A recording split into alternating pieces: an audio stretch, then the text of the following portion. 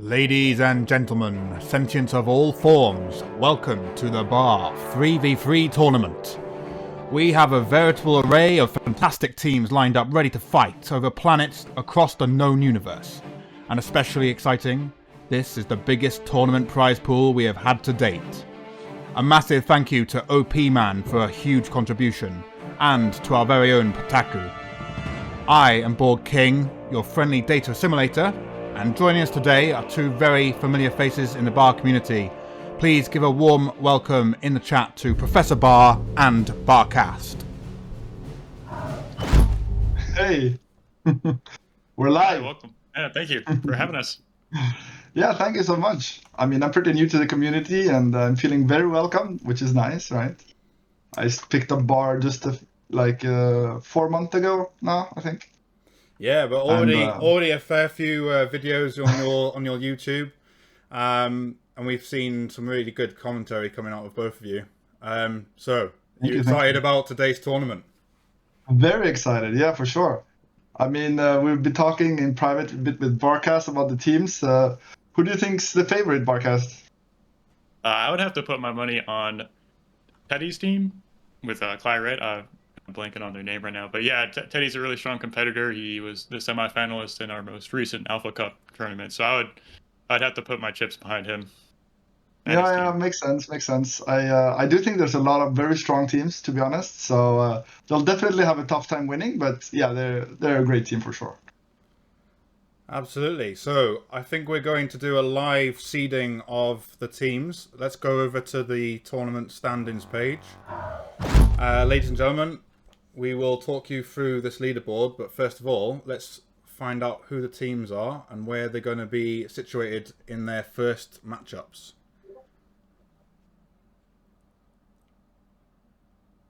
Taku, are you able to help us sort out the teams?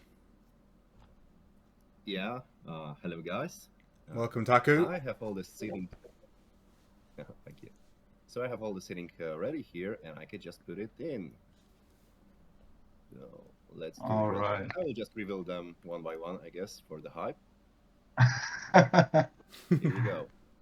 Got X Factor Live versus Yotoniko, with Yotoniko and Midfit versus Claret, Sabotai, and Teddy. This is our That's a first tough. That is a tough matchup for sure.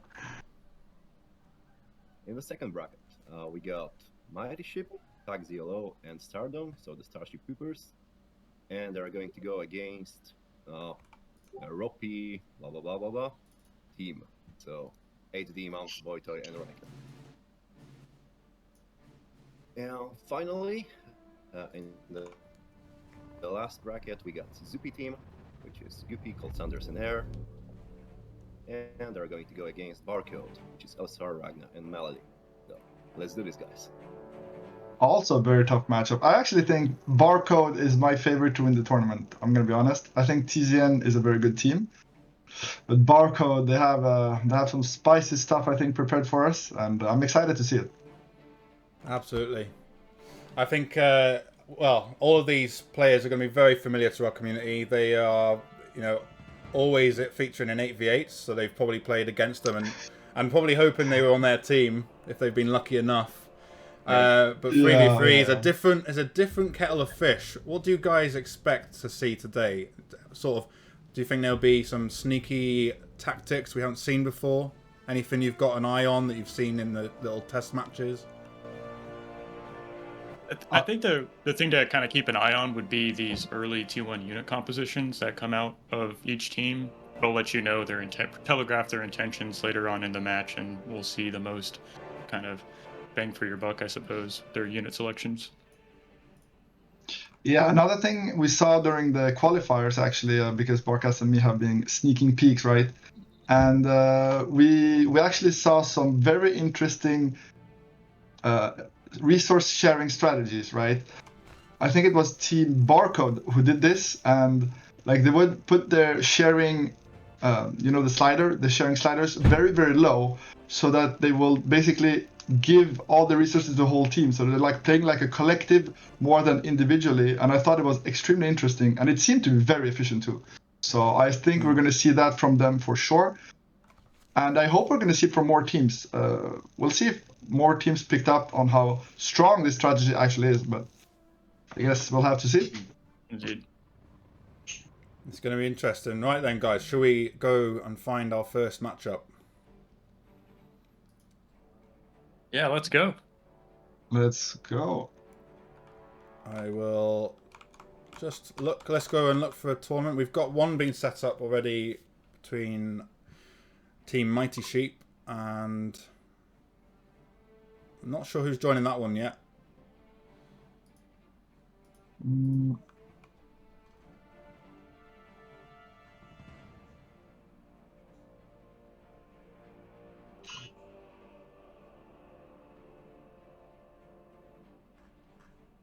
What is the map pool for the second round that we're starting off in?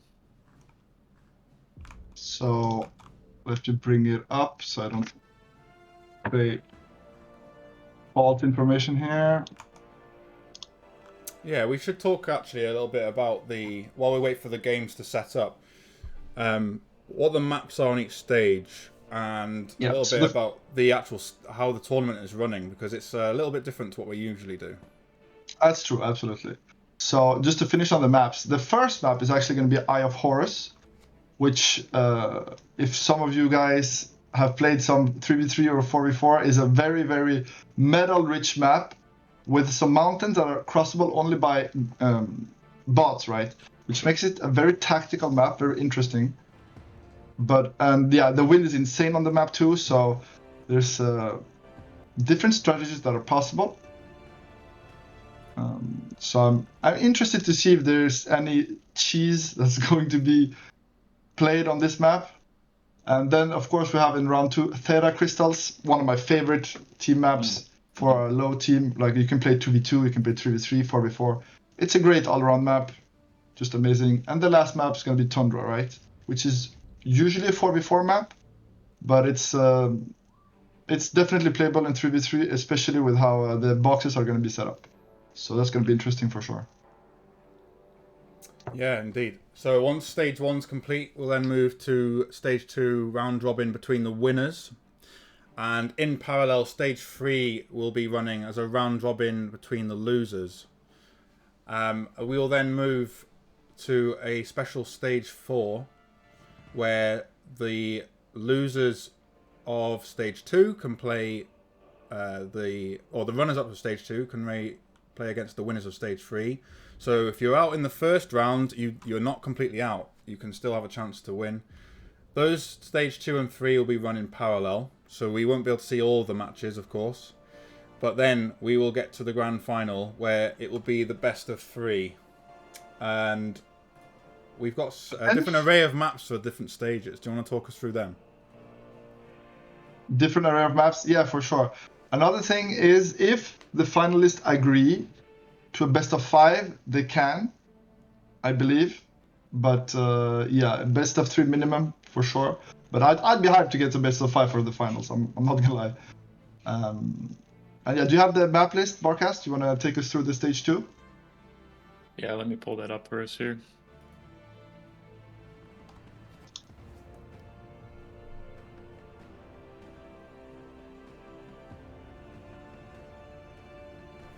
We will come back to the leaderboard between matches, especially end of each stage, and do a recap. So if anyone in chat wants to try and follow this, don't worry, we'll come back to it, because it is a little bit complicated. Yeah. It looks complicated, but honestly, it's quite easy. I think the graphics very nice. It explains it very well, to be honest.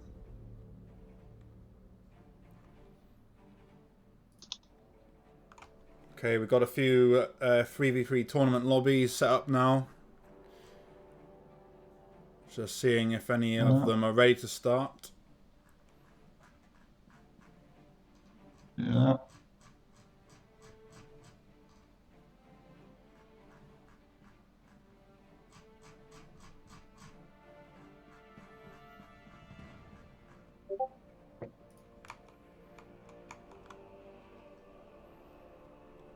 Another factor that we might want to talk about is some of these maps. So let's talk about the first one we're going to see, Eye of Horus.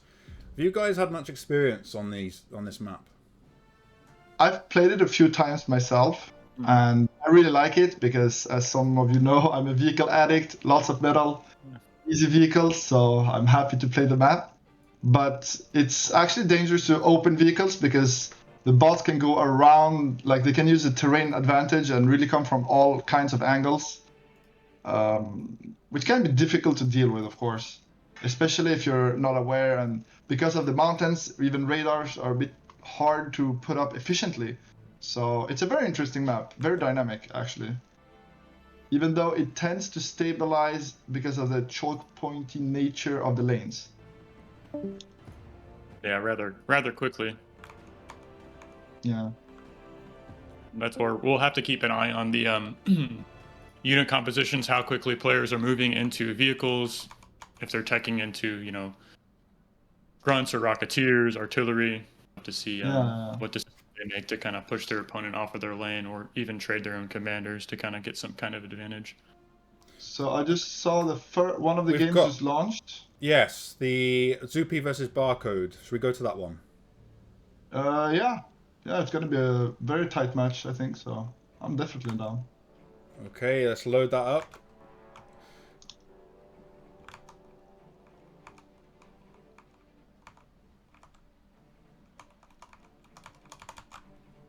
So just to recap, guys, this is going to be Team Zoopy, which is Goopy, Cole Sanders, and Hare, versus Team BARcode, which is Lol Steamroller versus and Ragnar and Malady.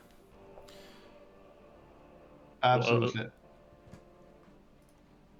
Looks like they replaced one of their members, kind of had a sub at the last minute, so we're going to be having Trash Panda represent Team BARcode, replacing LSR. Oh, that's a shame. As it seems, yeah. LSR, a really strong player, but I know Trash Panda is way up there in the team game leaderboard, so it should be a apt substitution for their team. Okay, I'm going to the game. Let's transition, and over to you, commentators. All right, boys. So we're in for a treat here. So, yeah, so we can see the map now, and as you can see, it's like basically 3 lanes, right? Even though the mid lane is a bit tricky with the Eye of Horus in the center. And keep in mind, every mix on this map is 2.9 metal. 2.9 is huge, right? And there's a lot of mixes for a 3-player map. So you're basically rich. On this map, the wind is 1 to 25, so huge eco from wind here, very, very important. And yeah, we're still waiting for the players to load in properly here. And yeah, I think Team BARcode, definitely the favorite of this matchup. What's your prediction, Barcast? My prediction really is the game is going to slow down and stabilize along these 3 lanes, and we'll really have to keep an eye on who is ecoing behind these lines more efficiently than the other team. As you alluded to, the wind speed is really rather high on this map compared to some of the other 3v3 maps or team game maps, and we'll have to keep a note of how many energy converters are being created, how many extra wind turbines, to see like who can kind of out-eco their opponent to kind of get an advantage here and once we enter the mid game. Okay, I actually don't think it's going to stabilize because Ragnar is on the left side, and if I know anything about this guy, he's going to push. He's going to be merciless, and I think Trash Panda is also very aggressive, so I don't think the sides are going to stabilize too quickly, or I hope not at least, because it's way more fun when it's action-packed, right? 100%. But enough about that. Let's start by introducing the players here. And so in the top left corner, we have Ragnar in green with the star because he won last tournament, right? Very, very good player, very aggressive. And to his right, the team captain in blue is going to be Malady. Malady, insane air player. I almost hope he's going to put some air out this game, but we'll see. And the last player of Team Blue is going to be Trash Panda, subbing in for LSR. But Trash Panda, not to be underestimated. He's coming from AoE 4, I believe. But yeah, he's actually picking up bar reader really fast, so watch out. And their opponent spawning on the opposite side of the map, we have Team Zoopy. Their first player playing as the orange pieces, we have Hare, opening bot lab as it seems. Spawning next to him, playing as the yellow pieces, we have Colonel Sanders. And finally, spawning in the bottom right corner of the map, playing as the red pieces, we have Goopy. who is an Yeah. excellent 1v1 player. I would have to say is just really high on the leaderboards and can really do anything. I mean, he's aggressive. He can macro. He's got a lot of plays, so I'm really looking forward to this match. Yeah, for sure. And we can already see if we select one of Team BARcode's units that their sliders, their sharing sliders, are actually insanely low, as you can see. Meaning they're basically pooling all of their resources together. Meaning nobody is gonna be overflowing metal or energy without the whole team doing it, right? Meaning it's gonna stabilize all of their early economy. All the small mistakes are gonna be forgivable because of the team sharing, right? Which I think is very, very interesting and strong. Absolutely. So say if one player kind of falls behind in one of the lanes versus an opponent, they can kind of pull the slack up with their other two teammates, can kind of equalize that difference between the three of them. So there's really no disadvantage to be had by a slightly weaker map position. Yeah, and I just noticed Team BARcode is 100% Armada. I'm sorry, I'm not sure I like that too much. I mean, I'm a Cortex lover, guys. Where's the Cortex representation? I mean, everyone knows Arm's a better race than Corsa. No surprise here. Completely fake. No, but actually in the red team we see 2 Cortex, 1 Armada, so way more balanced, right? But the North team only Armada, so yeah, they trust in the weaker faction, but it's okay, we forgive them. Had a little bit of early damage there. A tick managed to get one of those metal extractors, if I'm not mistaken, in the back of Malady's base. So not the biggest deal, but some early damage nonetheless. Those ticks are disposable, inexpensive, and cheap for this early part of the game. Absolutely, yeah. The early harass is very classic, but I don't expect. Yeah, not a lot of damage is done here, and it's expected from these teams, right? They know what's up. They've played 3v3 before, and they know you have to defend early. And Trash, yeah. Yeah, Trash Panda has already made some whistlers out on the map, has a forward radar and LOT with his commander, so already kind of showing us the way the meta is kind of evolving into with these whistler trucks. Yeah, I was gonna say I'm not a huge fan of the Whistler opening. I think it's a mistake because they're so slow and they have no push power. But maybe they'll pay off. I hope for him for sure, but I don't like it for sure. Very cool to see Goopy was kind of hiding some units here on the right side. I'm not sure if Trash Panda is privy to this information, using that kind of radar shielding from the mountain ranges, and he's diving in with his 6 grunts here. So yeah. And there's only a Whistler to defend, and look at the damage. It's kind of negative. Like, it doesn't do anything here, and he's gonna lose a lot. He's gonna lose a lot to this, I believe. Yeah. Already has an LOT finished. The second one just finished up, so this is going to make short work of this little run by here, but gets a couple mexes and wind turbines for his trouble. Yeah, I still think Goop is very happy about this. Like, showing that the Whistler opening is kind of meh, guys. Don't do it. Don't try it at home. Meanwhile, on the left-hand side of the map, we see a little bit of a stalemate between Hare and Ragna, both players trying to get up an LLT wall, locking down this left-hand lane, trying to prevent some run-bys, but...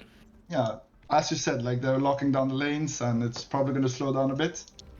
But Ragna can be very tricky. Sometimes he's extremely greedy and will defend somehow with the 3 units, going very greedy behind, and sometimes he'll do the same, or you think he's doing the same, and you push, and suddenly there's 20 tanks in your base. So we'll see what his plan is here. But I expect something juicy. He's got a great unit composition out already. 2 Janus, 1 artillery on the field.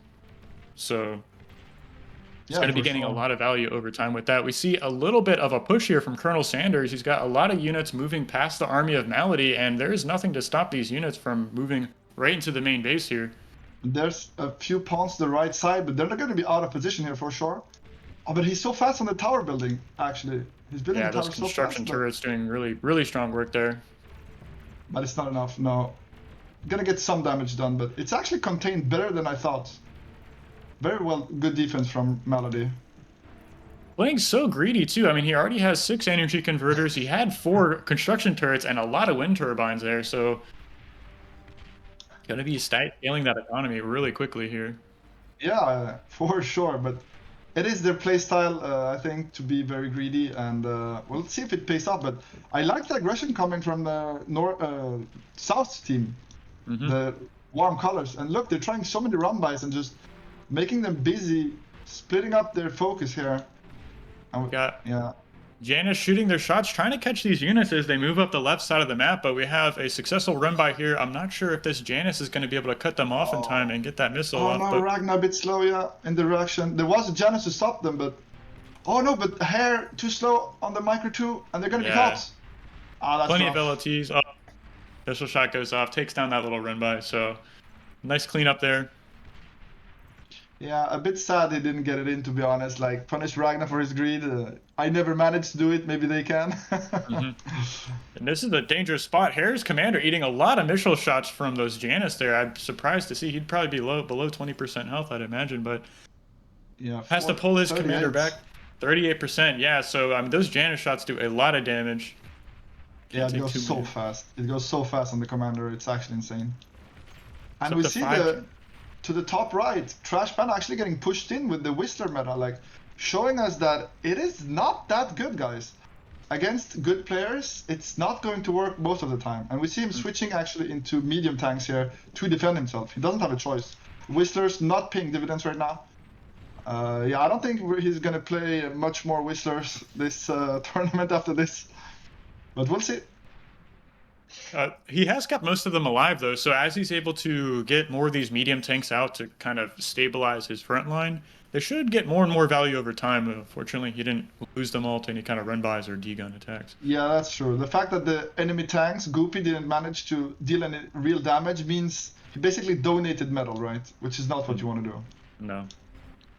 Ragnar's pushing forward here on the left-hand lane. These Janus are really showing their value here. He's up to 6 so far, and they're just continuing to get their shots off, pushing a hair back further and further back into his lane. We see actually incredibly good repair micro from Ragnar, and if you're a new player and you don't know this, repairing units is actually free. It doesn't cost energy, it doesn't cost metal, so it's extremely powerful because you basically get free units if you repair a unit back from the brink of death, right? And that's what he's been doing. He's just repairing, pushing forward, and not losing a Janus, just repairing them again and again. And yeah, the push seems unstoppable with medium tanks coming from behind too to back it up.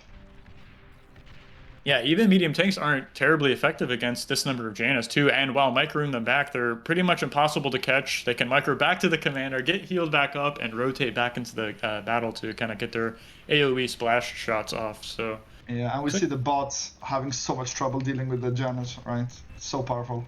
Yeah, you can't really chase them down. They're so good at kiting, really. We have a little bit of a run by in the middle of the map. We see that's getting surrounded by the top team, trying to get some bots over that hill. Looks like Goopy thinks better if it pulls back. He can't run into the army, but he's donating again. I don't like this at all from Goopy. I think it's a mistake. Yeah, he might get one Janus there, so a little bit of consolation, but all these medium tanks are going to go down right in front of Trash Panda's commander. He's got about 1k reclaim here to kind of fund his...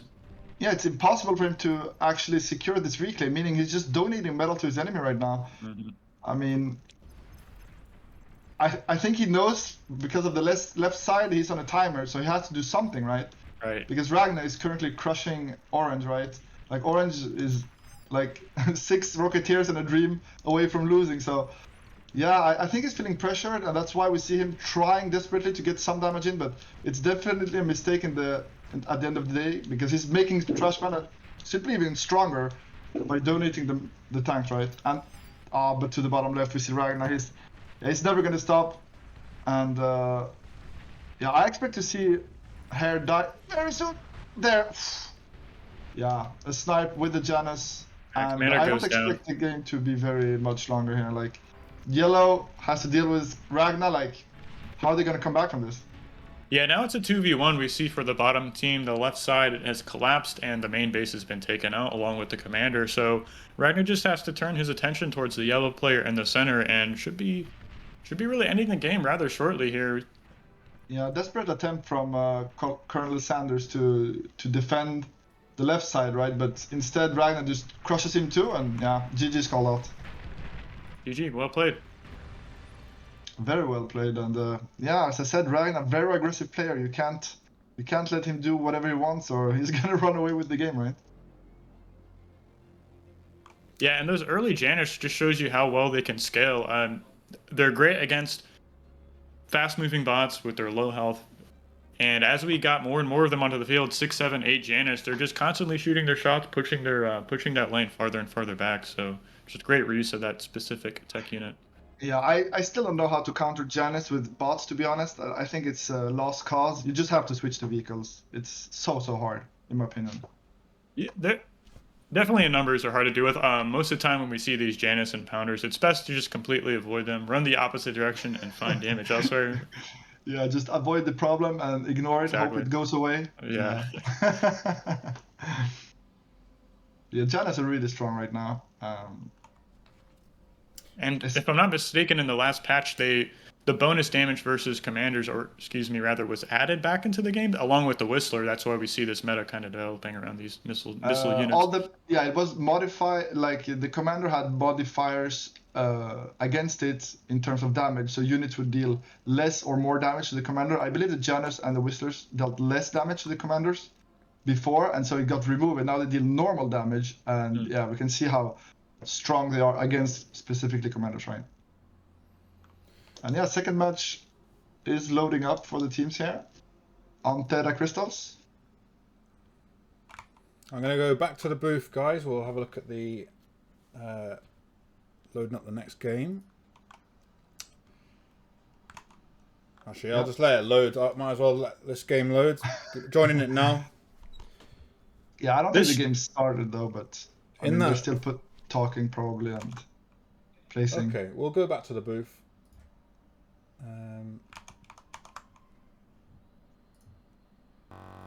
Data Crystals is going to be the next map.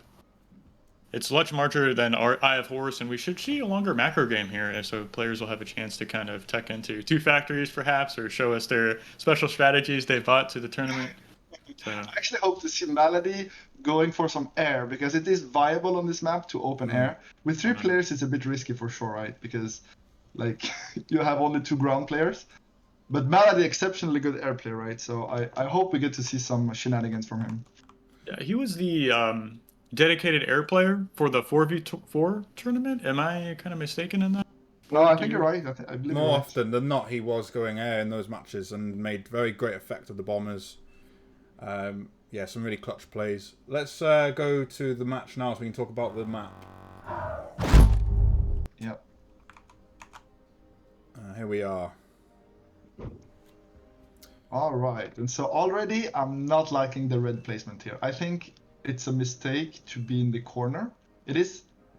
The only reason he goes in the corner for me is to open air and be safe. Otherwise, you have to go to the front, right? There's no good reason to be in the back except for going air. So this maybe has to actually be their Hair. intention, yeah. Yeah, maybe Hair will go air here. So yeah, I'm curious. Yeah, we can see a slight difference in the bottom left here. Ragna and Trash Panda have their commanders more forward in these triple mech setups.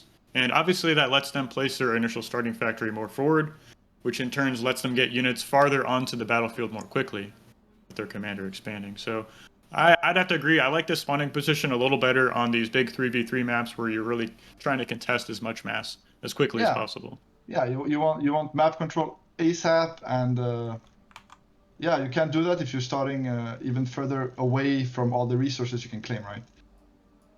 And I expect to see a lot of at least 1 bot opener in each team, probably 2 because of the crystals you can reclaim, right? It's a lot of energy early game. So we're definitely going to see at least 1 or 2 bot openings.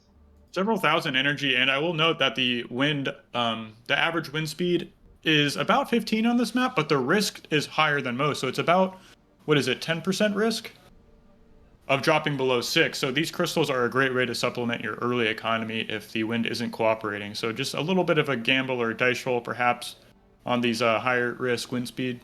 Yeah, for sure. And I mean, this is professional 3v3, so I expect them to... Somebody's going to probably open vehicles. I expect Trash Panda, yeah, he's queuing up the vehicle lab. And I expect somebody to give him a res bot to reclaim some crystals. So we can zoom out and take a look at this map for a little bit. There's these 2 main lanes on the left and right side. We have a large hill and then this flat open plain on the bottom right side. And I would speculate that the main point of contention on this map is going to be in the bottom right, where these teams are going to be fighting over those mexes, unlike the hill on the left side, which really doesn't offer any kind of economical advantage, just a positional one. Yeah, once one team has set up on the hill, it's very hard or very annoying at least to deal with it. But you're right, usually you don't push further because it's harder to hold the area in front of the hills. Meanwhile, on the right side, exactly as you said, like there's some choke points if you manage to go over the halfway mark, right? And just between the lake and the small mountain, and you can hold there, and then you have the whole bottom right side for your team. It's very, very strong. So looking at these players in the top right side, Orange has indeed opened up with an air factory. So Okay, we see him this is with an gonna be early juicy. bomber already made, moving his way across the map, and has a air scout. So it's nice to really kind of time these efficiently. You don't want to reveal your air scout before the bomber has made close to your opponent. So let's Yeah, take a look at and that. that he dares going air against Melody. I like it. I like it. I hope it's gonna pay off.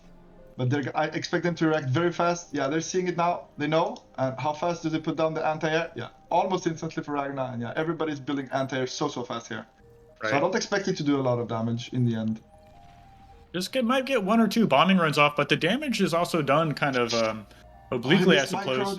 Yeah, coming off of that hill. Oh, he only got 1 bomb. And he got six wind and a mix.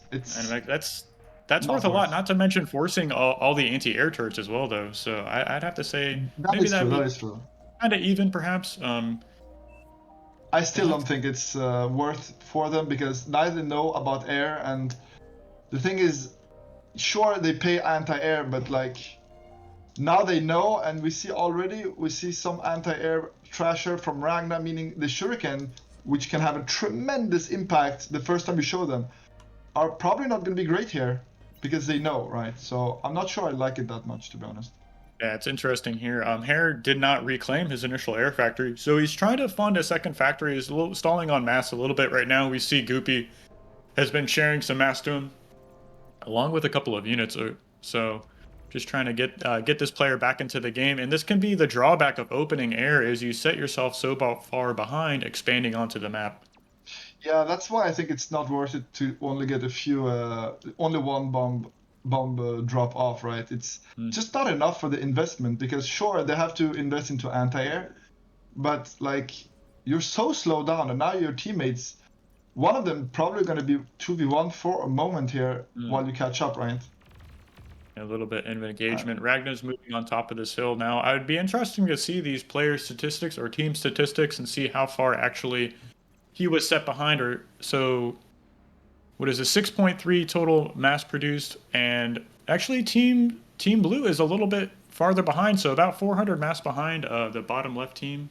So even though they opened air and delayed their expansions, still a little bit ahead on mass.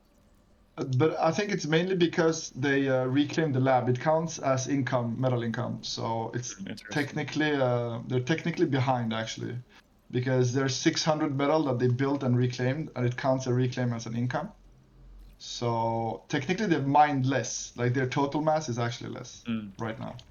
This is pretty cool to see. Goopy versus Ragnar is a little bit of a stronger matchup than our previous game, but we see these Shurikens have made their way out into the battlefield now and are kind of denying and shutting down any kind of run-by attempts. So really good way to make use of the air as we move into the mid-game.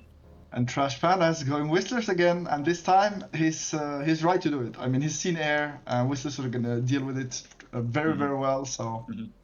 This is the one time I will not say Whistlers are bad. I think this is a good opportunity, but don't do too many, right? 5 is enough, and he's actually switching to medium tanks. I like this a lot. A lot better adaptation, in my opinion, than last game.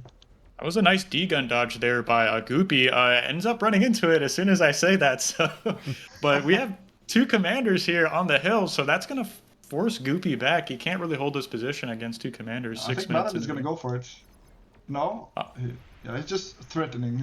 Yeah, a little bit risky. I mean, you have a little bit of health to trade, but if you get yourself into the position where commanders have the same movement speed and the same attack range, so if you get into a fight and want to stay in one, you certainly can make that decision and kind of sacrifice your commander if you think you can, get some value out of it. Yeah, Ragnar's about to be very aggressive. He's actually reclaimed his bot lab and moving up all of his willpower to the front, and I think it's going to be a vehicle lab. Yeah, he's going to switch to vehicles here and move everything up to be even faster, even have more pressure, right? Yeah, and getting some artillery. 2v1, I mean, it's going to be rough. That's going to be tough, and the unfortunate part is we see Goopy 2v1ing this hill, but on the bottom right side of the map, Trash Panda has almost secured this entire bottom right quadrant. I mean, he's still trying to push some of these units from here out of that corner, but I'm guessing in the next couple minutes we're going to see him completely pushed up to that choke point and securing all this mass for his team. Yeah, especially, but the thing is, there are 2 players coming at him, so I mean, he has secured it for now, but oh, actually, as I say, this orange is moving up to help because Ragnar's pushing mercilessly. He sees an opening, he's gonna go for it, and yeah, they need to respond ASAP, or he's gonna get into the eco here. Luckily, there's 2 LLTs. That's not quite enough to stop a commander, and there's a couple of thugs or maces here. Great D-guns from Ragnar. Yeah, totally taking out all those pawns, and that's going to give him an opportunity to continue pushing if he decides on it. Yeah. It's getting flanked by these grunts here, coming from the bottom from orange, continuing to get some D-guns off. He's gonna get sniped, Ragnar's gonna go down here, and That's he's too losing much all his damage, army though. too. Yeah, that was an excellent trade there. He really seized the momentum, I suppose. Goopy should be protected for the next couple minutes. Those LLTs didn't go down, so that's going to prevent... actually very low. Malady has to be careful here, walking up to Goopy. He's actually very, very low if you look at his HP. I think Malady's at 24%, so yeah, I don't think he can contest this. He's trying to get to that commander reclaim, which is a really important spot. There's about 1,000 reclaim on that commander corpse as it stands right now. It gets the D-gun off, though, so really just wanted to D-gun and remove that reclaim from the map. Yeah, he knows he's too low to contest it. They're too weak right now, and I think actually his commander's gonna die. He gives it to Ragnar, but he's gonna die again. Yeah. Trading out more Tech 1 units there, so really swinging the pendulum, I would say, in the favor of Goopy. He has complete control of this low ground. He can hopefully secure that high ground. And let's take a look at Malady's main base, because he's moved into air. We see these Shurikens already made their way onto the battlefield, and he reclaimed his factory, his initial factory. So we're gonna have to take a look and see how much value he can get out of this air switch.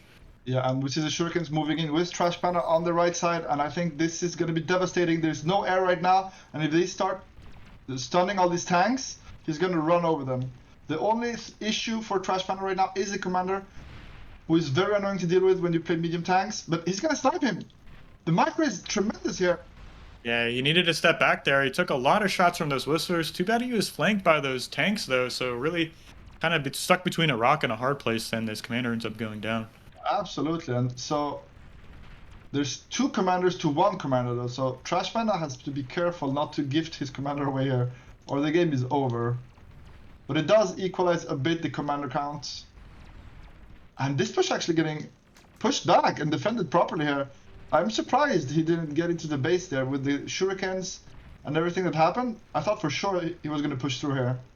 I still think it's a matter of time. He just needs to pull back, wait for a couple more bit of reinforcements there, and with the combined push with Malady's air, he should be able to deal with that army of yellow on the right-hand side. I think so too. Meanwhile, on the left, we see Ragnar continuing to secure this high ground plateau. He's got Janus, he's got artillery, so this is gonna make Goopy's life really difficult here over the next couple minutes as Ragnar tries to get value out of these units. Yeah, especially considering the response Goopy is using. He's using pawns to try and counter Janus, and it's just rough, right? You have to be god of micro to counter Janus with grunts or pawns. It can't be done. It can be done, for sure. They shoot slowly, they move slowly. So hypothetically, if your micro is tip top, you should be able to relatively deal with those efficiently, but it's easier said than done, of course. Yeah, I know I can't do it, so I don't even try, but I know Goopy could. Let's see if he does. So if one anti-air turret here in the center that's getting paralyzed, so it isn't able to get those shots off against these Shurikens, and they're starting to show their value here. Yeah, Shuriken, probably the best T1 air unit in the game right now. It's just so easy to get value out of it, and so annoying to deal with, right? And there's a huge reclaim field. Trash Panda's kind of camping on top of denying this reclaim from his opponent. That's what you have to do this far into the game. He's got one constructor just south of this. I would like to see that kind of moved up to reclaim those units. He's got the order issued, and it'll be getting that reclaim, that juicy reclaim here shortly. Yeah, it's gonna take some time though because it's a vehicle constructed, so its pathing is not the best. It's a bit slow and clunky. So it'd be nice to see them gift him a res bot or two here. But actually, there's no bot labs left anymore for the blue team. Now that I look at it. This is a really tense position. We even see Ragnar stepping forward off of that hill, pressing into his opponent's turret wall here, and we still see pawns and grunts going up against these stouts and artillery Janus, and it's just not enough to stop these high health units. I feel like they want to switch to vehicles, but it's too late and they need to defend, right? So they're kind of stuck between defending with bots and actually committing to the change, which is going to slow their production down. And they're under so much threat, they don't feel like they can. But they definitely want to switch to vehicles right now. Shuriken's really showing their value, coming in, stunning all these grunts, and these slow-moving tanks are able to get their shots off and clean up a nice bit of Goopy's army there. That's an excellent trade for free. Yeah, and on the right side, Trash Panda slowly making his way forward and just reclaiming, killing, gaining a huge advantage for his team, guys. Like, do not underestimate how much metal he's gaining for his team, how much advantage. And I don't think there's anything to contest. And we see actually a bombing run coming in from Malady, and that's gonna be the topping of the cake. That's not the expression, but that's fine. Oh, so much damage gonna be done to the right, and he can continue moving into his opponent, so he can get the one bombing round off on Colonel Sanders and continue moving up into the main plateau here. So he's not done finding damage. Yeah, he doesn't even need to find damage. GG is gonna be called. And the last commander goes down. Yeah, so ended the game. I mean, there was just too much from Trash Panda. They couldn't hold him back. The critical mass of tanks there, just too much to deal with. And the fact that they got the reclaim field for the whole game, meaning not only did they kill the enemy tanks, they got metal from them, basically getting resources from your enemy by killing them and just making even more tanks with those resources is just so strong. Like, it's a win more snowball effect. Okay, back to the studio, guys. Another great match there. Some interesting tactics that have been put into play before, but just with finesse this time. I think in particular the rate of reaction to that bomber at the start. You know, those three AA trucks were up immediately. AA towers up immediately. Absolutely. It was unfortunate. They had that spotter just outside of that hill, which you have to fly over, which really slows down the bombing run. And we even saw a miss micro on the bomber couldn't even get its first initial runoff. So really good anticipation of a potential open from their opponents. I mean, yeah, they reacted instantly. I usually hear it, and by the time I react, my friend's base is dead, right? Because there's so much stuff going on. Ladies and gentlemen, if you're just joining us, this is the annual 3v3 tournament going on live. We have the largest prize pool currently of any tournament so far in the bar scene. So we have $600 up top distributed to all these teams. So thank you once again to Miss OP Man for with his generous donation. Thank you for funding this. Really appreciate it. Yeah, OP Man being OP. And I'm actually joining a match on Theta Crystal between TZN and I think it was Meta Slaves, which is still ongoing, to see if we can catch some of the last games from this stage here.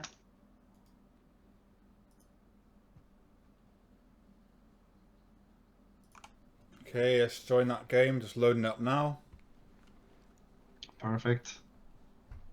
And so have we got any updates on the matches so far? I think TZN have won one of the matches so far.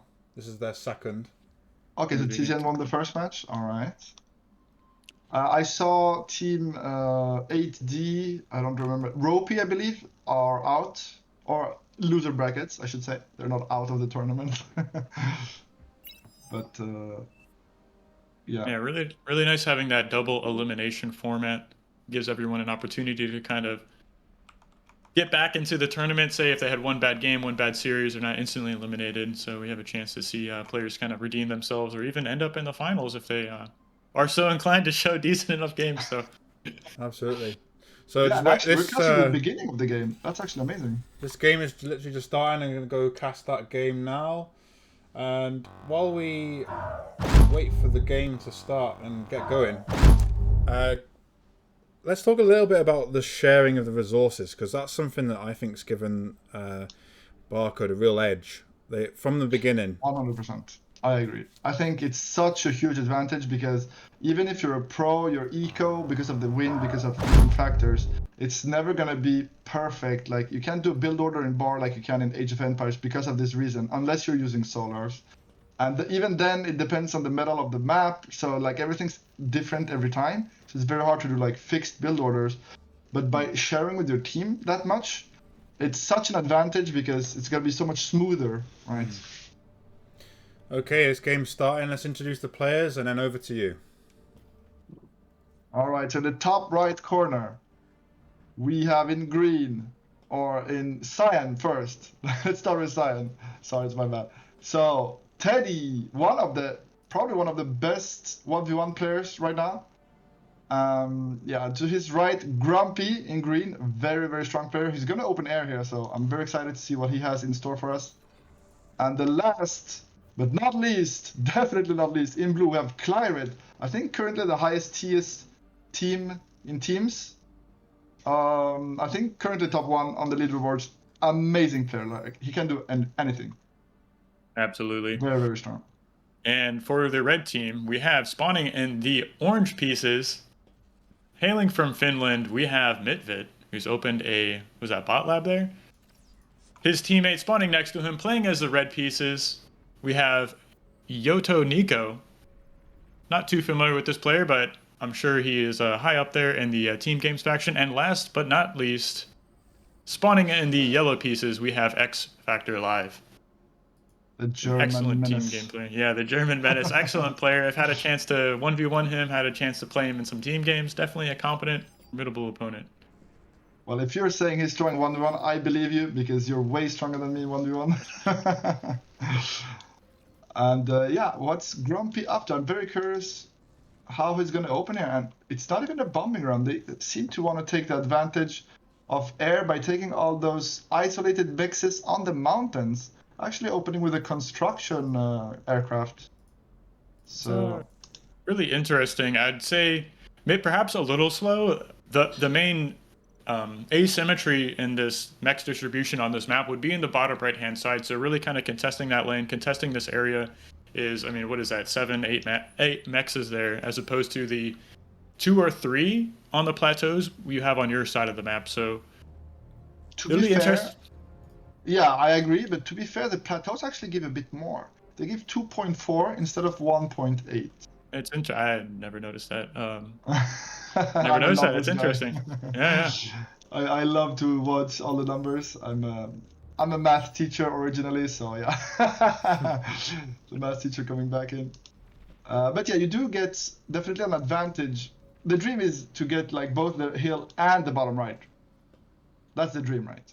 Absolutely. The hill lets you give kind of gives you access to your opponent's side of the map, lets you make attacks either on the left or the right side. But this bottom right has 8 mexes to contest over, and if you can secure all those for your team, well, you have an instant eco advantage. Oh, for sure. And Grump with the transport, I'm wondering how far he's gonna go with this.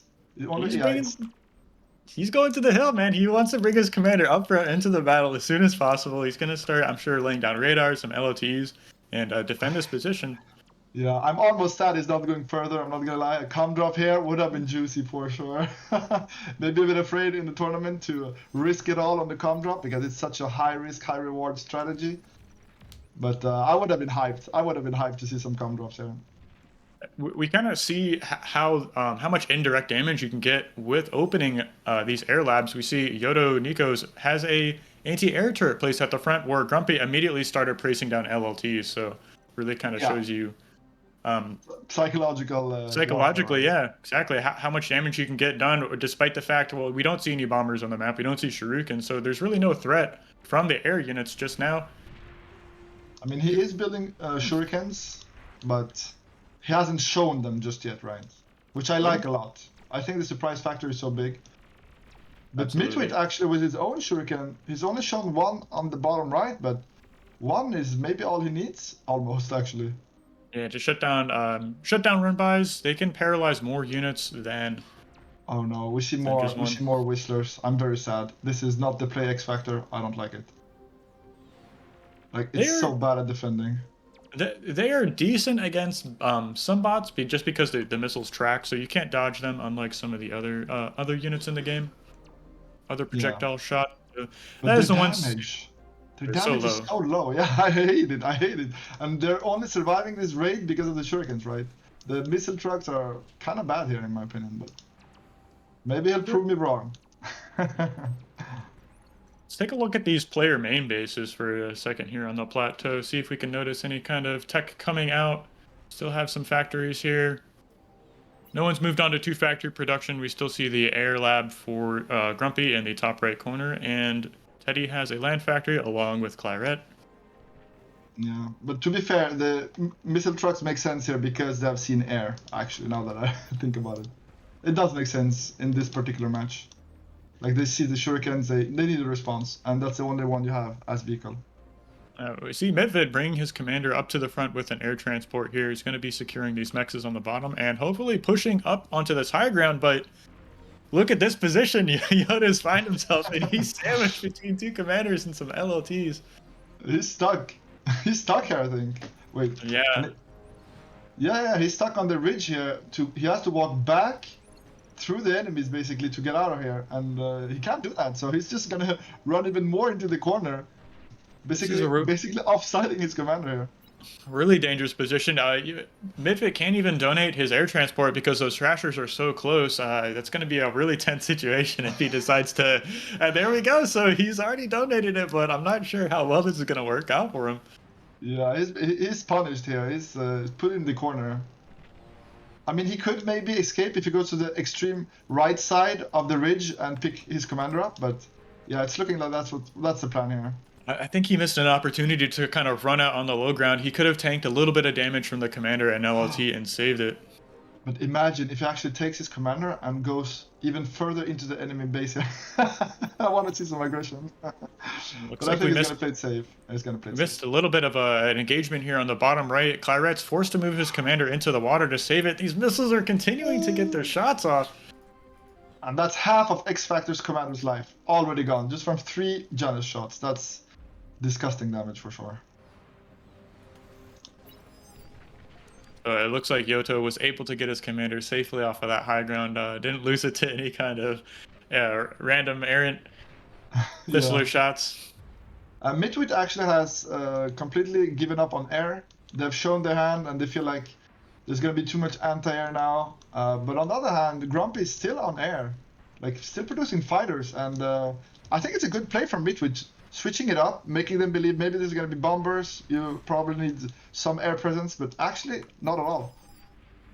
And see one commander goes down here in the bottom right side of the map, so that's going to give a little bit of reclaim here to be had to contest over. Claret continuing to move forward. I mean, there's Whistler trucks against medium tanks. We all know how this matchup goes. Yeah, and the first Janus finally shows up and is going to scare Claret back just a bit, just enough here to have his bearing. And we see the last shurikens. They're gonna get shot down, I believe, by the fighters. I expect to see fighters coming up here, and here they come, the cavalry, the air cav. Yeah, this is a neutralize. Great way protecting these units. Midvik kind of sensing this pulls back these shurikens for now, and he's gonna run into these fighters over the anti-air of the bottom left team. So really nice control there, retaining those units. Very well played.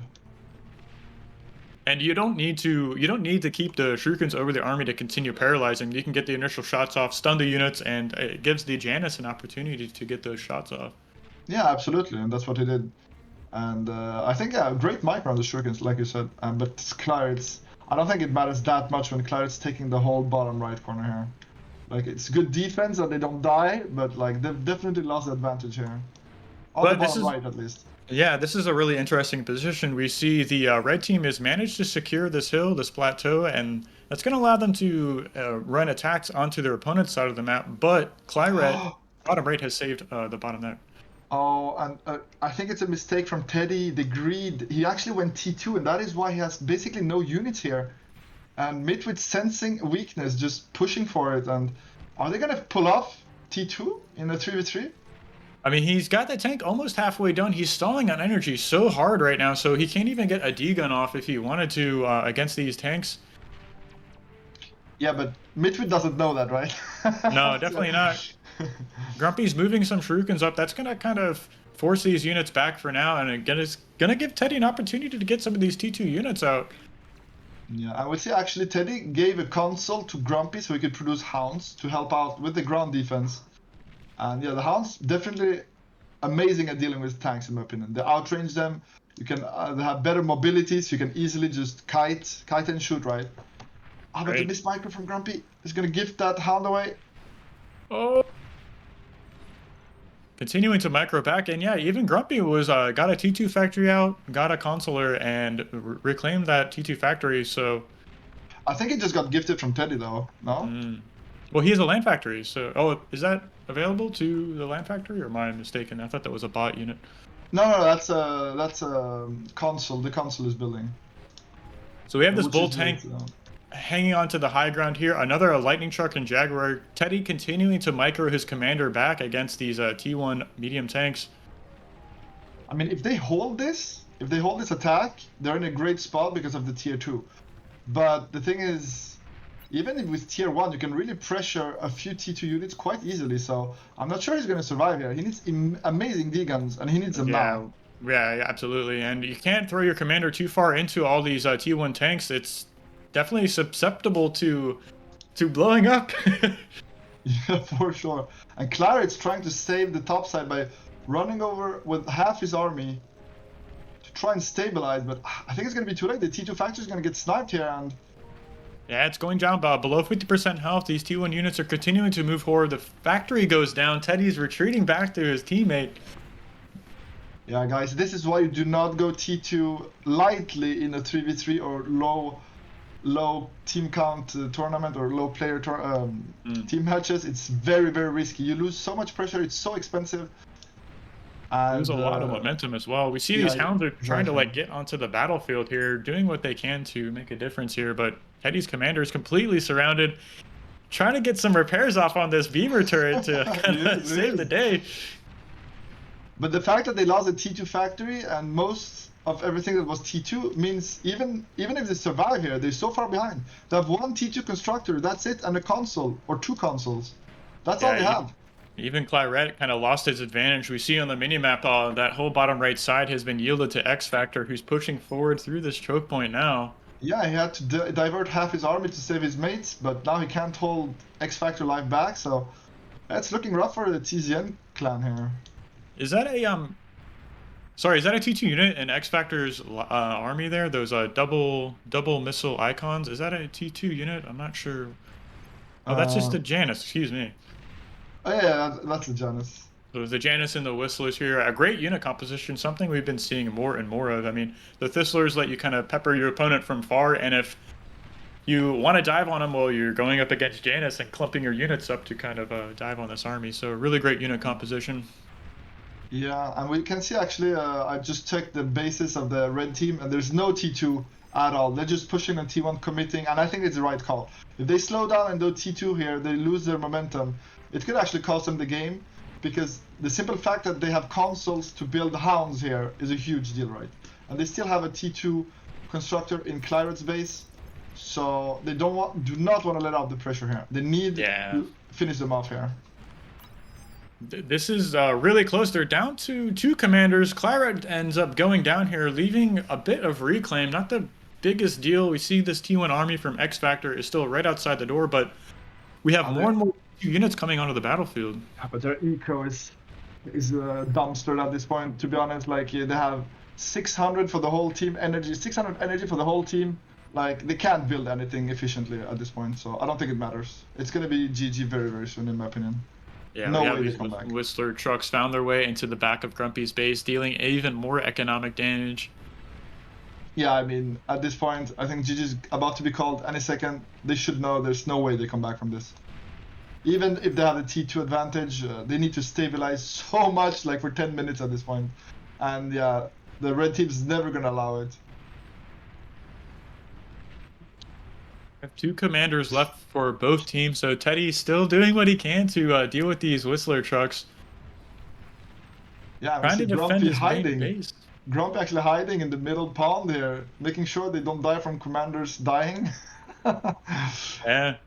I mean, that's what you do when you know you're so far ahead in this game. I mean, there's only really one win condition outside of your opponent tapping out and resigning it, and it's losing all your commanders. So really smart game sense there. Yeah, I mean, Grumpy is in the losing team though, so I'm not sure how well this is gonna work out for him. Oh yeah. Excuse me. And we have two commanders, so Teddy's commander would have to go down, and they'd have to find his commander in the water there. So Yeah, Teddy actually not moving his commander. Maybe they're chatting about GG or giving up. I don't see how they come back here, and I think they know, but maybe they're just talking about the next game, how they want to change it out, what they did wrong. yeah, And yeah. delaying this GG timing can kind of give you a chance to decompress and digest the loss that's happening instead of using, you know, the few minutes in between the games to actually do Yeah, that. So, for sure. Or and maybe, luckily, maybe they have a dream though. Maybe they believe. oh, The chip in a Hounds- chair. The You got a Hounds commander. are doing work, but I mean, there's just not enough of them. No, definitely not. They can't add DPS down these medium tanks quickly enough before they can get their damage off. Teddy almost got sniped here. He's so low, Teddy. At 5%. We should be going to game 3 though. TZN won their first match on this in this series. Yeah, if I'm not very mistaken. close series. I like it. So looks like X Factor's team, Midfit, tying up the series. Should be moving into game 3 shortly enough, and we're going to be moving on to, what is it? Altair Crossing is a Let me check. I believe you're right. stage No, 2. Tundra is going to be the last map. Tundra is going to be the last map of the stage 1. So it's usually more of a 4v4 map. Hmm.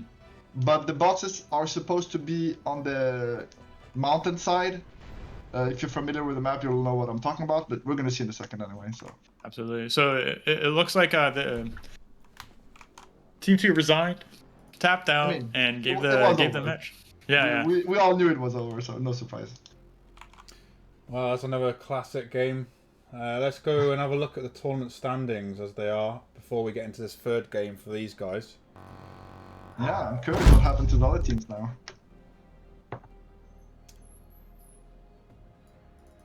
And there we have a few of the results in.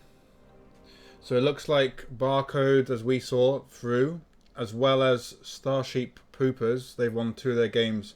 So Mighty Sheep, Tag, Zalo and Stardom are through, and they've knocked out, at least from this stage 2 winners, knocked out 8D, Mom's Boy Toy and Ryuko.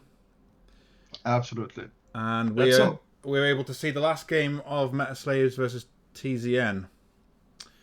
Yeah, so basically for anyone wondering when they look at the standings, in the losers bracket, there's going to be a round robin, and only one of the teams are going to get out of it, right? So there's only going to be one survivor from the losers of the first stage.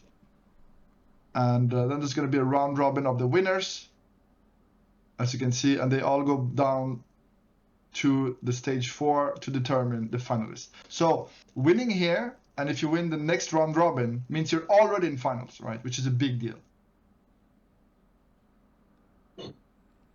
Yeah, absolutely. These series are very taxing at these high levels. So the quicker you can kind of get to the finals and save that one life, there's no kind of like advantage to making it to the finals without dropping a series, is there? Or any kind of double elimination once you get to the finals, or? No, the finals is just going to be a best of 3 or best of 5 if the players agree to that.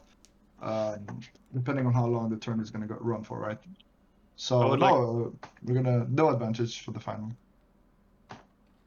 That would have been cool to see. Maybe some kind of reward for making it to the finals without dropping a series. Like if you play a best of 5, you start up with 1 game win, or a best of 7, perhaps. You know, just start with 1 game win in the series. Yeah, but I mean. Yeah, but then you'll have to think like, that makes sense, but with a best of 3, you can't really give a game away. That's like so much. Yeah, too much. So, yeah, I think it makes sense. There's no advantage.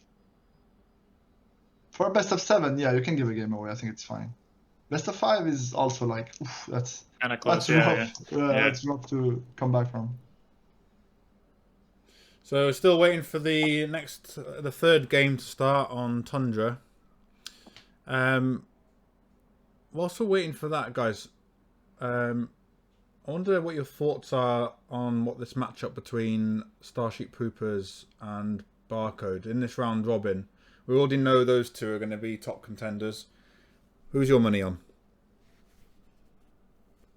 Professor, let us know. Sorry, could you repeat? I was writing to the players just to make sure they know how the boxes are supposed to be. So in stage 2, we already know that it's going to be a game between StarSheep Poopers and BARcode. And they are including some of the top teams and winners or very close runner-ups of previous tournaments. I wonder, I think you said, Professor BARcode, about BARcode, Professor Bar, about BARcode winning, but what about StarSheep Poopers? We've got Mighty Sheep, Tagzalo, and Stardom. Some really powerful players there. What do you think their chances are? For sure. I think the thing is I've been playing with Mighty Sheep, and I'm going to start from beef here. Mighty Sheep's currently a bit overrated, at least when he's playing team games. I do believe in tournaments he's going to be very strong, but he's my boy, so I'm playing him a bit for free here. But I actually think BARcode is a better team, even though StarSheep Pooper is very, very strong for sure, right? So yeah, we'll see what happens though, for sure. It's kind of the dream finals, I think, in this tournament. So I had a chance to play Zolo earlier this morning in a match, and I'd have to say he's in top form right now, especially in his 1v1 series. So that's going to be interesting to see how that translates into these team game matches.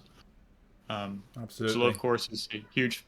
Zolo is a huge was that FAF player. He's been in the scene for a long time, and these games translate very well between them. So kind of the skill set you have in one translates to the other, I should say. So the team is pretty stacked, and Mighty Sheep is the current reigning Alpha Cup champion, even though he's in the dumpster right now, as Professor Bar is telling us. I didn't say he's in the dumpster. I'm saying when he's playing online and chilling, I don't feel like he's tryharding enough.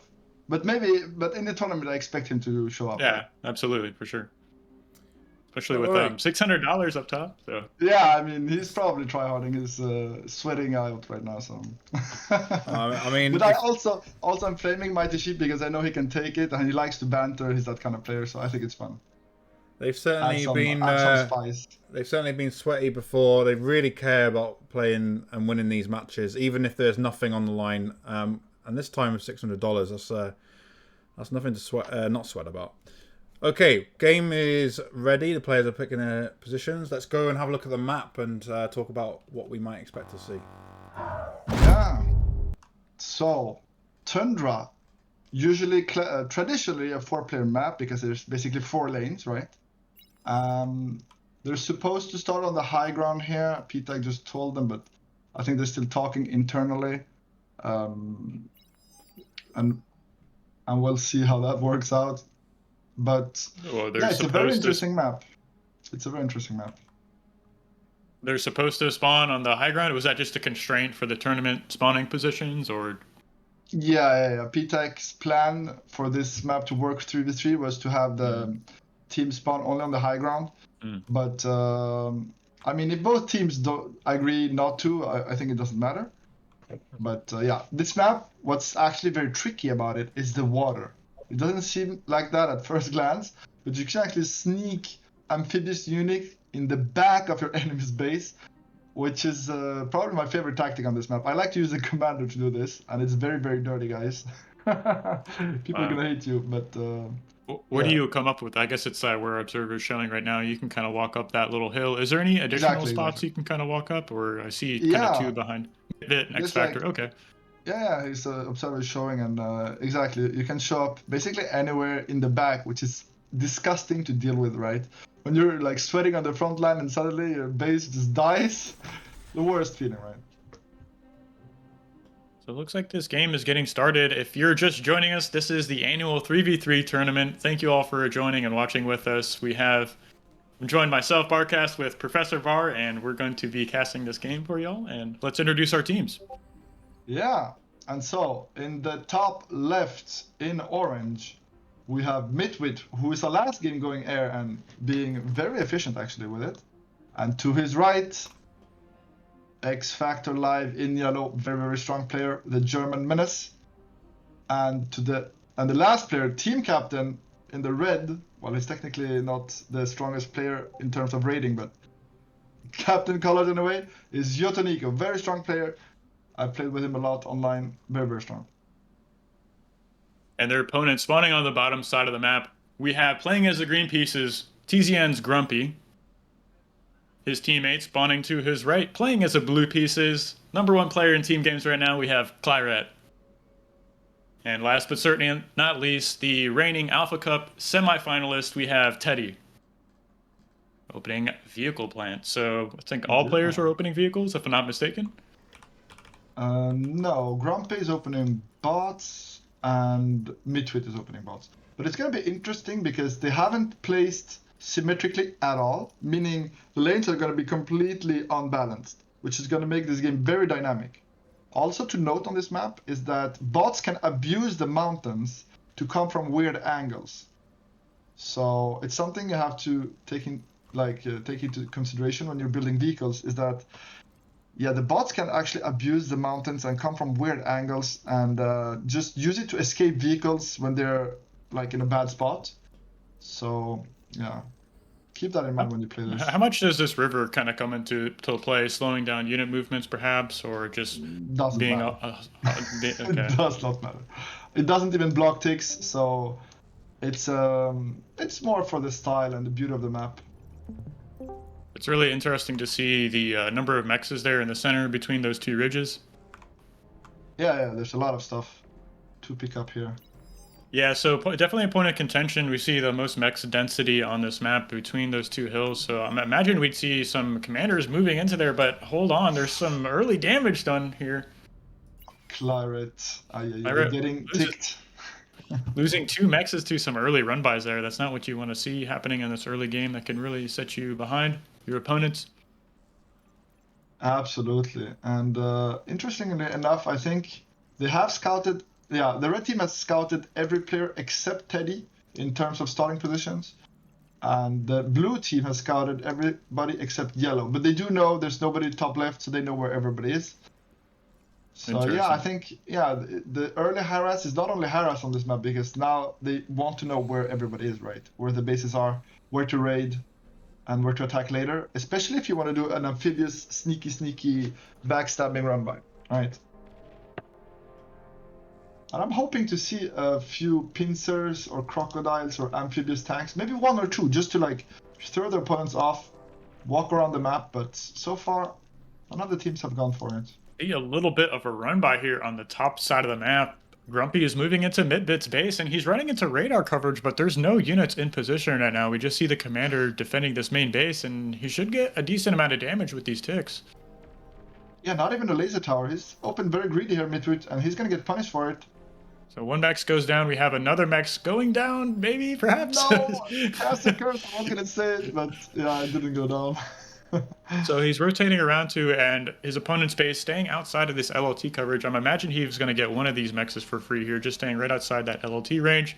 Ends up going down, and still has retained these units, so we're going to see if he can find any additional damage. He's sneaky. How is he being so sneaky? Sneaking right in. These 2 blitzes moving up to kind of deny this here, and should make short work of these low health ticks. Oh, but there's one. It's too fast, too slippery. Oh, the Janus. He's gonna get a friendly fire off on the friendly fire on the mex, takes it down. The classic. Almost killed the blitz too, actually. So here in the middle of the map, we see Claret's moving forward onto this kind of low ground, just outside of the river, escorted by some blitzes and 1 construction vehicle. Be interesting to see how quickly these players start moving into Janus and artillery production as the game kind of slows down and stabilizes. Yeah, the thing is, it feels like red team is going to get the middle because there are more players there, but blue team is going to get the left side completely uncontested here, it looks like. So that's going to be a very interesting map dynamic to see this play out in the 3v3. We see a couple early Janus actually already out for X Factor right now, and they're a little bit vulnerable to these forward blitzes here. I mean, you really need to protect the Janus. Early on in the game, they're Actually, yeah, very vulnerable, very slow moving, susceptible to flanking and any kind of bot attacks. Exactly. Especially if you bail out its long reload with like something weak like a pawn or a tick, and just Right. waste its shot, and then you run in, and there's nothing to defend. You're gonna get them for free, right? And yeah, the top left by Grumpy's continuing to push and making sure they don't get that eco for free, that extra base. Yeah, he wants it for himself here. Well, yeah, give the advantage to the bottom team right now. They've completely secured the high ground plateau. We have Teddy holding his lane, and even though X Factor has kind of stepped forward over the river there, giving him access to more of the metal here, we see a lot more blitzes next to Claret's commander, so that could kind of shift the battle in his favor. And he's going for it. He's trying to snipe the Janus here. And Yeah, this is he's an gonna excellent get trade. 1, 2. Yeah, he got both of them, and that's huge. Yeah, excellent trade. He's going to take out some pawns and a couple blitzes. Still not done getting damage, but you really want to reduce that Janus count, prevent it from climbing too high. Yeah, and I like that. I like that he's going blitzes, and he's finally actually building Janus himself here. I would have liked to see a few more blitzes. I think they could have value in this game because it's such an open map because there's only 3 players, while it's usually 4v4, right? So there's avenues to raid here, I believe. This is a huge pickup from Grumpy. He's moved all the way up on the left side and is going to be denying the mexes here in the top of the plateau for the north team here. So really good job of not abusing the commander, but just using the strength of a commander push to deny a lot of mechs to the top team. Absolutely, and honestly, if Claret manages to hold the middle here, they're going to be in a tremendous position for this game because Grumpy's going to be raiding, as we can see he's doing right now, all the time from the left, and like they're gonna get so much more resources if they hold the middle here. Not to mention just pulling away units from the front. So I'm sure Midfit would love to have units, his commander, up in the front here to put pressure on Claret's position, but he's forced to defend his flank on the left side. Yeah, excellent point. Yeah, it does pull away a lot of Midwit's units and making Claret's job easier, but still he doesn't have the critical mass of Janus to really defend this, but he's gonna move them forward. I think it's a bit early. Doesn't he need something to protect that? It is. I'd be interested to see this right-hand side, though. We see this kind of continuing fight here between Teddy and Yoto's commanders here. We see Lashers versus Lashers, it looks like. We see any artillery? I thought I saw one artillery shot. Yeah, we see a couple in the back there for Teddy, so going to be grinding out some value over the course of the game here, protecting those units. Yeah, artillery versus whistlers. Trust me, guys, you want to be the artillery guy here. You do not want to be the whistling guy. Do they have a longer range or just like more health, more DPS? What is the they have both longer range and more DPS. Like you get a few artillery against a ball of whistlers. The whistlers are so slow, the artillery is gonna hit, and you're just gonna lose. They do their splash damage too, eh? Yeah, the splash damage is just gonna destroy the whistlers. So one of the most recent changes to the game was it allows these whistlers to kind of stack up and shoot over themselves. So we're seeing a lot of clumping up of these units or just massing of these long-range, low DPS trucks, but the artillery is able to do these splash damage against these high number of whistlers. Exactly. So it's easy to counter. If you're new to the game and you're suffering from getting whistled, just make a few medium tanks and repair the medium tanks while your artillery just destroys them. That's how you do it. See, Midfit was doing a decent job kind of bringing his commander up to that top left side of the plateau to kind of push. And Teddy's pushing. And we can see the medium tanks are just going to destroy the whistlers. And he just needs to repair the tanks here, not to loot them.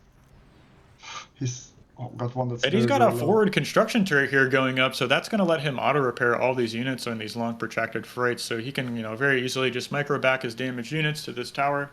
It's going to give him a lot of extra build power and repair.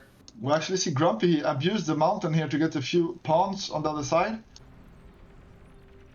And yeah, he's going to get some damage in. It's a great angle from him here. Yeah, he's going to shave off a couple of these metal extractors. I don't see any kind of like radars. See one little lone isolated wind turbine there that might end up going down, but wasn't the best micro control, I suppose. We see some Whistler trucks moving out of the factory. He's going to be able to clean up the rest of that run by. Yeah. Meanwhile, here on the right side, we see the number of medium tanks growing here for Teddy, so he's going to hit a critical mass and be able to roll over these Whistler trucks. Medium tanks do a great job tanking these low TPS units and kind of can close the gap between them before they...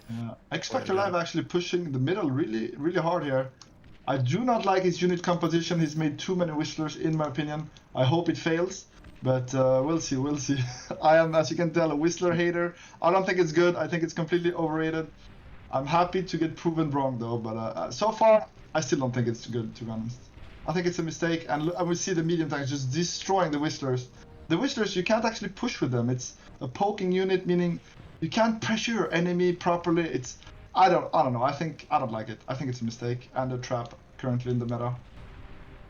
Yeah, it could be a value trap. I'd like to see kind of more games played in these team game setting to really have a stronger opinion, I suppose. But this is really cool to see. Grumpy already has 3 forward construction turrets, a land factor here, and is going to be continuing to put a lot of pressure on our orange player here in the top left side of the map. He actually built a vehicle lab right behind his fortified position, so he's definitely there to stay, guys. And still has these construction turrets to kind of micro back to repair his units up over time. Grumpy's moving back down, perhaps looking for a little bit of a flank on those rocket bots, trying to get a cheeky D-gun off, but Grumpy's managed to sneak 1 tank back behind the line. Let's see if he's able to kind of get some damage with that. Heading towards the main base, he's going to pick off a couple units. This expanding construction bot is going to go down. It looks like he's missing some APM here. There's so much to do, so much to micro. Absolutely, it's really hard to do everything at once in these RTS games. They're so taxing in the APM category. Absolutely. But the tank is doing damage. He's managing to micro decently. And we see the push from the pawns trying to dislodge Grumpy from here. And ooh, he's going to get the commander at least, but it doesn't matter that much. He has so much build power here anyway. Yeah. Midfit actually traded a lot of his T1 army there. We see these Lashers are totally left over from that little bit of trade, and even the reclaim from the commander is right next to this factory, so he can split off that construction vehicle and go get that into his coffers. Yeah, absolutely. And we see the middle actually starting to go in Claret's favor. Meanwhile, the right side is turning for Yotonika, so all the lanes are being very dynamic here. I think the real story here is in the middle. We see Claret is pushing the X Factor off of that position here, and that's going to give him access to all this reclaim. So he's moved his commander over the river currently, and should be securing this position shortly. And would you look at that? The guy that made more medium tanks, less Whistlers, is winning the lane. I'm not surprised. Yeah, but I suppose a counterpoint on the right, we see Yotoniko, yeah, with a lot of Whistlers, a couple of Janus here, but these medium tanks are heading right towards the army, right? Kind of getting sandwiched between these two, so this is a little bit of a donation, I suppose, if he's able to... Yeah, it's a good idea, but the tanks are not fast enough to really do tremendous damage. But here we can see how little damage the Whistlers actually do, right? But in these numbers, I guess it doesn't matter too much, so they have low damage. And actually, Yotoniko's commander got sniped behind here as we were focused on that push from Claret. Really throwing them off with that curveball, actually. In the meantime, Grumpy really won the left side, and he's basically in Yotoniko's base right now, so... Yeah, the rest of the team, they just don't want to feed too much, and just let Grumpy go to town here on orange. Yeah, the longer this game goes on, we'll see this position become weaker and weaker for Midfit, and as soon as he kind of collapses, that's gonna make X Factor kind of 2v1ing Claret and Grumpy, which is definitely not the position you want to be in. The fact that they have half the map plus the complete left side, it's just the eco diff is just too much, I think, at this point. We can see like the incomes are hugely different in terms of metal, right? Like red team has so little metal income right now if you discount the reclaim. When they have reclaim pumping it up, but yeah, and Teddy running over Red's base. Only X Factor Live is truly alive here. Yeah, is gonna be called. Units breaching through on both sides of the main base. Yeah, Midfit, X Factor calling GG, so tapping out, giving the win to TZN, and they're going to advance into the next round. Yeah, that's gonna be an interesting round robin for the winners. Only very, very stacked teams for sure here. With StarSheep, Poopers, BARcode, and TZN, right? That's a tough group to win, right? Indeed. Let's go back to the studio then, guys. And that's really interesting. We'll have a look at the tournament standings once we've had a chance to update them as well. But what are your reflections? I'm not sure we're going to see Tundra again, but what do you think about the fact that we had 4 starting positions and the 2 teams picked different choices when they placed. Do you think that made any difference? I like seeing this. I think the more decisions you have early in the game just leads to more opportunities for players to come up with strategies or kind of make better decisions to get advantage that way. So I think it's a good thing. I agree. I think it's a good thing. I know PTAC originally wanted to have fixed positions so they know where everybody's spawning. But I actually like it that they're going to scout early game anyway. They're going to know very, very soon where everybody is. And the fact that, like, Midwit's team didn't have anybody on the left side and I kind of left it alone was such a huge detriment. Like, the plan might be we go 2 in the middle and ignore left, give them left, and we're very much stronger. But in practice, you can't do that because the left side is going to leak into your base, so you have to defend it anyway, meaning you're not actually 2v1ing mid, meaning you're just losing the left side of the map. And we saw that devolve like into such a huge eco advantage that they just simply can't hold. Yeah, it's an interesting strategy being played out with those whistlers, and there's been a lot of discussion and in the chat as well on Twitch. Lots of people discussing should they be nerfed. What do you think, guys? So I actually have some insider info about the whistlers. I talked to some of the balance boys, and there are some changes coming after the tournament, guys. It's gonna be okay. Everything's gonna be fine. Personally, I think it's a little too early to tell.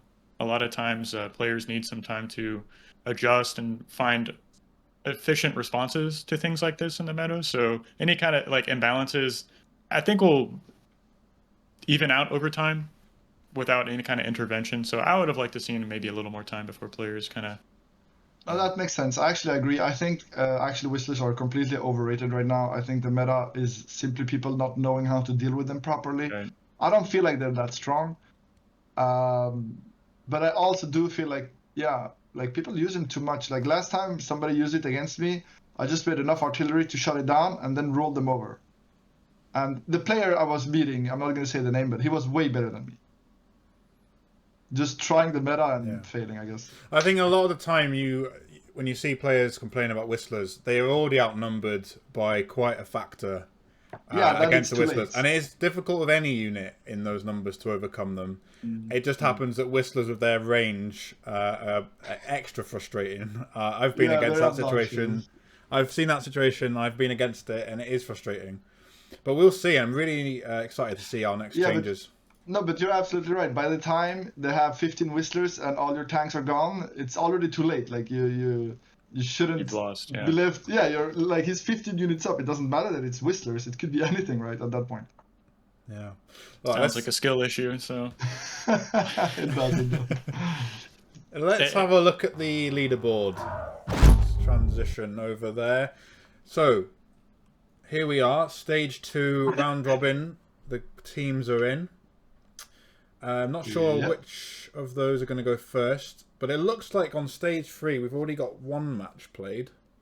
Have we got any info about that? Well, it looks like Team Ropey have already got a point.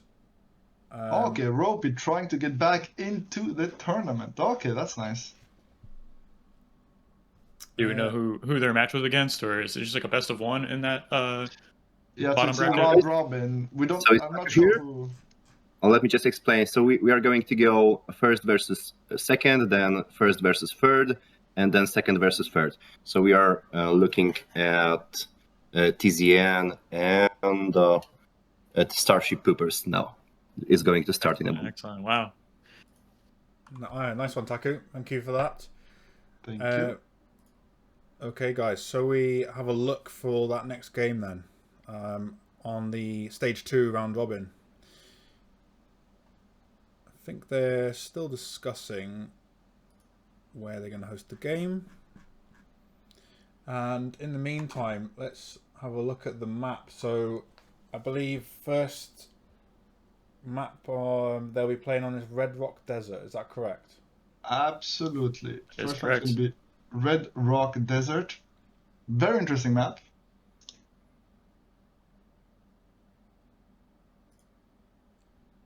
And I mean, the thing with this map is that it's actually a bit small for 3v3, or big for 3v3, I should say. because usually you see it 4v4 and it's naturally 4 lanes. But in a 3v3, it means there's a free lane, so to speak, where you can like try and go around and sneak attacks in. And once more, there's like high plateaus, so air is actually encouraged on this map because you get access to free mixes. And there's even a few mixes that are only accessible if you traverse water. So an amphibious worker might be nice, so that might even help people start with vehicle lab. So it's a very diverse map, to be honest. Like lots of strategies are possible here. Yeah, hopefully we'll be able to get in and actually have a look at the map so chat can start giving their feedback on what they think is going to happen. Yeah. Have we got a lobby ready to go? There's a lobby I'm seeing Zoopy versus Metaslays. Is that in the loser bracket, I believe? It's a closed match. It's locked. Oh wait, this is map 2 already. Oh wow. Okay, yeah, they're playing Tangerine, so that's map 2. Well, I think currently what I can see is there's 2 separate lobbies for the same matchup. So hopefully Oh yeah, here we go. they'll clear that up now, and then we can get in. So yeah, we have StarSheep Poopers versus TZN that's being set up here. Yeah, and Mighty Sheep has already created another lobby, so we'll just give them a moment. We'll go back to the studio, guys. Yeah. So let's just remind ourselves, $600 on the line. Nothing to be sniffed at there. This is the biggest tournament prize pool we've ever had in Bar. And it's incredibly exciting, not just the prize money. And thanks to OP Man and Pataku for putting that money in. Massive donation from OP Man, thank you. But also, just the amount of players we've seen come into the community and now competing at the highest levels. I mean, it's been rapid. Yeah. How do you feel? How does it feel casting these games and seeing these new players come through? Because I know you guys see it quite closely. Yeah, I'm excited, to be honest, and I feel like the community is growing so fast these days. I mean, of course, summer has slowed everything down, everything computer related down because people tend to go out a bit. But like, the game's amazing, and I've been obsessed with it for 4 months. I became a content creator thanks to the game. Like, it's been crazy, and yeah, I think the devs are making an amazing job. Of course, when we play every day, we complain about balance, we complain about stuff, but guys, it's because we care, right? It's because it's so good, and we want it even better. Let's put it that way. Yeah, absolutely. And you got to remember, it's not just the community at large, but the contributors and the dev team who've put so much work into it. This game has not appeared out of nowhere. It's been literally thousands, if not tens of thousands of hours of love. And I sometimes hate when it's not working out, but you've got bugs in your code or you're trying to work on something that's a little bit more complicated. There's so much love gone into this game and it really shows. So big shout out to everyone who's contributed over the years. It's quite amazing. Sure. I try to tell the dev team every time I have the opportunity, like, I'm so happy and thankful, and I know I complain sometimes about Cortex being weaker than Armada right now and stuff, but it's because I'm a Cortex lover and I love the game, and I know I can be annoying, but it's just I love the game, guys. I want it to be perfect, and I'm sorry, you're doing an amazing job. Well, it's everything we've done so far, and you can ask almost anyone who's contributed, they've done it out of the passion they had with that sort of opinion. What did they want to see in the game? What features are missing that they think should be added, or should balance changes? It's all come from people with that passion, and then put it to work in the game. So remind everyone that you can get involved with developing Bar. If you've got the skills and the passion, come join in our Discord. Get the right roles to see all the channels and join the conversation. It's I can't keep up with it these days. There's so much being talked about, and all varieties of the game and the community. It is fantastic. Absolutely. Yeah. Okay, guys, I think we're ready to join the game. Players are now picking their positions, so let's go over to the match and have a look who is playing.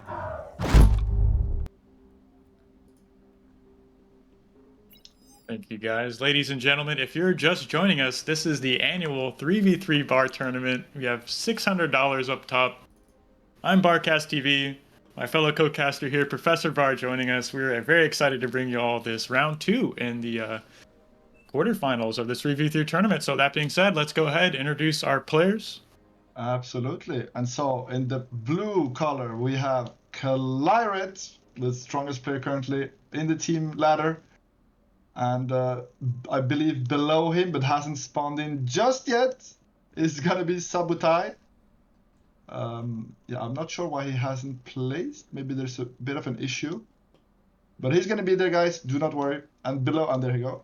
And below him is going to be Teddy. Very, very strong player too. Was in the finals of the last tournament. So watch out for this guy. And over to you, Barcast. Yeah, their opponent spawning on the right-hand side of the map, spawning in, playing as the orange pieces. We have none other than Zlo, just an absolute killer in multiple games. So glad he's gracing us with his presence here in Bar. Definitely has some things to show for us. His teammate spawning directly below him, playing as the yellow pieces. We have Stardom, rather formidable team game and 1v1 player. And last but certainly not least, the current reigning Alpha Cup champion we have playing as the red pieces, Mighty Sheep. Absolutely. So I flamed Mighty Sheep a bit earlier. I hope he takes it well. I know he will. He'll banter with me later. It's going to be a lot of fun. But he's going to be up against Teddy. So even for him, that's going to be a tough matchup for sure. Teddy, very, very strong player, right? So Really this match is incredibly stacked. I'd have to completely agree with you. Looking at the team on the right, I didn't really quite realize how strong they were. We have Stardom, Zlo, and Mighty Sheep on the same team. So should be a really great series between the two of these, and I'm really excited.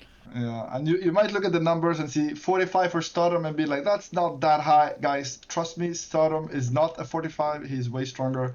I don't know why he's at 45 right now. Maybe because he hasn't grinded just yet in the team games. But definitely an amazing player. As well as Mighty Sheep and Zelo, right? Very, very strong. Really interesting to see we have a 1v1 dynamic, I suppose, in the individual lanes. I'm wondering how much time and forethought the team spent between speculating on their opponent's positions and who they want to match up against who. Yeah, that's an excellent question. I'm not sure they have thought about matching specific players, but I bet they definitely have some strats for each maps. Especially Claret, I've played with him, great team manager. Like, he will ping you and tell you what to do and coordinate the whole team, making the team win, even though he usually gets worse players because he has like insane skill rating, right? So very, very good coordinator, an amazing player. Take a look at these initial build orders. We see on the left-hand side, starting with the blue player, Claret's decided to open with armed vehicles here. No surprise here on this flat land map. Below him, we see Sabutai is opening with core vehicles. And below him, we see Teddy is going for a bit of an armed bot lab. So he's had some ticks moving out onto the battlefield already. We see 2 rovers from Sabutai moving across the map, trying to look for that early damage here in the games. This harassment phase of the game. And we see some banter, and I actually love this. Stardom calling out Claret, telling him he's a noob, a lobster. A fraud. That's Let's right. see if he's right. A friendly bit of banter between the players. Love to see that. Yeah, especially these old players. They all know each other. They've played each other so many times, right?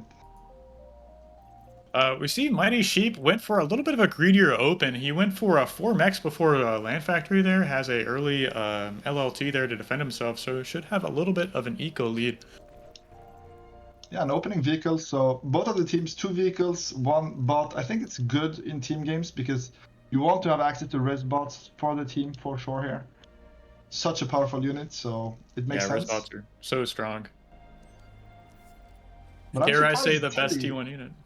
But I'm surprised Teddy, who's on the bottom side, actually went bots instead of Sabutai because Teddy has some mixes to take behind the water, and you can't get an amphibious construction from the bot lab. You need to go vehicles for that. So that's why I'm a bit surprised Teddy actually didn't go vehicle, and they like switched with Sabutai in that order. Teddy's a very fast player, though, so really leveraging the advantage you might have as a bot player, being able to be in multiple places at the same time, microing them against our vehicle counterparts. So really kind of leaning on his strength as a fast micro Yeah. player. No, that's true. That's true. Bots will get you an advantage early in terms of map control, and we see the raiding and the ticks coming through, and yeah, you can simply get more units faster, right? Because they're cheaper. Really interesting to see the difference between the left and right team. Already the commanders on the left side, Sabato, Claret, and Teddy, all moving in towards the center here, where Mighty Sheep is just now moving out. Stardom sitting inside his main base, and Zelo is just assisting his initial factory. But it's got a lot of expansions going up, so already securing that top right plateau, and it's going to be feeding that economy into his build power.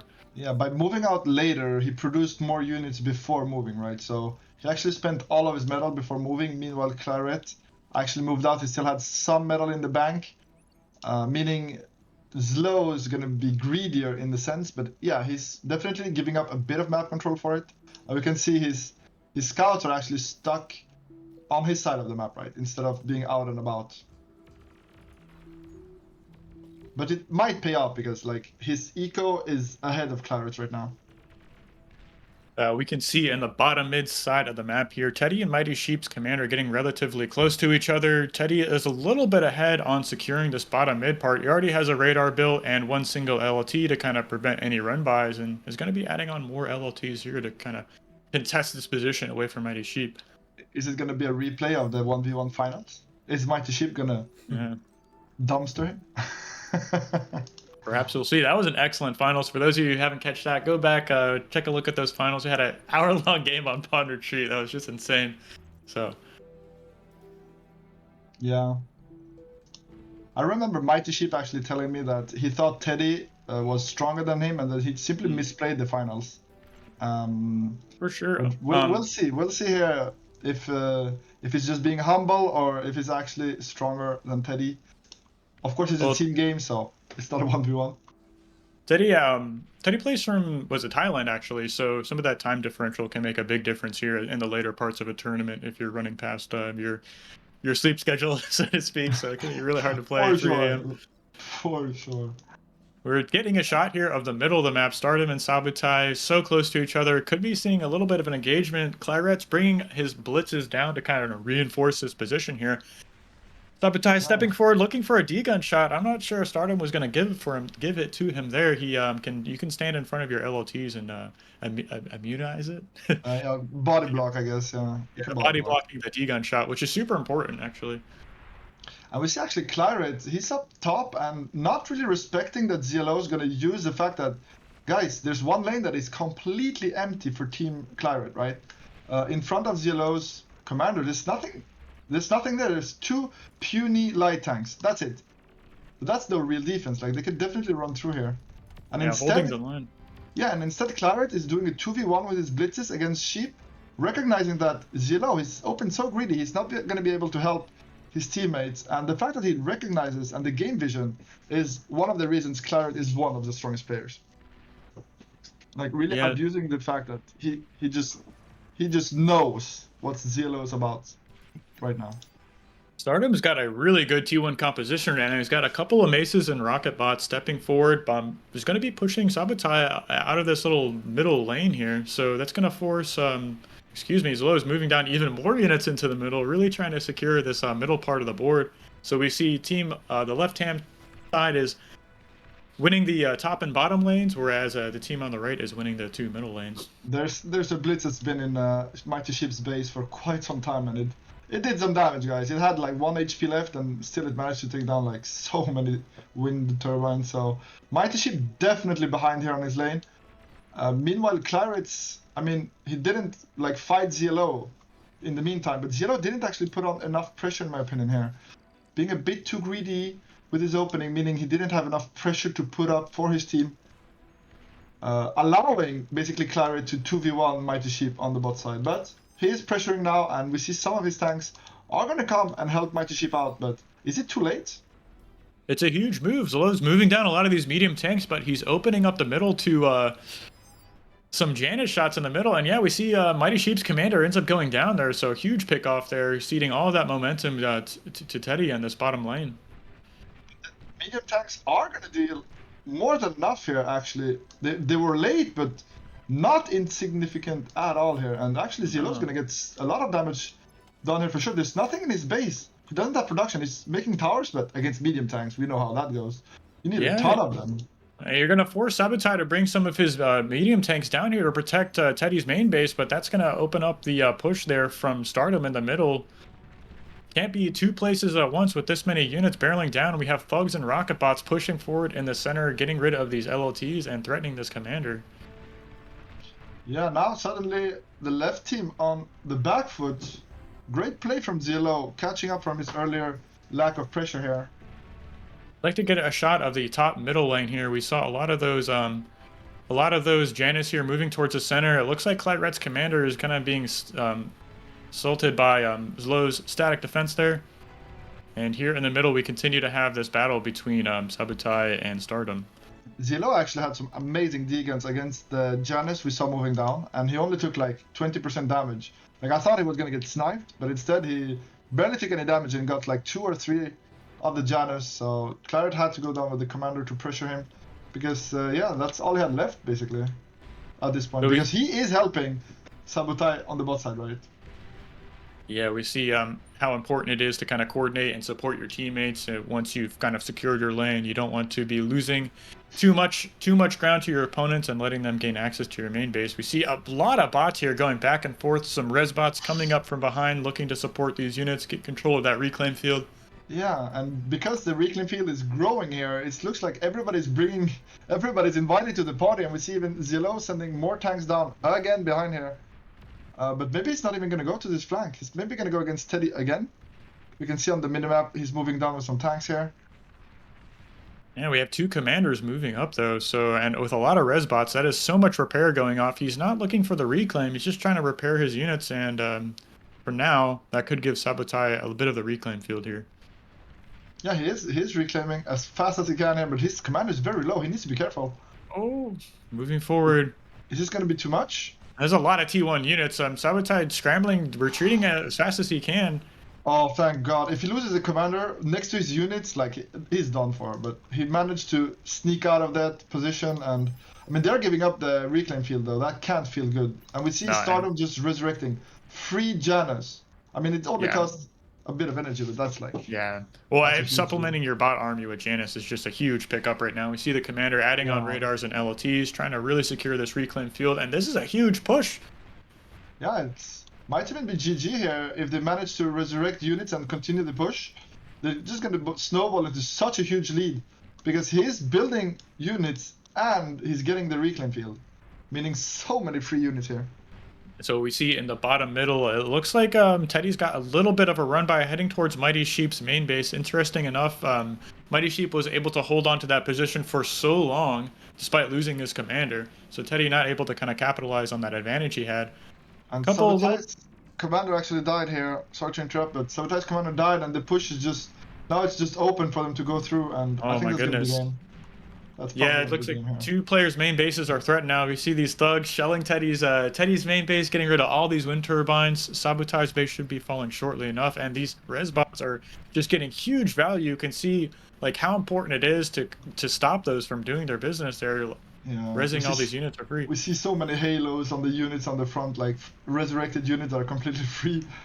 Yeah, so much value coming out of those right now. Yeah, not to mention the time it takes for those units to traverse across the map, saying if you had produced them from a factory, they have to walk all the way to the front lines. Instead, we have these resurrected units immediately getting into the battle. It's so powerful.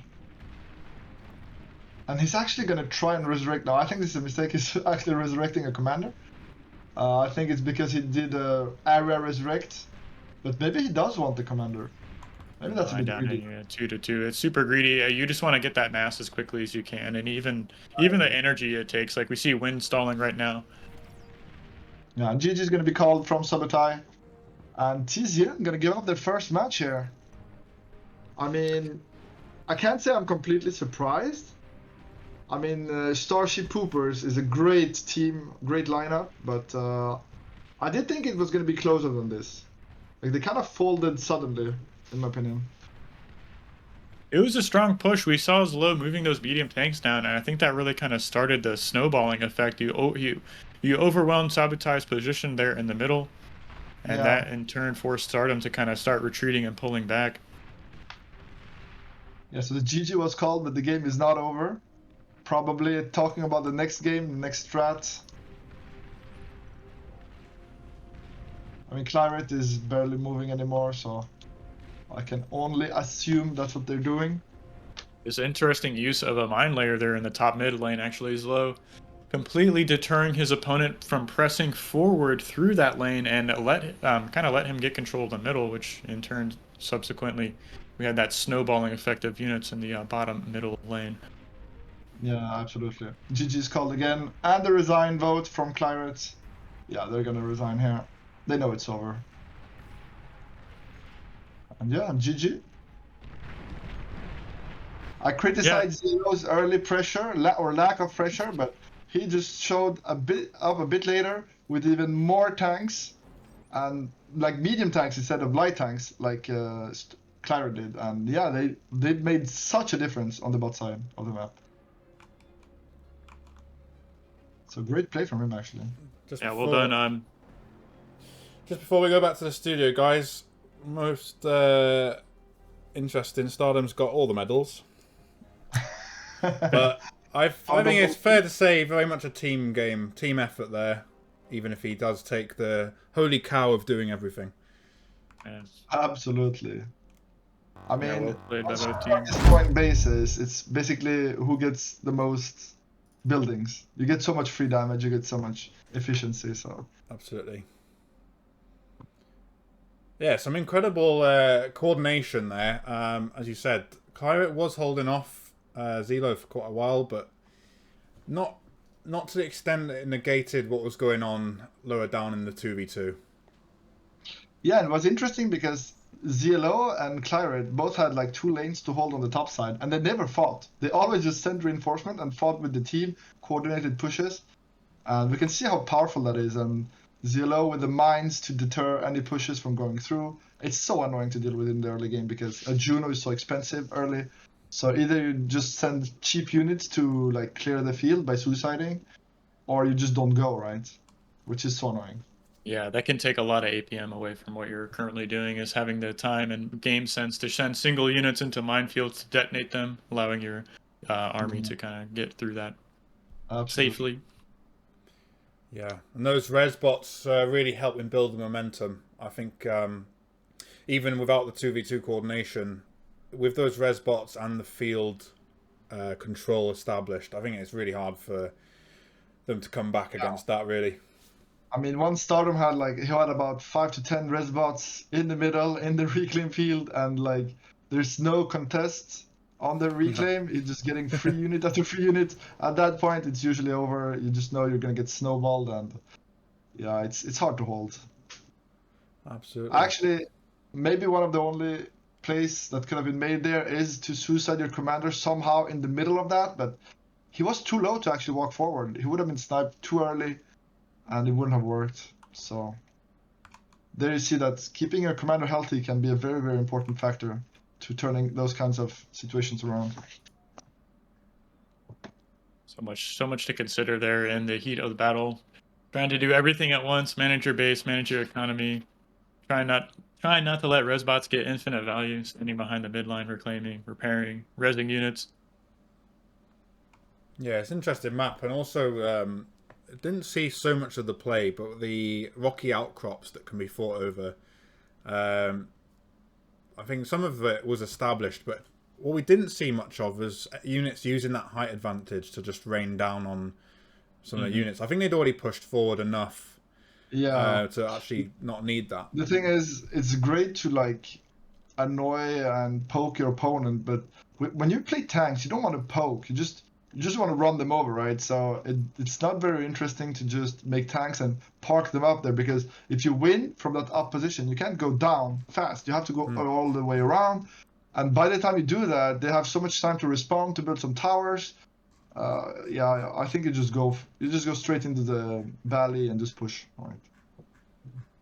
Yeah, kind of adding on that, we didn't have the team split those two middle lanes between each other. So team on the right side controlled both those middle lanes. So it really wasn't necessary to kind of try and gain control of one of those hills to push your opponents out of the other middle lane. So Yeah, exactly.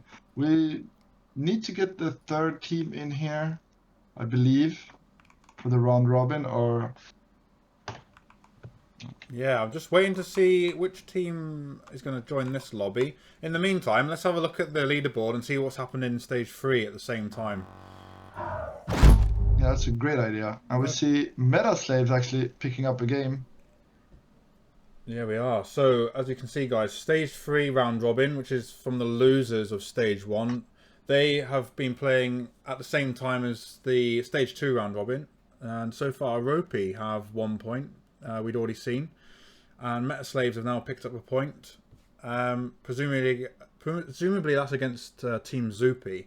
Although I haven't found the information. So I'm not sure which teams have fought against each other. I don't remember the order. I'm not smart enough. But yeah, Zoopy needs it to go 1-1-1 to just get another round robin if they want a shot here. Because if one of the other teams picks a win, the round robin is over and they are out of the tournament.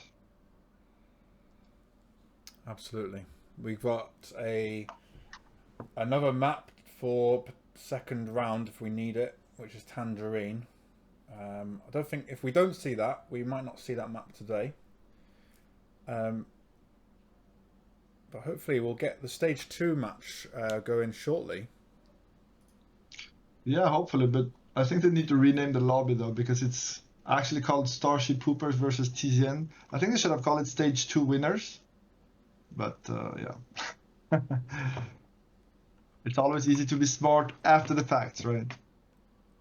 Yeah, and another factor, you know, we're sort of expecting them just to jump into the next game, but you've got to remember that these players that were not playing in the round robin, they were watching that match, and they're trying to discuss, are they going to do anything different? Are they going to change their strategy? So, For sure. is there anything you think that the other players have seen so far that might change their strategy? I actually think, because I've been looking at the sliders for the sharing, and I think BARcode's the only one that's been using it correctly and abusing the sharing meta. I think it's something that might be picked up by the other teams in the tournament. But so far, I've only seen a few energy sliders go down here and there, but not like a full sharing experience like BARcode is doing. And it's something I'd like to see for sure. Yeah, go on, Barcast. It's just really strong. When you are sharing these kinds of resources, if you end up falling a little bit behind in one of your lanes, your other team is essentially donating a little bit of mass to kind of keep things even between the three. So it's not like you're the weakest link then. You don't become the weakest link in the team. It's still spread evenly across. So you have not necessarily a fair fight, but you're not putting your team at a disadvantage, so to speak, as hard as without sharing resources. Yeah, exactly. Okay, so I have a new lobby that's being created, TZN versus BARcode. Excellent. Let's have a look at that. We'll go back to the studio briefly. Yep. And see if we can see anything about that match coming up.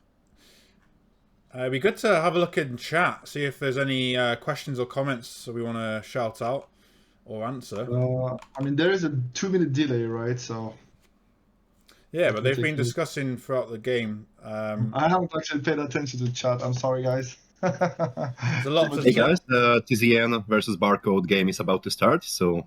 Excellent, thank you. It's called TZN versus BARcode. I expect BARcode to win, I'm going to be honest. BARcode looking rather strong so far. I think I'd have to put the same money on them as well. They're calling the start vote now. I'm a fan of Ragnar's, I'm not gonna lie. I like his playstyle. I think it's so aggressive and he puts so much pressure on the enemy. It's hard to deal with and it gives you so much breathing room for your team. It's something I try to do myself, but obviously I'm not Ragnar. But it is very similar to my own playstyle, I would say.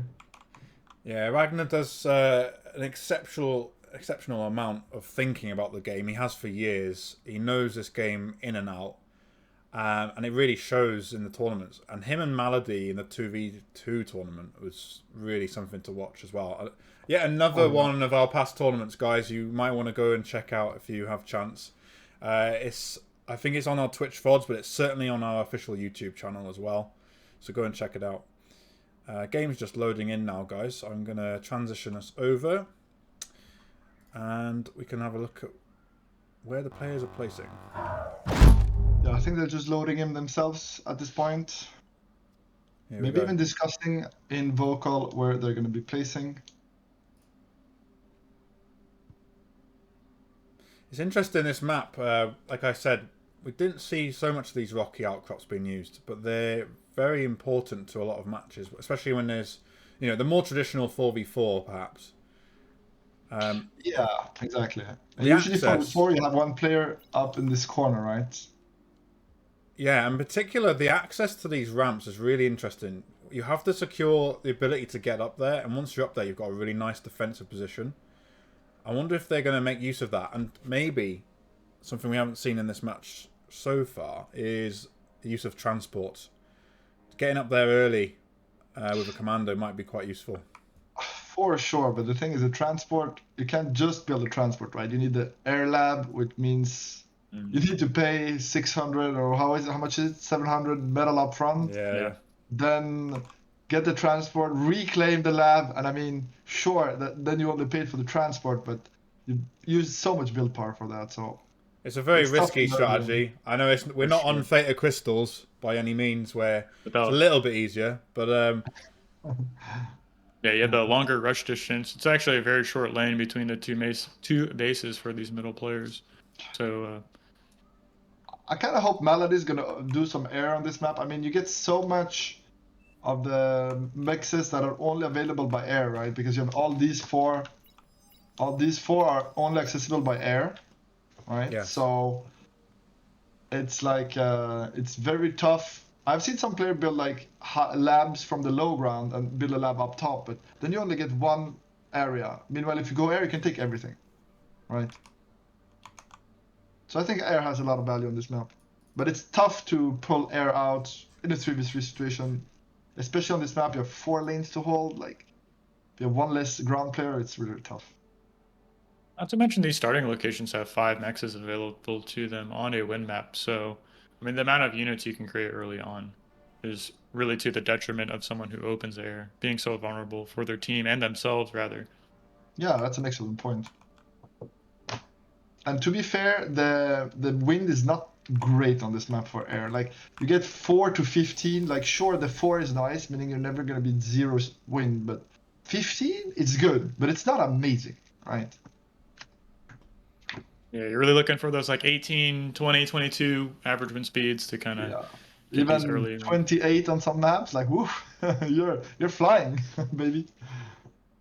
I would even argue like these early air opens going bomber first isn't as effective as some players might be inclined to believe. I want to say there's more value in kind of doing a surprise air switch once we have larger and larger wind turbine fields, more construction turrets, so you have more of these really vulnerable low health targets to get max value from. I agree 100%, and I think even in super late games when you're playing 8v8, I actually think early bombing runs aren't that great anymore. I like trying to aim for when people start having fusions or even APHIS. Like, you get one APHIS with air and it's just GG. Put those lobsters down, you know, kind of count those AFUSs 1, 2, 3. There's only one way to deal with it. For our new viewers, APHIS is short for Advanced Fusion, right? Just I know some people don't know all the slang words. Fusion, FUS, and APHIS for Advanced Fusion. That being said, this game's well underway, so we can do our player introductions. Absolutely. Let's start with Malady in the top left corner in green. Probably the best air player around. Yeah, still hoping he switches to air at some point. And below him, my current favorite player to watch is Ragna, with the extremely aggressive playstyle I like to see and I try to emulate when I play myself. And the last player on the blue team, but not least, is Trash Panda, actually a player that's coming from Age of Empires 4. He's been nerding beyond all reason out ever since he discovered it, and I love it. Excellent. So their opponent spawning on the right-hand side of the map. Playing as the yellow pieces, we have Claret. And below him, spawning as the orange pieces, Sabutai, representing Team TZN. And certainly last but not least, we have playing as the red pieces, reigning Alpha Cup semifinalist Teddy.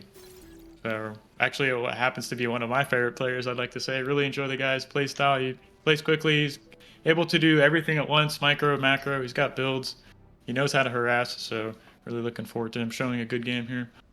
Definitely an amazing player. And that's also something I'd like to talk about. It's the different play styles. This game is amazing in so many ways, and the fact that you can have so many viable play styles is such an amazing thing to me, because usually in RTS there's only one or maybe two optimal ways to play, but not in Beyond All Reason. There's so many ways to play, so many ways to be efficient.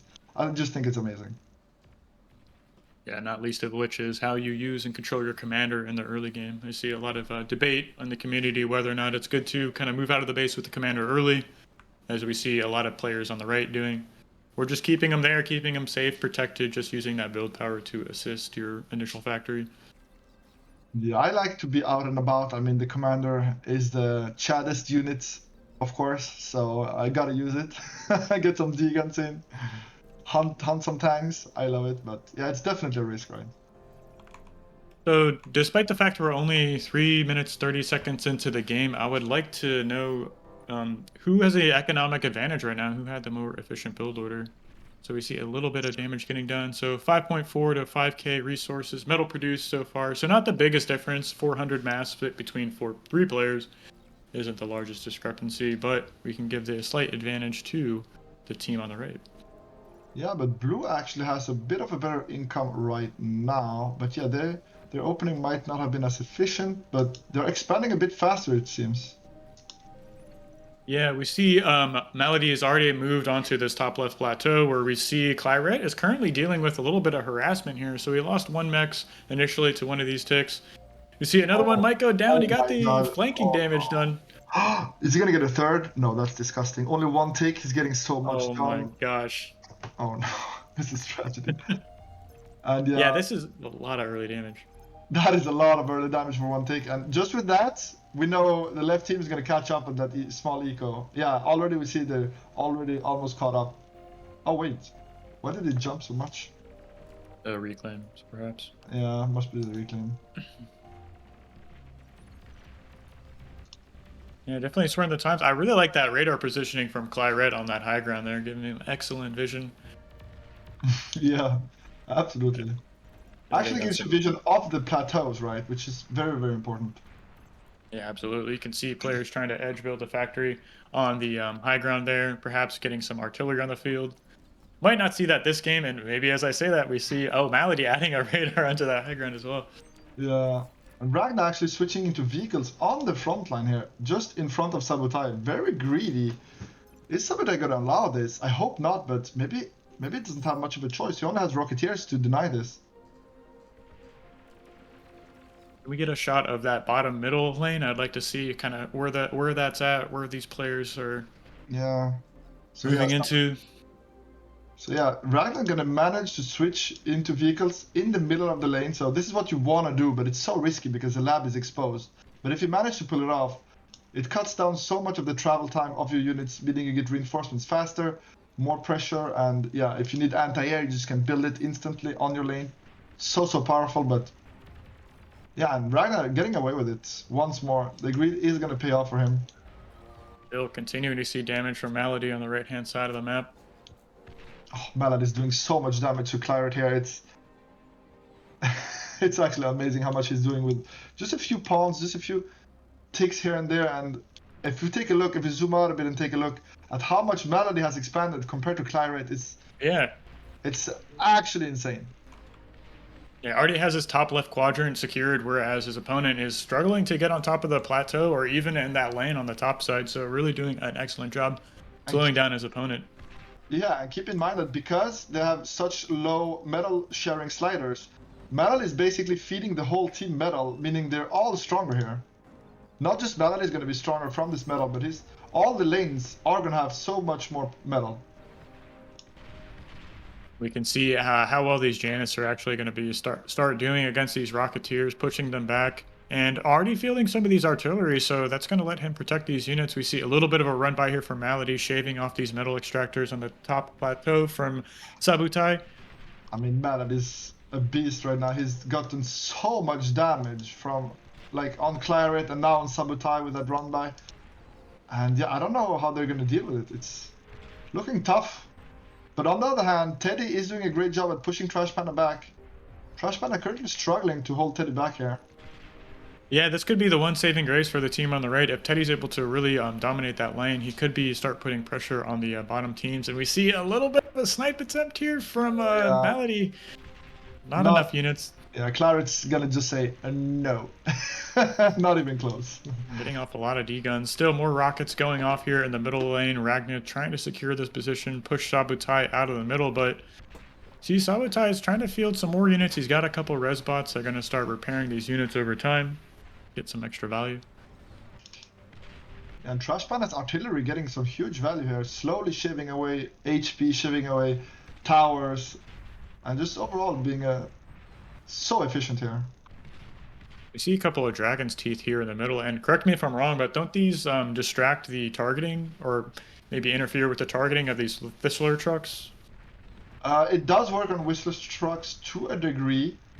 But no, the units will not target unless it's a pop-up and it's actually a tower. They will ignore it. They will ignore it. I mean, the shots sometimes don't go over it, but they like try to ignore it for sure.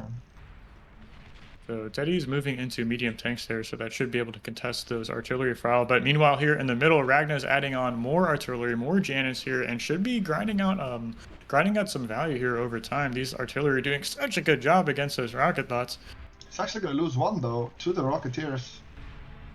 One more Janus shots going off, dudding there on the ground. And another Janus snipe up. This Rocketeer's actually kind of working for some time. I'm not sure how he's making it work, but he is. Yeah. They only miss. See a couple artillery going down, a few Janus, so really squeaking out a lot of value there, and he's trying to get a little bit of a flank here. I'm gonna be real here. I'm taking notes here. Rocketeers can maybe counter Janus. And oh, this is a huge deal. They're gonna stun these four or five Janus here. We're on the way to the battlefield, but Malady's gonna bring his commander forward and get this D gun off. So one goes down. Yeah, honestly, Malady MVP of this game so far. He's going to town on these guys. Definitely doing an amazing job. And I'm not surprised with the air switch from Malady. Like, we know he just loves his air. And we see another run by from Malady on the top side. Covered by the shurikens.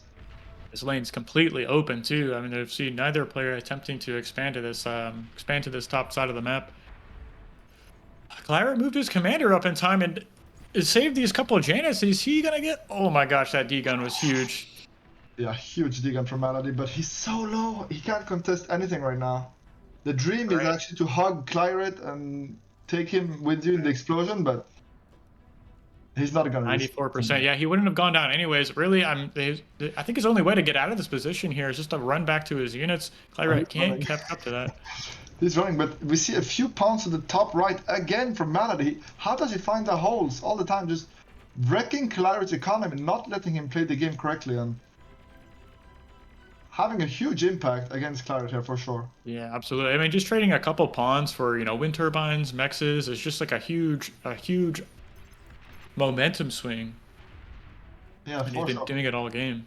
To be fair, Malady did lose a lot of the mexes on the top side. I'm not sure to what, because we were so engrossed in the bottom action, but Claret seems to have struck back at some point. But right now, another 2 run-bys at the same time from Malady on the red team, and this is going to be rough to deal with. Yeah, one of them is running towards Sabutai's main base, another one's running towards Claret, and we'll see how much damage these pawns can actually get. There's not a lot of static defense here to take care of these, and he's going to lose a lot of wind turbines, a lot of his mexes. He's losing so much economy here. Sabutai really getting dumpstered, like his base is gone basically. Yeah, he's had so much build power assisting that factory. Not enough economy to support it. See more damage, more run-bys here on the top right side of the map. Claret scrambling to, Sabutai scrambling to get some LLTs up and to re-secure his mexes, but all this build power is for naught here if you don't have the economy to support it. But Ragnar's actually very low with his commander, trying to dodge all the rocket shots here because he's gonna die if he's not careful. And he's actually cleaning up Sabutai's army right now, and Sabutai, he doesn't have a base to rebuild. Does this mean Ragnar's gonna be able to push mid freely? It's looking that way. Yeah, For sure. absolutely. He's already making these medium tanks. He's retained a lot of his artillery. And even on the bottom, Teddy hasn't capitalized on the advantage, so... And Teddy, he might need, he's needed mid right now because his team is gonna fall, but Trash Panda not allowing him to walk away here. He's gonna punish Teddy just for walking back a step here, and he's taking so much mixes out just because Teddy just walked away, right? He just backed off him a few meters, and Trash Panda's on his tail, not letting him get away with anything. That's great pressure from Trash Panda here, actually. He's gonna step Teddy. Yeah, and even Ragnar's moving down his forces, so Teddy's donating his commander, essentially. He's trying to get as many units as he can, but nothing really gets taken out there. Malady preparing an air bombing run. That's gonna be the nail in the coffin for sure here. He's done so much damage to their economy this whole game. I don't see a way where they come back here at this point. All three of them are ganging up on the strongest player, Teddy. And with the shurikens, it's gonna be a no match here. Yeah, really strong showing, and I think the minimap kind of tells the tale of the state of this game currently. I mean, the left-hand team BARcode securing most of the map, has most of the resources, and has really just to close out this game here as they march towards Teddy's main base. It's looking like Sabotage is gonna try a desperate attempt to suicide his commander. Is he gonna be able, or actually at least get some Deegans off? But no, the reactions are crisp from Trash Panda. He's gonna back off. Just respecting the commander. But yeah, he's definitely gonna turn back on the pressure as soon as he doesn't see it. Is Teddy gonna cloak and try something sneaky? Nah, it doesn't matter. They're coming in another lane and bombing Claret's base. Yeah, this is disaster for Team TZN. So yeah, commander goes down there in the middle, so that's one left. This is a pretty dangerous position, even though they're in, we have Teddy's the last commander alive, but if they could somehow find the snipe onto the last enemy commander, which I think is hanging out comfortably in the water in the bottom left-hand side of the map. I'm not quite sure where that commander's at. So Teddy's commander is doing what he can to get some D-guns off, but he's completely surrounded by tanks, ends up going down. The last commander going down, and TZN gonna lose both of their matches here. But to be fair, the round robin is really tough. Like StarSheep, Poopers, and BARcode, extremely strong teams. I mean, all of them won their best of three, so yeah, not too surprised. I'm gonna be honest. BARcode showing their strength here. Yeah, guys, just looking, remaining on the game, looking at the resource chart at the end, it's interesting to see. Two players ahead. Yeah, Teddy with that bot side control had all the extra mixes, and Malady on the top side, right? Yeah, but in the end, it was Malady with his constant pushes, getting into the backline and doing damage that really affected... forgive me, who was orange in that match? Is that Claret or? No, it's Sabotage, I believe. You can have a look on here. Sabotage, sorry guys, yeah. Incredible damage to the eco, and you can see this from there getting further and further behind. Yeah, yellow and orange just completely behind, right? In terms of eco. Just getting hit by that Malady.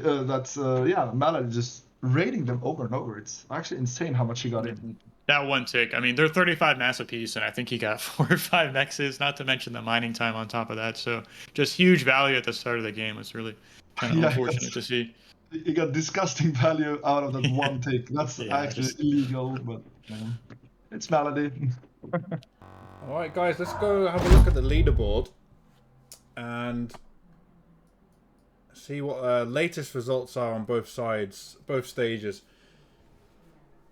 So we've just seen that match, BARcode and Claret, Team TZN.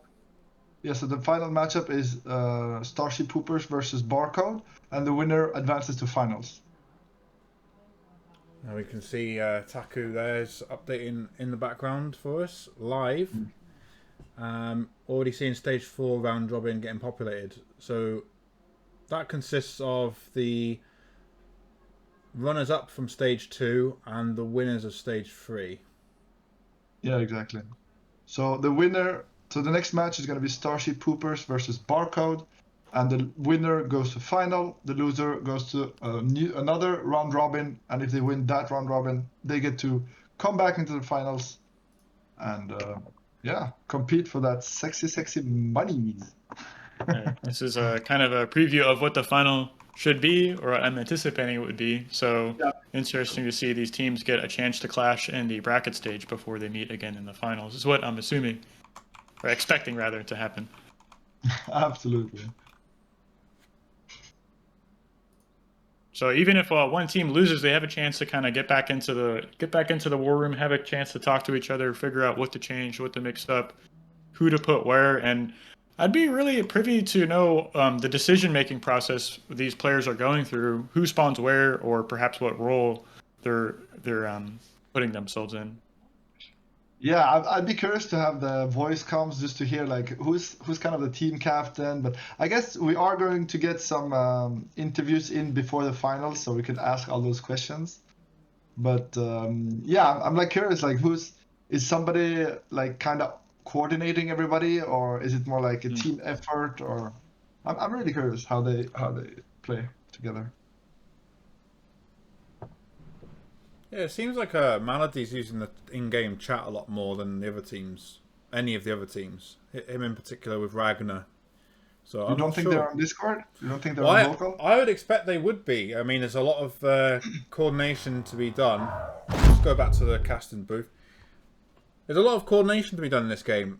You know, the amount of things going on, it gives players another level of awareness if they're in a voice chat. And, you know, that's another thing in the community that's been popping off. Are just loads and loads of voice chats going on with 8v8 matches even.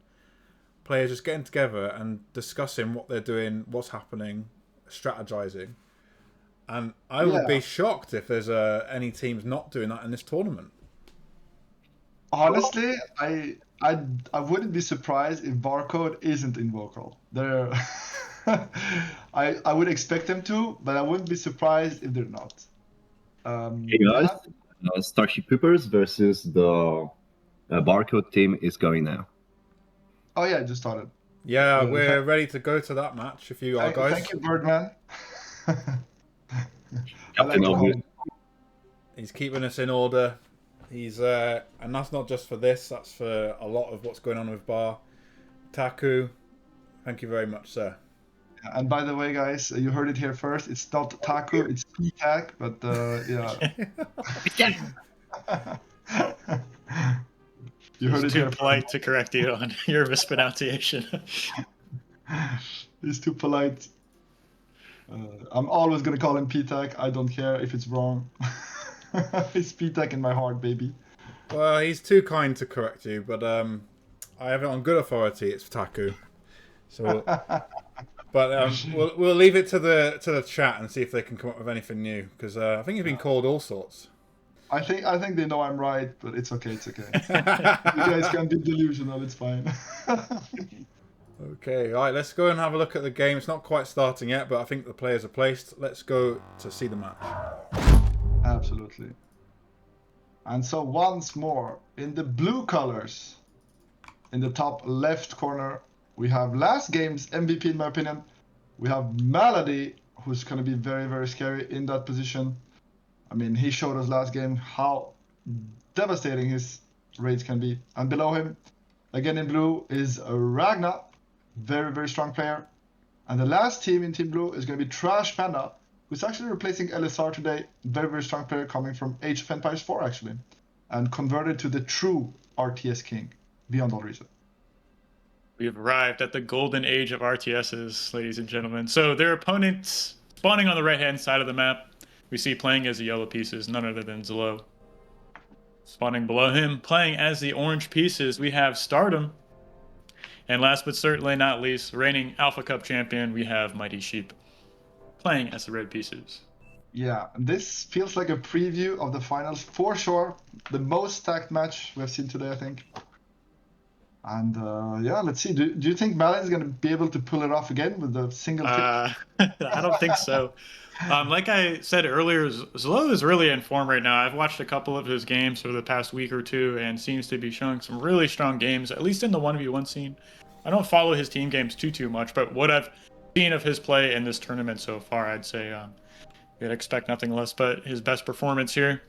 Yeah. Also, 1v1 does translate very well into 3v3, right? I'd say there's more of an analogy between 1v1 to 3v3 as what you might expect from like going from 8v8s down to 3v3. There's much less players, a lot more pressure on you to perform individually in your specific lane. So Yeah, absolutely. So, yeah, let's see. Can Melody overcome ZLO in top form here? And yeah, and Stardom versus Ragnar is also a very interesting matchup. I do think, however, in the bottom lane that Mighty Sheep does have the advantage over Trash Panda, and I expect him to win his lane to a degree. But I also know that Mighty Sheep, he likes to play a bit defensive in team games, and sometimes he doesn't put on enough pressure. Meanwhile, Trash Panda, really big on pressuring his opponent from start to finish. So I'm interested to see how it plays out between them.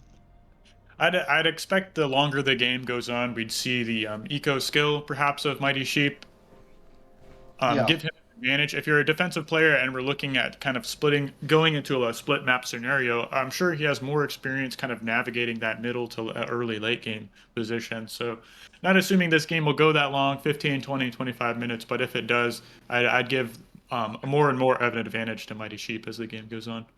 Yeah, for sure. I mean, Mighty Sheep has so much experience playing the game, right? And, Yeah, so yeah, we're seeing one bot opening, two bots, and only Trash Panda on the blue team's actually going to play vehicles here. Curious choice. not as much early rating as we saw in some of the previous games here. These players are just hugging up in their starting location. There's 5 mexes immediately around your spawning location, so you're not so forced to expand as quickly as you might on some other maps. This gives you a chance to kind of create additional eco, some more wind turbines perhaps, before you decide to move outside of the main base with your commander. Yeah, but that's true. But even then, most of them started with 3 mexes, making their lab, and then only taking the 4th mex with the first constructors. So, sure, they're taking them faster, but only Mighty Sheep went with the 4 mechs into the lab actually option, being the greediest player on the map. I'm not surprised. I'm gonna be real, but I think it's really strong. it's definitely gonna pay off. Yeah. Yeah. I mean, he's got the LOT in the back of the main base. The commander's protecting the other side of your main, so there's really no disadvantage unless your opponent is like all inning you, perhaps just going like a 1 mex 5 blitz start to roll over that LOT in the back. But yeah, I don't expect that from either one of these players. Yeah, who's gonna do that in a 3v3 setting? Because even if you win, you're so behind on eco, it doesn't actually matter that much. Right. See an attempted run by there from Trash Panda's base, just barely holding, both these teams barely holding onto that mech, so dropping down below 10% health, I think, but not getting any damage. We see a little bit of a scuffle here on Malady's main base. Zlo looking for damage there, as Malady's not going to give it to him, just being Johnny on the spot with those unit positions. Oh, but a scout leaking into Melody's base.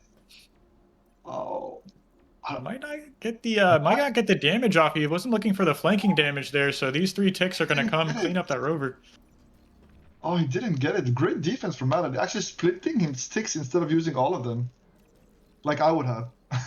And then opened up the other flank, right? And this is some fantastic damage. And if we take a look at the mini-map, the team on the right is a little bit quicker with their commanders moving into the center, so that's going to give them a little bit of an advantage securing these positions, securing these lanes for the next phase of the game. Yeah, and we see Trashman actually opening with Whistlers. I'm gonna say it again, I still hate it, guys. Why do you open with Whistlers? They're so slow. Just make it 5 blitzes instead. It's so much better in my opinion. And it's the same metal cost. Perhaps. This map seems a little bit more choked off, so they are decent against fast-moving bots. Like the tracking missile in this early game, despite the fact they're so slow, if you end up running past them, you're going to take some damage. So, and he's just moving them very quickly into this bottom lane we're looking at right now. So Trash Panda versus Mighty Sheep. We see a little bit of an advantage. Mighty Sheep already has this radar, 4 mechs is secured, and an additional construction vehicle already in the area. So this is going to let him secure this position much faster. Mighty Sheep actually queuing up 20 Whistlers. I'm taking everything back. He's not going to win the lane, guys. Unless, of course, Trash Panda does the same, but I So expect Trash something else. Taking a look at this middle lane here, we see Stardom has already pushed all the way forward, blocking Ragna from this position here. So I'd say this is the first time we've seen in the tournament Ragna kind of not losing necessarily, but dropping down behind his opponent in the map position. To be fair, he is switching into vehicles, and he just reclaimed his bot lab, meaning he's actually weak right now. And Stardom, obviously a great player, and is abusing that. But I do expect him to come out ahead once vehicles start pumping out, because Thugs versus Janus, it's gonna be rough for Stardom to deal with, I think.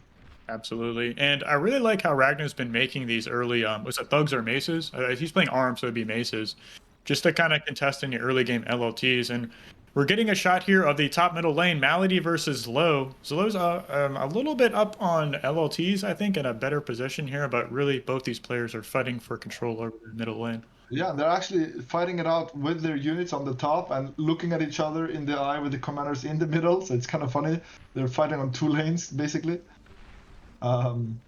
There's a little bit of an interesting scuffle here going up on the top side of the map. We see Zlo is a little bit farther ahead, securing this position here on the top. He's got a bunch of ticks in position, and Malady is bringing up a lot of grunts here to kind of thwart this off. But did that construction vehicle go down? Yeah, we see it's wrecked there, trying to get to that third mech, but still being 2 mechs above in this top lane is just a little bit of an advantage. There's so many blitzes up top. I don't think he can stop it with those amount of pawns. And I believe Zlo is going to actually wreck Malady here. Oh, but yeah, so it's about he doesn't go for it. He doesn't go for it. Yeah, I think he just wants to play conservatively and really secure this mass for his team, for himself. Yeah, but I think it's such a missed opportunity right now. Like, he could do a tremendous damage, and he's finally pulling out. Maybe he was just waiting for a few scouts to get a lay of the land, but no, you're right. He's just huddling down. 3% health. Stardom's commander almost goes down there. That's why we see Ragnar stepping forward with his thugs, looking for that last shot. Thankfully, Stardom already has some res bots in position to start repairing these units, and Stardom has some thugs in position to kind of put pressure on this position. Even the commander of Ragnar is under a lot of threat now. Yeah, but the first Janus is going to be so scary to deal with here, and the artillery just forcing him to constantly move, constantly repair, or a combination of the two. Very annoying to deal with. The thugs are so slow, right? So they get hit by a lot of the artillery shots. Thugs have decent range, though, and they have okay movement speed, I suppose, compared to the Janus, so you can kind of kite back, cause them to miss a few of their shots, split off units to They kind have of the mitigate. same range, I believe, as the Janus, so it's hard. Like, you can't really kite them, but yeah, they have about the same movement speed, I believe. But we see he's getting pushed back. Stardom, he's giving up ground. And wait, a mistake from Ragnar actually, almost losing the Janus to the towers here. Right. But so Stardom has secured this position for a decent amount of time. So all this mass has been going to him for, the course of the 8 minutes of this game, right? So even if Ragnar is able to push Stardom off of this position, the economic advantage has gone to him so far. Absolutely, but Malady actually looking to flank Stardom and do a 2v1 push with Ragnar here.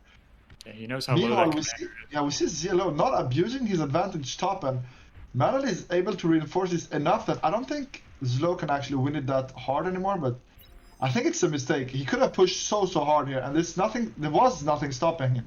Now, there is.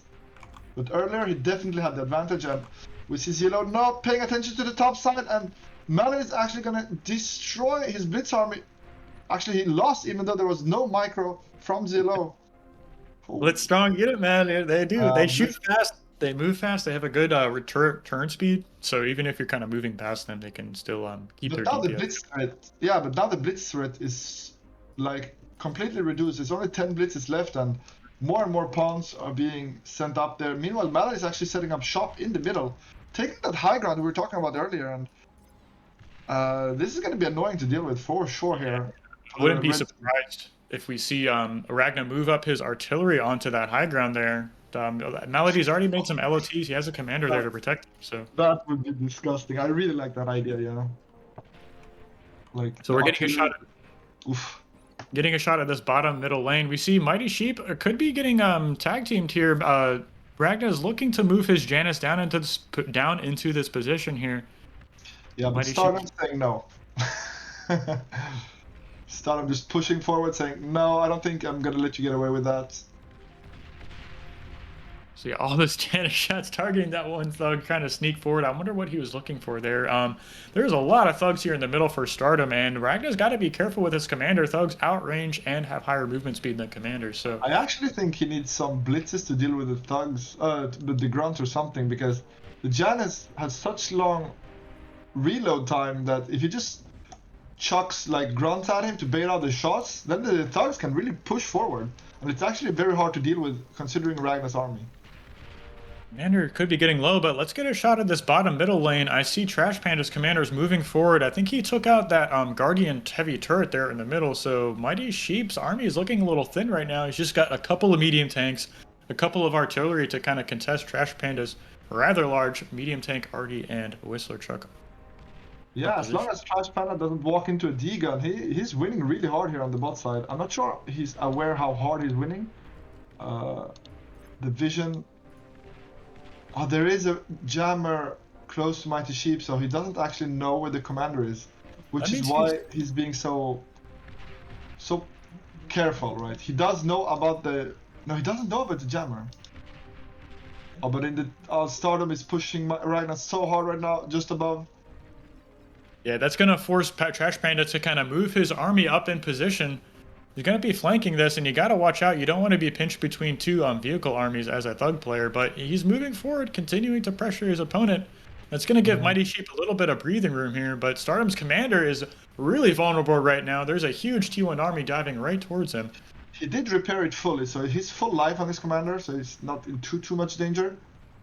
But yeah, he definitely has to be careful here.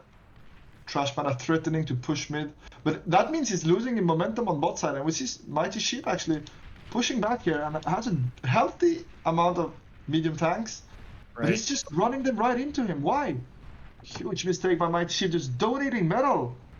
There's a bit of an issue going here on Zillow's lane. If we take a look at the mini-map, and Zillow's winning the middle here and this top lane, it's got a huge amount of T1 tanks here threatening Malady's main base. If those LOTs go down, he can have a clear shot at the main base of Malady. Yeah, but Mighty Sheep doing the tricky invisible, but Trash Panda not actually walking up to him and just ignoring the invisible commander he doesn't know about. Oh, Mighty Sheep's gonna show, I believe. No, he's not showing him his commander. Yeah, he can't. He's too low health. He's completely surrounded on the other side, and this is a huge issue for Mighty Sheep. There's some Shurikens paralyzing his army. He has no standing army right now, and there's T1 tanks rolling towards his main base. Yeah, and on the other top side, Zillow is like, he's seeing the bot side losing, and he's actually throwing everything he has at Malady right now, knowing he has to push, he has to do some counter damage, or the game is going to be over. And actually, his army is a huge threat. He has a couple Whistlers with his army, so if he should be able to protect himself from some of those Shuriken run-bys. And yeah, there's nothing to stop this kind of counterpunch we see coming towards the left-hand side team, or Team BARcode. I mean, there are a few towers making him hesitate, and he's actually going to back off. I think, yeah, he doesn't want to donate. He's being careful here, but maybe too careful. Yeah, it's kind of strong. You don't want to leave that much reclaim outside of your opponent's main base, and he's won both the mid and the top lane, so if he's able to kind of control that position, the economic advantage he's going to gain is going to carry his team to an advantage over the next couple minutes. For sure, and actually the push on the bot side was somehow defended by grunts, by reinforcement from Stardom. In the meantime, Trash Panda actually managed to snipe Mighty Sheep's commander, who was out of position, as we were saying earlier, but... Yeah, Trash Panda just rebuilding, is going to reclaim that metal, and I'm guessing he's hoping to get as much of the reclaim as possible from his push here. There's so much to reclaim. A very tense match here. We see Ragnar's commander is a little exposed right now. He's getting chased down by these thugs, and we see even more pawns or grunts moving up to kind of catch him. He's going to have to turn around and get some D-guns off. He's trying to run back to the safety of these LLTs here. You see one D-gun goes off, takes off a couple of units, and that's going to force Stardom to kind of pull back. Yeah, in the meantime, Malady is kind of paralyzed because of Zillow's siege. Actually, great move by him not pushing in. I mean, it's not risking anything and just paralyzing Malady from moving out with his units, forcing him to make more, and it's so hard to deal with, right? Perhaps that's going to give Zillow an opportunity to move into one of these other lanes here, help out his teammates. We see Ragnar's making a play for this middle. He's kind of secured this position. He hasn't got any units up there yet, but is definitely contesting this area and the reclaim field. Meanwhile, Mighty Sheep's base taking some plasma to the face again. He can't be happy about this. And his lab's actually going to be sniped here, I believe. It's extremely low, and it's going to go down any second. The repair's going off, and this is going to give Stardom a chance to kind of move some reinforcements down here to assist his teammate. You've got a commander in the middle that is really vulnerable. That's too many medium tanks to take on right now. Yeah, but both Ragnar and Stardom in the middle, kind of like trying to juke, but the shurikens definitely making Ragnar's life easier. And on the top side, actually, Melody cleaning up that Zelo army. Actually, huge deal here. Is finally going to be able to move out. Yeah, it's got all that flanking damage with the number of pawns here, and he's able to take out those heavier medium tanks, and has got a lot of units left over here, so he's going to have an opportunity to decide where to send this army. But in classic Zelo faction, he's already set up a minefield right outside this middle lane here, so he's going to protect himself. That minefield is going to pay dividends for sure, but he actually has, we can see he has a groundhog and a mine layer that can actually sweep mines, and we see he's actually cleaning out the mines with the mine sweeper. I didn't know those could sweep mines. I had no idea. I knew, but I've never used it, so I didn't know it looked like that. It's definitely looking a bit weird. Well, I guess that must be an attack move or something like that. Yeah, it's looking like it. That's it. Force fire on the ground, and it will use its mine clearing weapon. Very good. So there's a huge 2.1k reclaim field right outside of Malady's base. He's running forward in this top lane, getting rid of the advantage Zelo had with these economic advantage, and has a lot of grunts left over. Seems to be pulling back here. Yeah, but the momentum has shifted now that Melody has broken out of the siege. They're just running over Mighty Sheep's base again and trying to raid. And we see actually the last commander, Zelo. Maybe they're going to try and snipe it? Ragnar with his tanks? It's the last commander for the red team, right? Zelo's commander.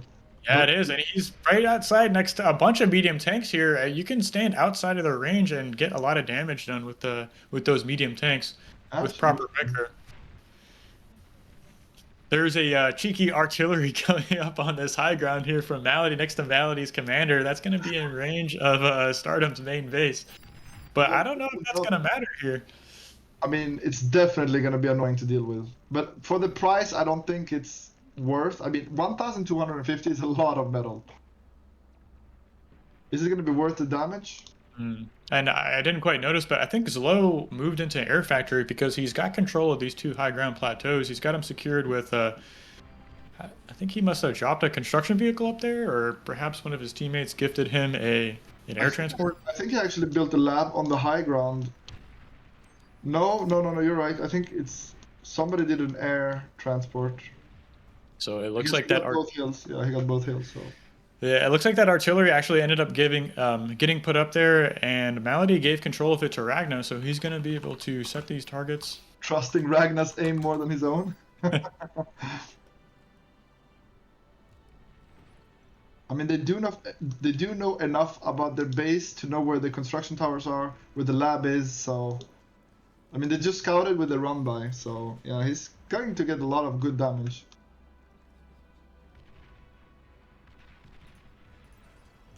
It's already getting more and more value over time.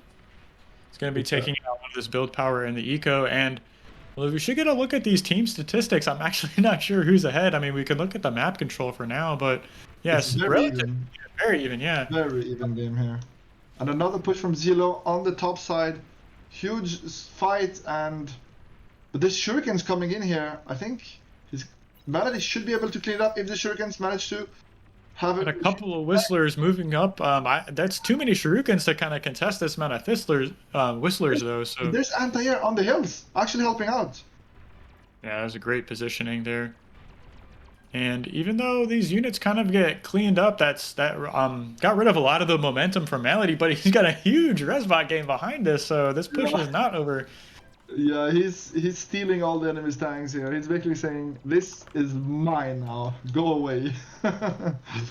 And yeah, he's gonna raise everything, I believe, here, and that's gonna be rough to deal with for Zelo for sure. I'm surprised I haven't seen more Janus from Zelo actually.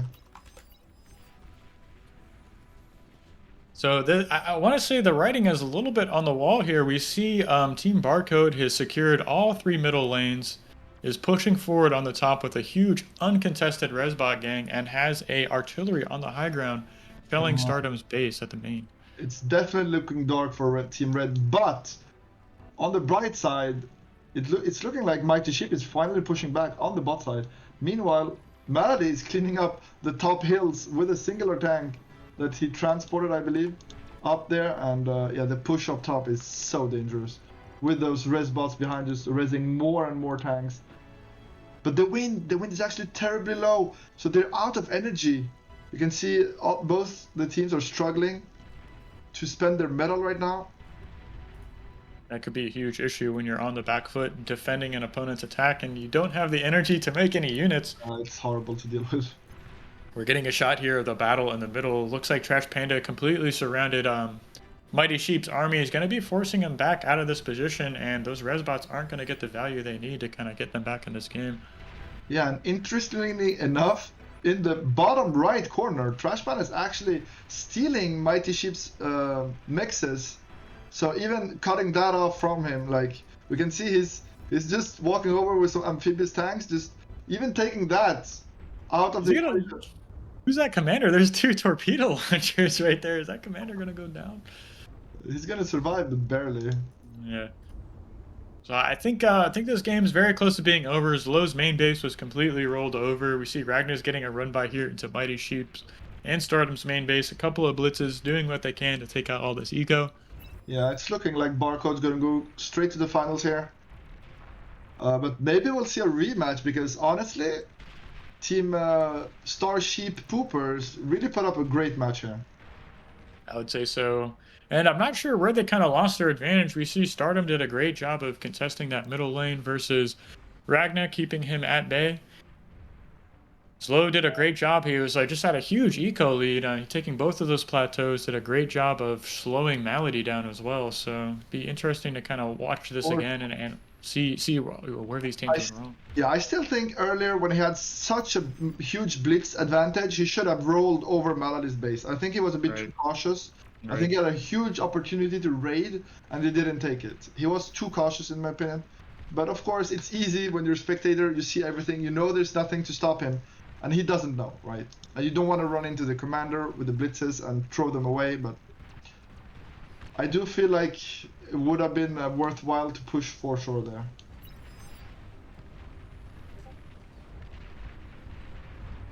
So this game almost over. I'm sure the team is kind of processing the loss here. We see finally the last commander taps out, disconnects from the game. GG's. Yeah. And it is over. BARcode officially in the finals, our first finalist. And now we're going to move on to stage 4 to determine. I believe stage 3 has been finished, or maybe it hasn't actually. Well, guys, we can have a look at the tourney standings to see where we are. I'll transition to there now. It's a really good taste of what might be the final. If not the players, then certainly the skill level. Some fantastic coordination. And that was the longest game we've seen today. Yeah, it was very high level, very close, and yeah, even seeing that high ground artillery, I didn't think we'd ever see that in a pro match, but I mean, it actually paid off, because Orange's base really struggled to do anything, because they had to repair the bot lab all the time. Yeah, that actually really paid dividends actually. So yeah, so both of the stages finished, and the meta slaves advancing to the next stage, while BARcode joins down there. So there we are. We have stage 4 round robin now with Team TZN, StarSheep Poopers, and Meta Slaves. Who do you think is going to come out on top here? Do you think Meta Slaves have a chance of bringing it back and surprising us, sneaking into the finals? I hate to be like a Debbie Downer, but I mean, if you're looking at the skill level of Starship Poopers, and that's funny, sorry, and TZN. I mean, TZN has the reigning Alpha Cup champion, where there's Zlow and Mighty Sheep on Starship Poopers. So to me, seems a little hard to kind of find a scenario where they get out of this group. I mean, it's fair, but in one best of one games, like in the round robin, I think it's possible for Better Slave to surprise their opponents with some cheeky tactics and just steal a game here, and maybe even steal 2 games is definitely possible. Yeah, it's going to be difficult. Go ahead. Well, I was going to say, you got to not underestimate your opponents. That can be a fault. If TZN or StarSheep Poopers think too much about just their matchup between each other, discount Meta Slaves this early, they might be upset.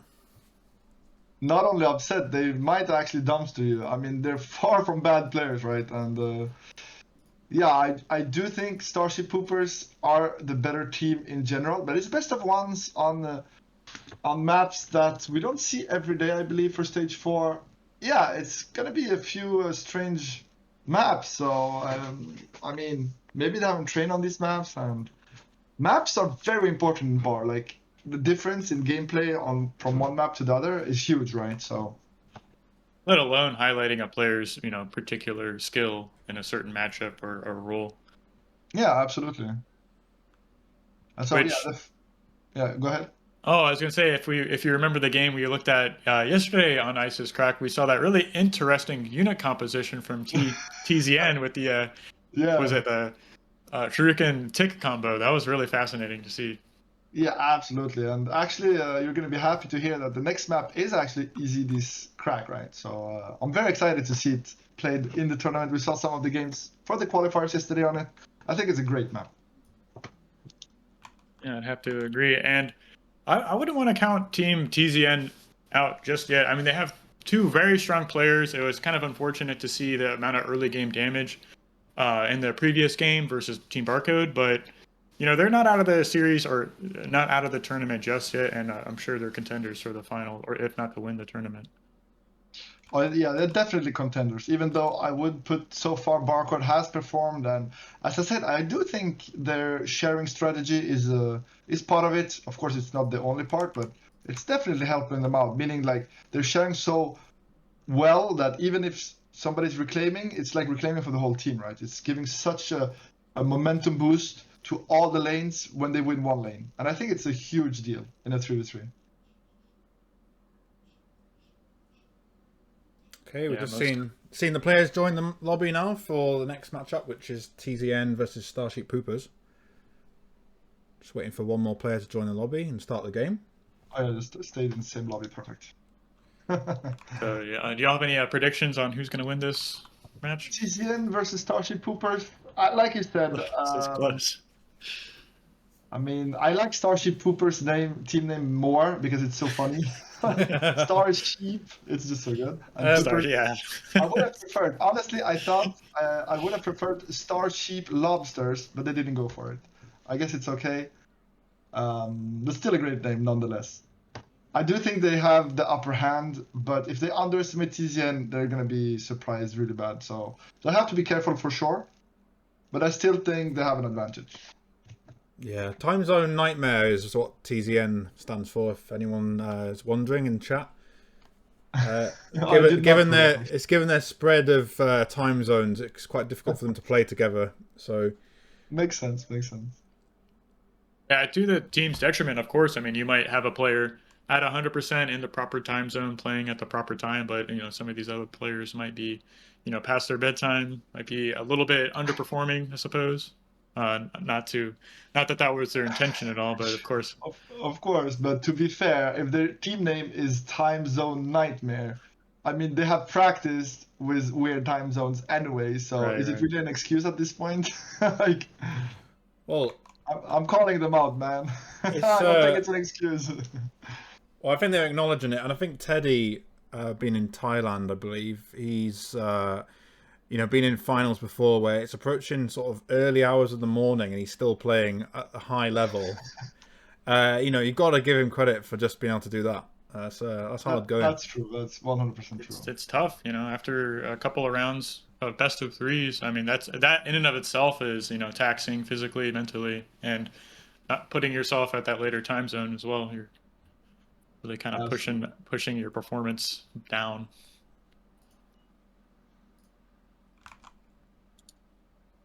Absolutely. And yeah, the guys are getting ready. P-Tech helping everything to get organized. So yeah, you see this crack. It's a map actually where we saw Malady also do some very, very cheeky opening with shurikens. And I'm curious if we're going to see any of the players go for a very open air. Oh, Yeah. and I actually have somebody giving me info about the last game. Zilo actually used mine jumping to go up on the Ah, plateaus last game. I was And wondering if that was a thing. Yeah. Excellent. yeah. So for those players who've never seen such extreme tactics used before, it is possible to use a construction vehicle to build a mine just next to it on the other side of the cliff face, self-destruct the mine, and it pushes it up the cliff.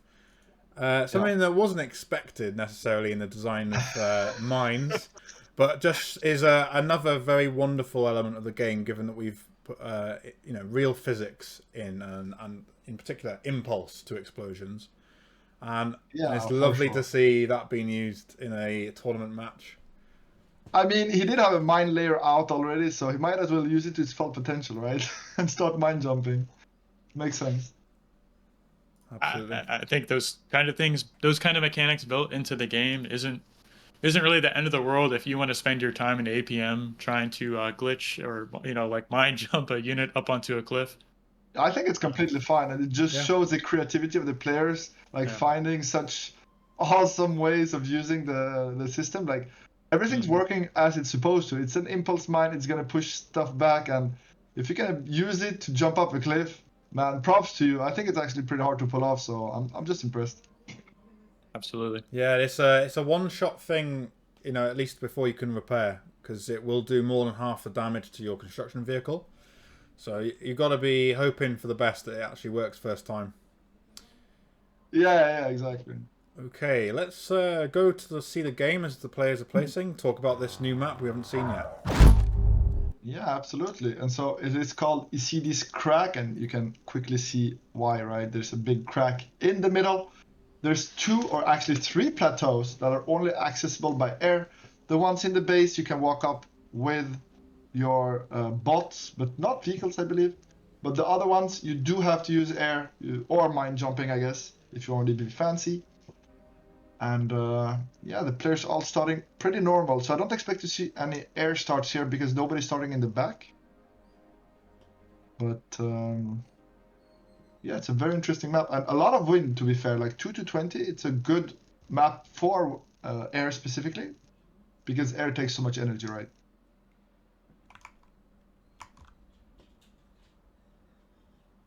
While these players are getting underway, getting their spawning positions chosen, I'd just like to say welcome to everyone who's decided to join us on the channel, on the broadcast. This is the annual 3v3 bar tournament. This is the largest tournament we've had in terms of prize pools so far. We have $600 up top distributed to the top 3 teams. They'll get paid, so thank you all for those of you who have contributed. OP Man, Taku for getting this rolling. Thank you, tournament organizers, Borg, for spectating our games. For those of you who don't know, Borg King is going to be spectating. That is our wonderful viewer observer. Yeah. Yeah, you Exactly. guys, if you don't like that I'm missing the action, you know who to blame. Borg King. At me on Discord. Or you could blame the casters for not calling out where the action is at too. So it's a team effort here. We're just looking to bring you all the highest quality, highest casted games here. So thank you all for joining us. And yeah, let's introduce our players. All right, and so in the bottom left corner in cyan, we have Teddy.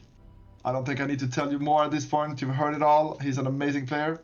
And to his right, in blue as a team captain, Kaliret, current top 1 ladder player in teams, beast of a man. And below him, in green, last player of team TZN is going to be Sabutai. And their opponents spawning on the top right side of the map. Spawning in as the orange pieces, we have Stardom opening with a vehicle lab first. And immediately below him, spawning as a yellow pieces, we have Zlo. Just an absolute killer of the game, opening up vehicle labs as well. And last, certainly not least, we have playing as the red pieces, Mighty Sheep. And as a note, all of them are playing Armada, all 3 of them are opening vehicles. So I expect to see a lot of blitzes early game, a lot of raiding, because this map is so open, it can be hard to deal with. Really like these large open maps. It gives you a chance to raid, an opportunity to do so. We don't see those tight, congested lanes that very quickly devolve into these kind of stalematey pushes. You'll see the rocket bots, the RD meta, the Janus. So with so much real estate and so much of the map to contest and fight over, we should see a really strong game here. Absolutely, and we can see Claret actually spamming out ticks in the early game, trying to get as much map control as possible, also countering all of the harass possible. And I mean, ticks in the early game is so good if you have good micro, and he definitely does. Yeah, and they move faster than a lot of the other units in the game. So if there are harassing units kind of coming onto your side of the map, you'll be more than expecting them and have a chance to deal with them before they can kind of get any real damage to your economy. Yeah, exactly. And we can see he's trying to contest all of these rovers and light vehicle scouts. And they're technically faster, but they have slower turn pace and acceleration. So Tick's more mobile, but a bit slower. On the left-hand side, a lot of units from Stardom moving out into the field. We have some grunts to try and meet these rovers. They're going to turn away for now, looking for any kind of expanding engineers, any kind of vulnerable mexes to find that early game damage they're looking for. Yeah, actually, orange, almost a bit hard to see on this map because like it's so close to the ground color. But yeah, Stardom actually rerouting all of those, grouping them up, trying to be annoying on the left side. Like Mighty Sheep idled a couple of those units on the bottom. He finally started controlling them, heading back to Teddy's base. We see team StarSheep Poopers is doing a little bit better of a job moving onto the map at the start here. So seems like I'd give them a little bit of an advantage as far as map position goes. Yeah, but Claret with a few ticks here, actually poking, and is he gonna get into the economy more than this? He's trying to run past the tick, one of the few units that is actually faster than blitzes, and yeah, they actually survived that, and now they're only contending with a few scouts, but yeah, the scouts are gonna get them here. The rovers, well defended by Mighty Sheep here. Yeah, excellent. Left a little bit of reclaim outside of his main base, and we see he has an expanding vehicle securing those mexes in the top right side of the map. So really has 1, 2, 3 expanding engineers doing a good job increasing the size of his economy. Yeah, with Teddy opening bots again, he really likes the bot opening, it seems, even on open maps. And he seems to be very comfortable with pumping out grunts in the early game, take map control, and honestly, against all of these small rovers, it's a great unit to have. Like, the grunt would destroy all the small scouts. But Teddy's commander, oh, he needs some good decans here. It's a couple of blitzes. Yeah, not great decans. I was expecting better, to be honest. Like, they weren't well microed, and some of them were aligned. He could have got more of them for sure here. Definitely a skill shot. Fortunately for Teddy, he was standing next to that LLT, so the snipe really wasn't available to start him at the time. But really kind of good on him trying to force the issue at hand. You really got to punish players for stepping out of line, putting their commander too far at risk this far into the game. Absolutely. And we see, meanwhile, the red team had a better opening in terms of map control. Blue team is slowly crawling and pushing them back and taking back map control here. So it's looking very even at this stage. Yeah. Interesting to see how TZN is splitting their resources between their teams. We see Sabotai expanding to the right, Teddy expanding north, and they gave Claret those mexes in the back. So despite his map position, he has more economy than one might think first looking at his position. Yeah, they know Claret OP, they want to give him resources, right? Yeah, I wonder if those were gifted to him or if he actually sent a construction vehicle back there to take those. Actually, Claret, I think, built all 3 in the back and gifted 2 of them to Teddy, right? So, but they're going to lose away right now. A lot of fights going on the map at one time. Claret sniping one of those construction vehicles there. He's standing underneath 2 LLTs right now. That's not where you want to stand. He's going to lose a lot of ticks. Meanwhile, there's a fight on the left-hand side. Teddy shooing away a lot of those blitzes from Stardom. Those 2 LLTs and those grunts did more than enough damage to those units to kind of force them to retreat. And Teddy snipes another 2 tanks. Great Deegan there. And yeah, fights all over the place. And this is what happens when the map is more open, right? There's not a lane, and you're just poking and prodding, trying to find a hole to go and raid the enemy team's eco. But so far, everything's being defended pretty much perfect, except that one blitz that got into the back of their base, right? Bottom left. So we see a couple of rockets coming out onto the field here for Teddy, sniping one of those initial radars. It looks like Zlo has got a couple of medium tanks. Stardom has a couple of medium tanks slipping back behind the line here, getting 1 mechs for their trouble. Could end up meeting up with the rest of his blitz army. Teddy kind of getting ganged up on here by both Stardom and ZLO. But defending very well so far, but that's a lot of tanks. I'm not sure he's going to be able to hold. Claret's moving up his tick and pawn army, it seems like, and they're going to be converging on this, but that is so many blitzes and medium tanks, it's really hard to contest with these bots. Yeah, you need a lot of them, right? And right now they're bleeding units to this push. And as long as they get to kill them, it's fine because they get the reclaim, but if they get some eco damage, it's completely worse for the red team. Yeah, Teddy's scrambling to get up to LLTs right now before these wind turbines are going down. We see some of them chain reacting on each other, these construction turrets doing what they can to repair, but getting a decent amount of eco damage. It's surprisingly well defended considering how it started, but still, is it worth it? I'm not sure, because that's still a lot of reclaim in blitzes. They gave easily 800 metal there, so sure they got a few wind turbines, but is it worth it? We'll know in a second here. We see Claret has got a lot of excess wind energy, so if they're having their sliders adjusted accordingly, that kind of deficit he's running at the moment should be made up for by his teammates. And Teddy still has a little bit better forward position than Zlo, so despite taking some eco damage, he still retains the map position he had. Yeah, but we do see Teddy's actually stalling or actually banking up metal because his economy got hit, right? So currently, he is floating a lot of metal, which is not what you want to see. But it's understandable considering he just lost a lot of his base. And he's actually resurrecting as many units as he can here. And actually the pushback once he reses everything is going to be really hard to deal with, I think. He's going to get so many units.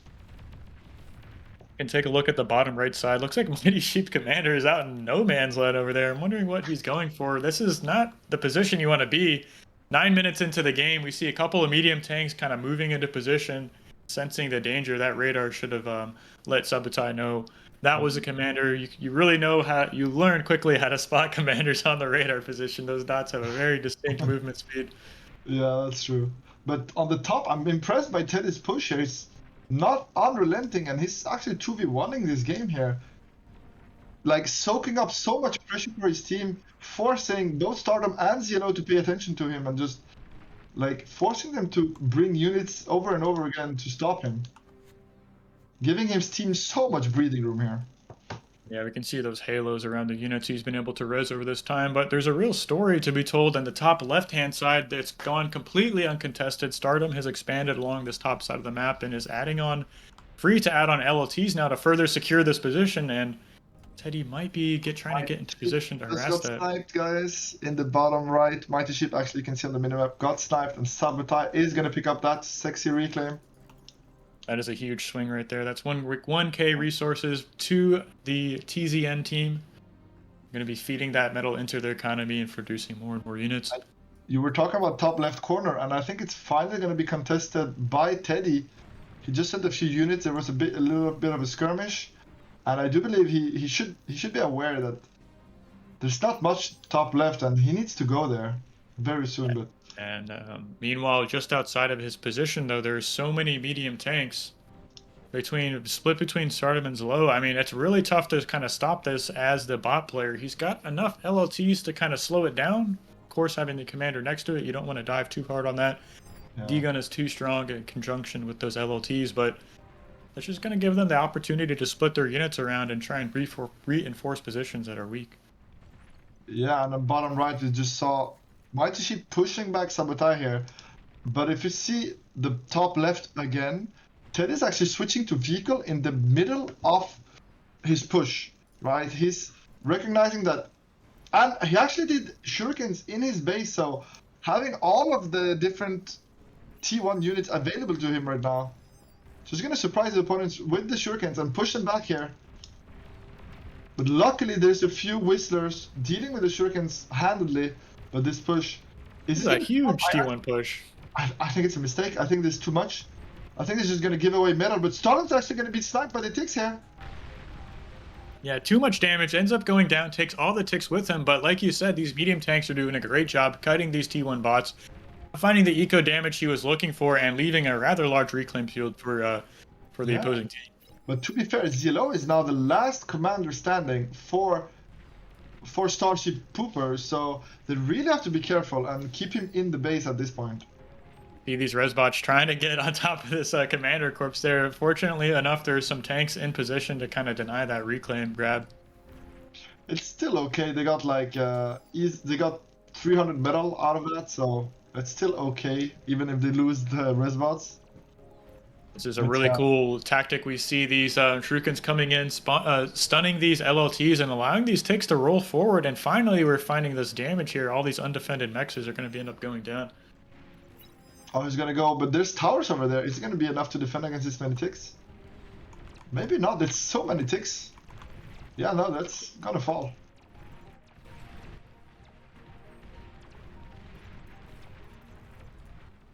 And yeah, the map is just becoming...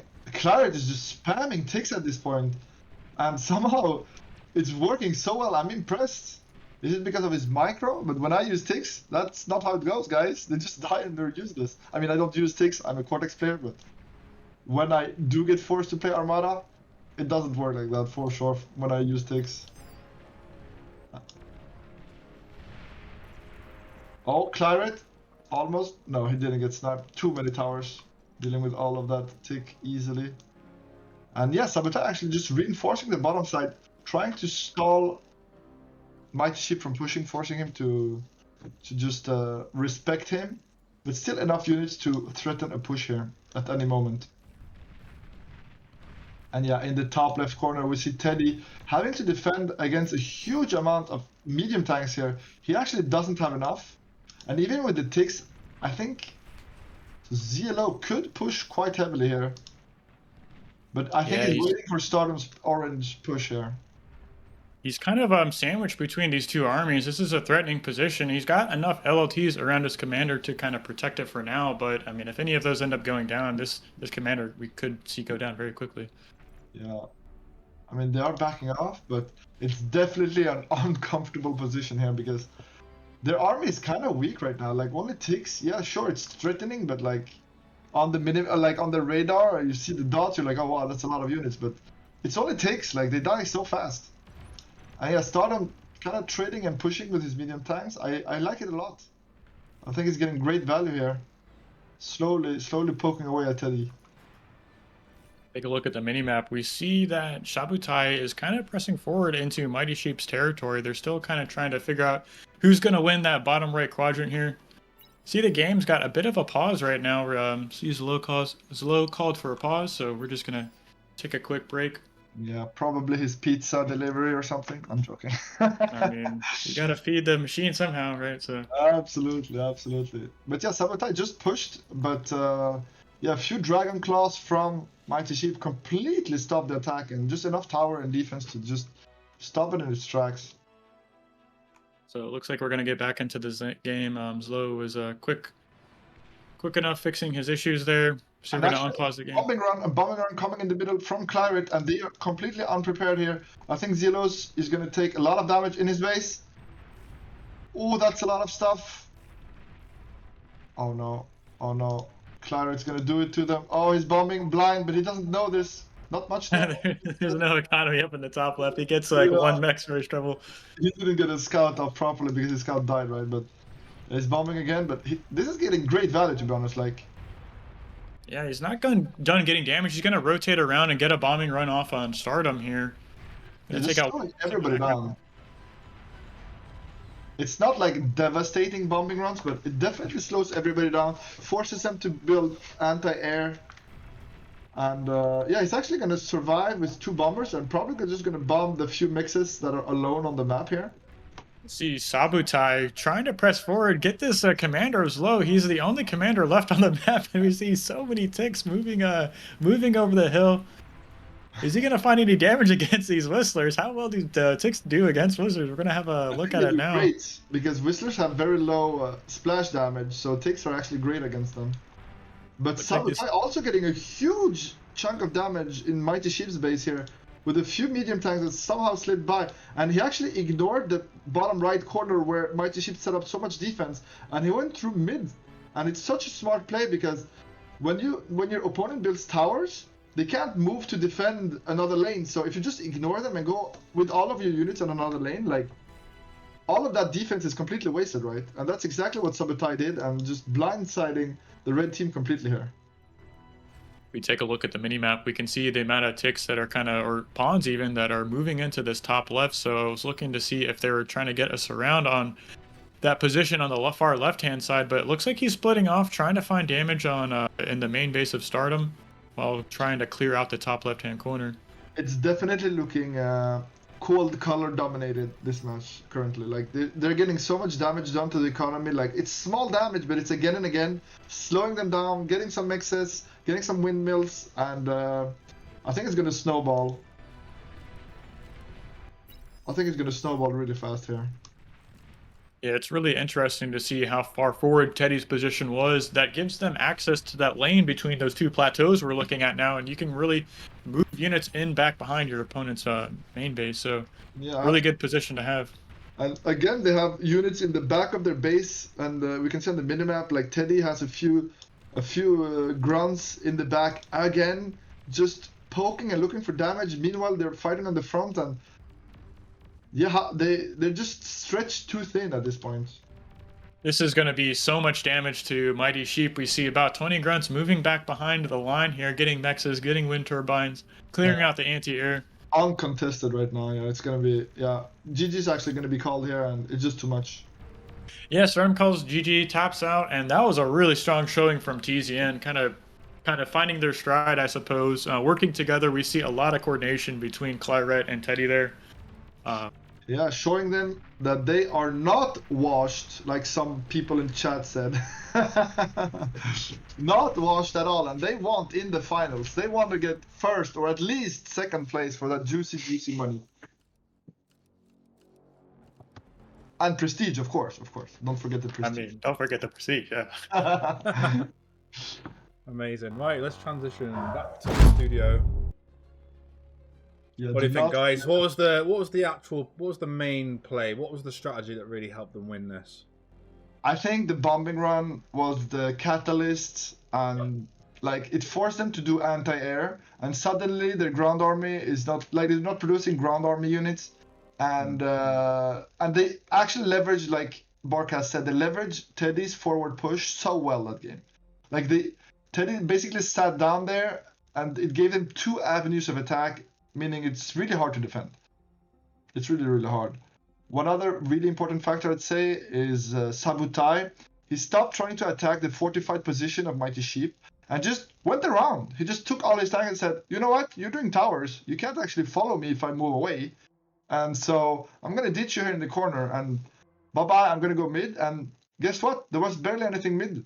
So suddenly he's in their base. There's a bombing run. They have the top side with Teddy. It's just too much. I think we saw how powerful bots can be on those large open maps, the speed, which both these players, Claret and Teddy, were able to get units in position at the right time, whether or not it was to defend or attack, harass their opponents. So really strong game from both teams, really, but TZN coming out on top. Absolutely. And now I'm kind of excited. Are we going to see a TZN in the finals? Are they going to do a dark horse comeback run from the abyss? I mean, I guess they won their first round robin, the first best of three, so they're definitely not weak, right? That's a huge pickup, though. I'm sure that kind of gives them some momentum, gives them a little wind under their sails. So one win away from moving into the finals? Yeah, absolutely. If TZN wins against Metaslaves, they're in the finals. Excellent. Absolutely. So, well, something that's as we wait for the players, I thought was really interesting about that map. I had the feeling that that's a map that not many of these teams have had time to practice on. You could see little plays that they didn't realize how far they'd have to spread across. Drawing, I think another like really telling tidbit was that they started drawing on the map. Did you notice? They were drawing Yeah. lines on the map, which sort of tells me they're still discussing right at that beginning of the match that this is what we need to focus on, as if they haven't practiced it enough, you know? So it's really interesting to I see think how you're it right. played out. I think you're right, but I saw a lot of people practicing this specific map yesterday. Okay. But you're right. They didn't practice as teams though. They were like just solo Yeah, individually. practicing. And it's completely different in a tournament setting. You're with your team, and you need like a overarching strat. I think like being a bit coordinated, and but it still helps that they play the maps for sure. Makes a lot of difference. Just being able to be familiar with the map and with your teammates in combination. I think it makes a huge difference. Let's have a quick look at the leaderboard while we're waiting for the game. Just to remind us where we are. So stage 4 round robin. We've just seen Time Zone Nightmare and StarSheep Poopers, and I believe we're now going to see TZN versus Meta Slaves. Yeah, and I can tell you that Starship Poopers are suddenly cheering very, very much for Meta Slaves right now. Yeah, definitely don't want to be eliminated. If Meta Slaves ends up winning this game, they would still be in the tournament and have another shot at the round robin here. But Absolutely. I mean, the only way for Starship Poopers to get in the finals right now is to have to win that TCN loses and that they win against Meta Slaves. It's 1-1 everywhere, and they have to redo a new round robin. Yeah, it'd be interesting to see if we have that scenario. If we do, it will then be on Art Simcat's Valley. We haven't seen that one today. Yep. I don't think I've ever seen them play, to be honest. Yeah. Well, I've had a few games on it, but we'll Pete have to have a look at the map if it comes up. But it's one again, another one with distinct lanes over some grassy plains between the water. But let's see where we are with this matchup. Looks like the players are just about ready. Yeah, they're low. I mean, we're soon gonna load into the game, but we still have some time before the game actually starts for sure. Who do you think is gonna take this home, though? Trying to be objective. The current round or just the overall? Oh yeah, this upcoming match. Who do you think is the favorite? I would say TZN. It seems like they kind of hit their stride, are coordinating well, attacking, defending, and maybe depending on the maps we're going to be playing on, could lend to their strength as bot players. It looks like both Teddy and Claret really favored the bots or got the most value when they were in the position. Yeah, I think Claret actually used the ticks very, very well. And to be fair, I think it's an advantage that TCN just played the map and they get to play it again. It's still fresh, how the map works and how it is. So, and they're a really strong team. So they definitely have the upper hand here. But yeah, X Factor, Midwit has, and Yotuniko, they have shown teeth though in this tournament. So they're not out of it just yet, for sure. I mean, can we, the bracket, they're the winners of the loser bracket. Yeah. So they just won the round robins before, so definitely not out of this for sure. Yeah, it is a shame that we aren't able to see every single match in this tournament. But do remember, guys, if you're watching the stream, you can all go and find the replays. They're all uploaded and will be available. You can just watch it in your own time. There'll be some great games for sure that we haven't seen, and I guess you guys might consider us streaming some of them as well, separately. Yeah, absolutely. Yeah, I had the idea to look back at some of those other ones. I think that game one from BARcode versus TZN, I think that'd be an interesting one to kind of look back and see really what went wrong. I mean, I don't want to be a BARcode fan, but didn't they dumpster them? I'm joking. Yeah. Oh, sorry. That was the 22-minute game we saw. That was I'm trying to create beef here. Yeah. Get a bit of spice flowing. Yeah, there's some games. It's better to go back once you know what's happened and really try and unpick how it happened. And it's something quite difficult to do live. We're trying our best, guys. But it's one of those games where there's just so much going on, isn't it?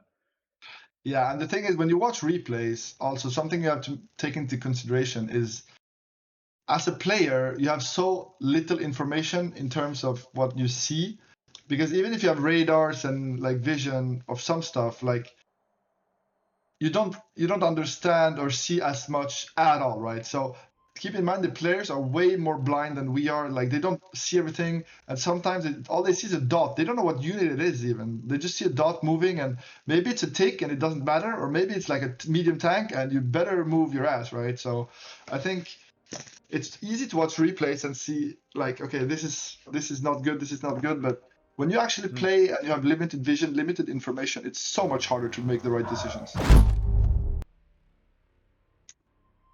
Yeah, we're just going to go back to the casting booth. Just waiting for the game to start. I think they're loading up now. Yeah, players are loading in. I was thinking perhaps too early to call an MVP player, but what about MVP unit? Any thoughts on MVP unit? which unit have you seen so far that's really done a lot of additional heavy Shuriken. lifting? Shuriken. Yeah, Shuriken just too good, man. I think when you're a new player, you don't realize the potential it has. But in this tournament, we've seen it every time the Shuriken comes out. It has such high value. Like they'll kill 10 tanks for free. I mean, the Shuriken doesn't kill the tanks, but it allows you to kill 10 tanks for free. And like that's such a huge value. And it forces your opponent to do anti-air too. Like it's just, I think it's really hard to deal with, in my opinion. It kills all the raids. Like you can't raid as long as there's shurikens in the game. It's impossible. You're just gonna get stunned and cleaned up. You can't donate, so you can't raid. Yeah, I think shuriken is the best unit right now in T1. You're going to be disappointing a lot of chat by not saying whistlers, but Barcast, what do you think? What's your MVP unit so far?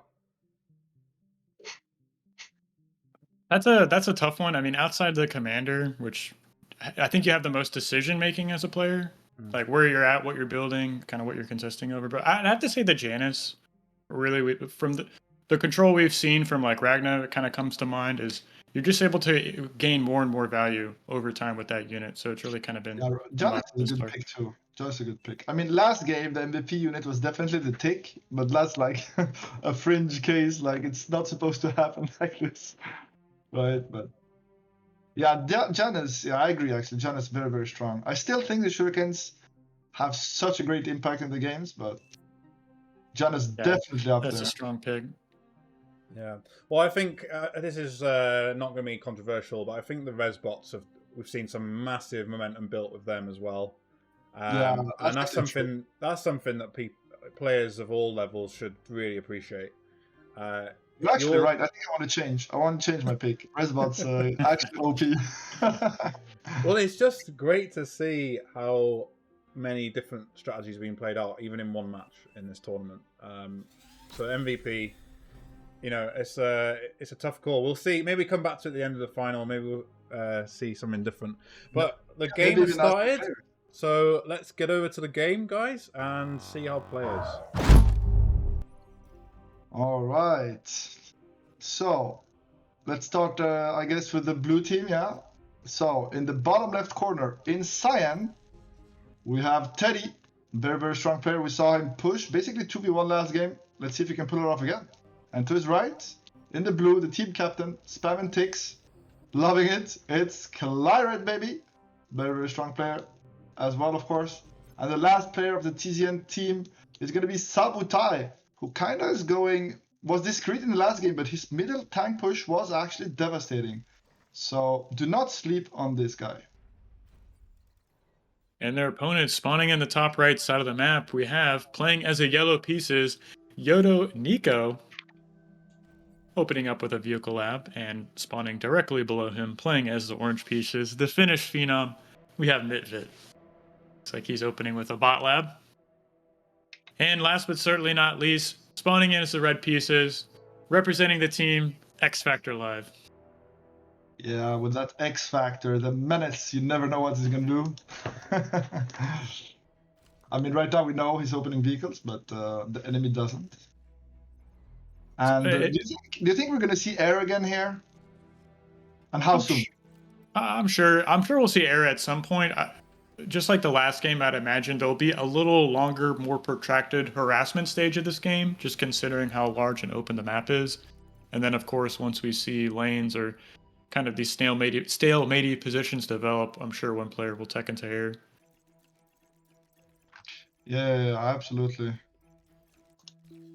Interesting choice on which players they decided to put in the middle and farther towards their opponent's team. So it looks like Mitfit's kind of leading that role for his team. Losing a mech to a tick, not the biggest deal, just kind of something to be expected in this early game here. He's going to get a wind turbine, so great job. Not what you want to see for sure, but it's okay. His commander's right beside, so it's really fast to build back up. Mm-hmm. And I'm actually taking a look at the energy sliders, and only Mitwit has actually moved his share slider below his converting slider. And the players, none of them are abusing the sharing like BARcode is. I really think it's a mistake and completely overlooked by the teams. And I mean, frankly, if they're watching the games and not using it, I mean, they had every opportunity to kind of maybe study their opponents or even see what they've been doing to succeed so far in the tournament. So kind of to their own detriment, they've not adopted the strategy. To be fair, BARcode is almost only devs, right? I think it's a lot of devs or contributors. So they like know the inner workings of the game, using every aspect to their advantage. And I think that's great to see. Yeah, absolutely.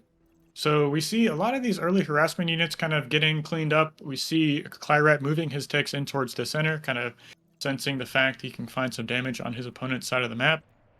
Yeah. But Yodo Nico has got a lot of rovers moving around here, so looking for damage against Teddy, and it'll be interesting to see how he does matched up against Teddy in this respect. Yeah, but Teddy has enough grunts everywhere to just protect his mechs. As you can see, he's not using towers. Instead, he just has grunts, so he can even move to intercept, and he does just that and just cleans all but two of them up. So great really play from Teddy. Play. Absolutely, yeah, those doing the same thing. He's just pushing up there.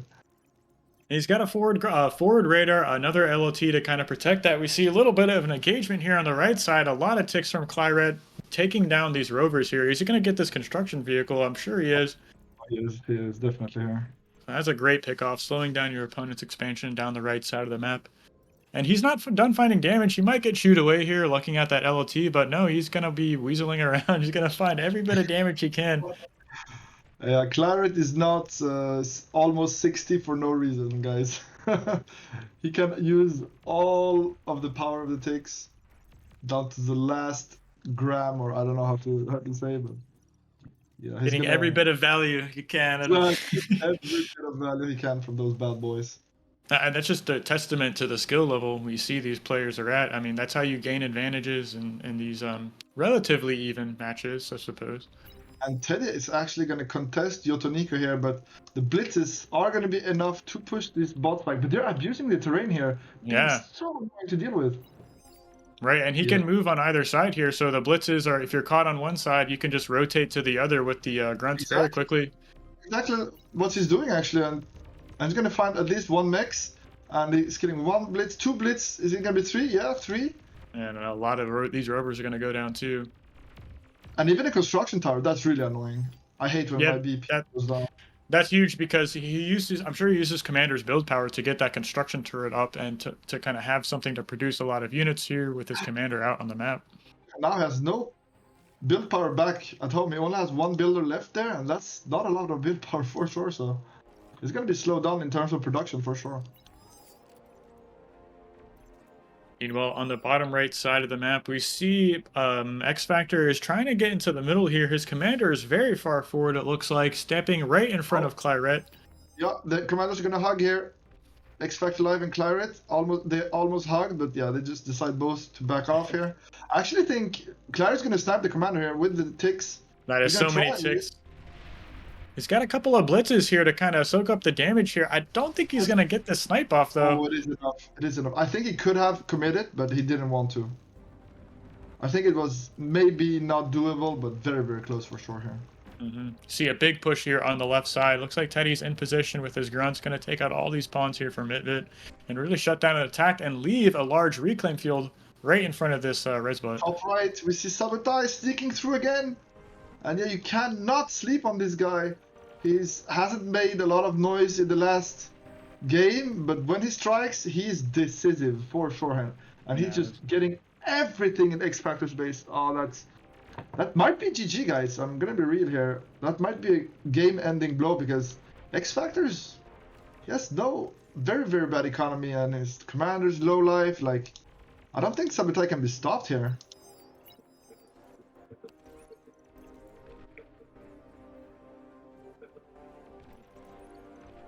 I mean, more blitzes are showing up on the right side, and Sabotage just pushing up with his commander. So even if they answer with a few tanks, it's probably not going to be enough. And more damage found by Claret, sniping even more wind turbines here, and yeah, that is definitely rough here. Yeah, these ticks are so good at sneaking in, finding damage, finds another unprotected mechs, and he retains the unit, so you have to chase these down, you have to deal with them somehow, otherwise they're just going to keep sharking around, finding these vulnerabilities here.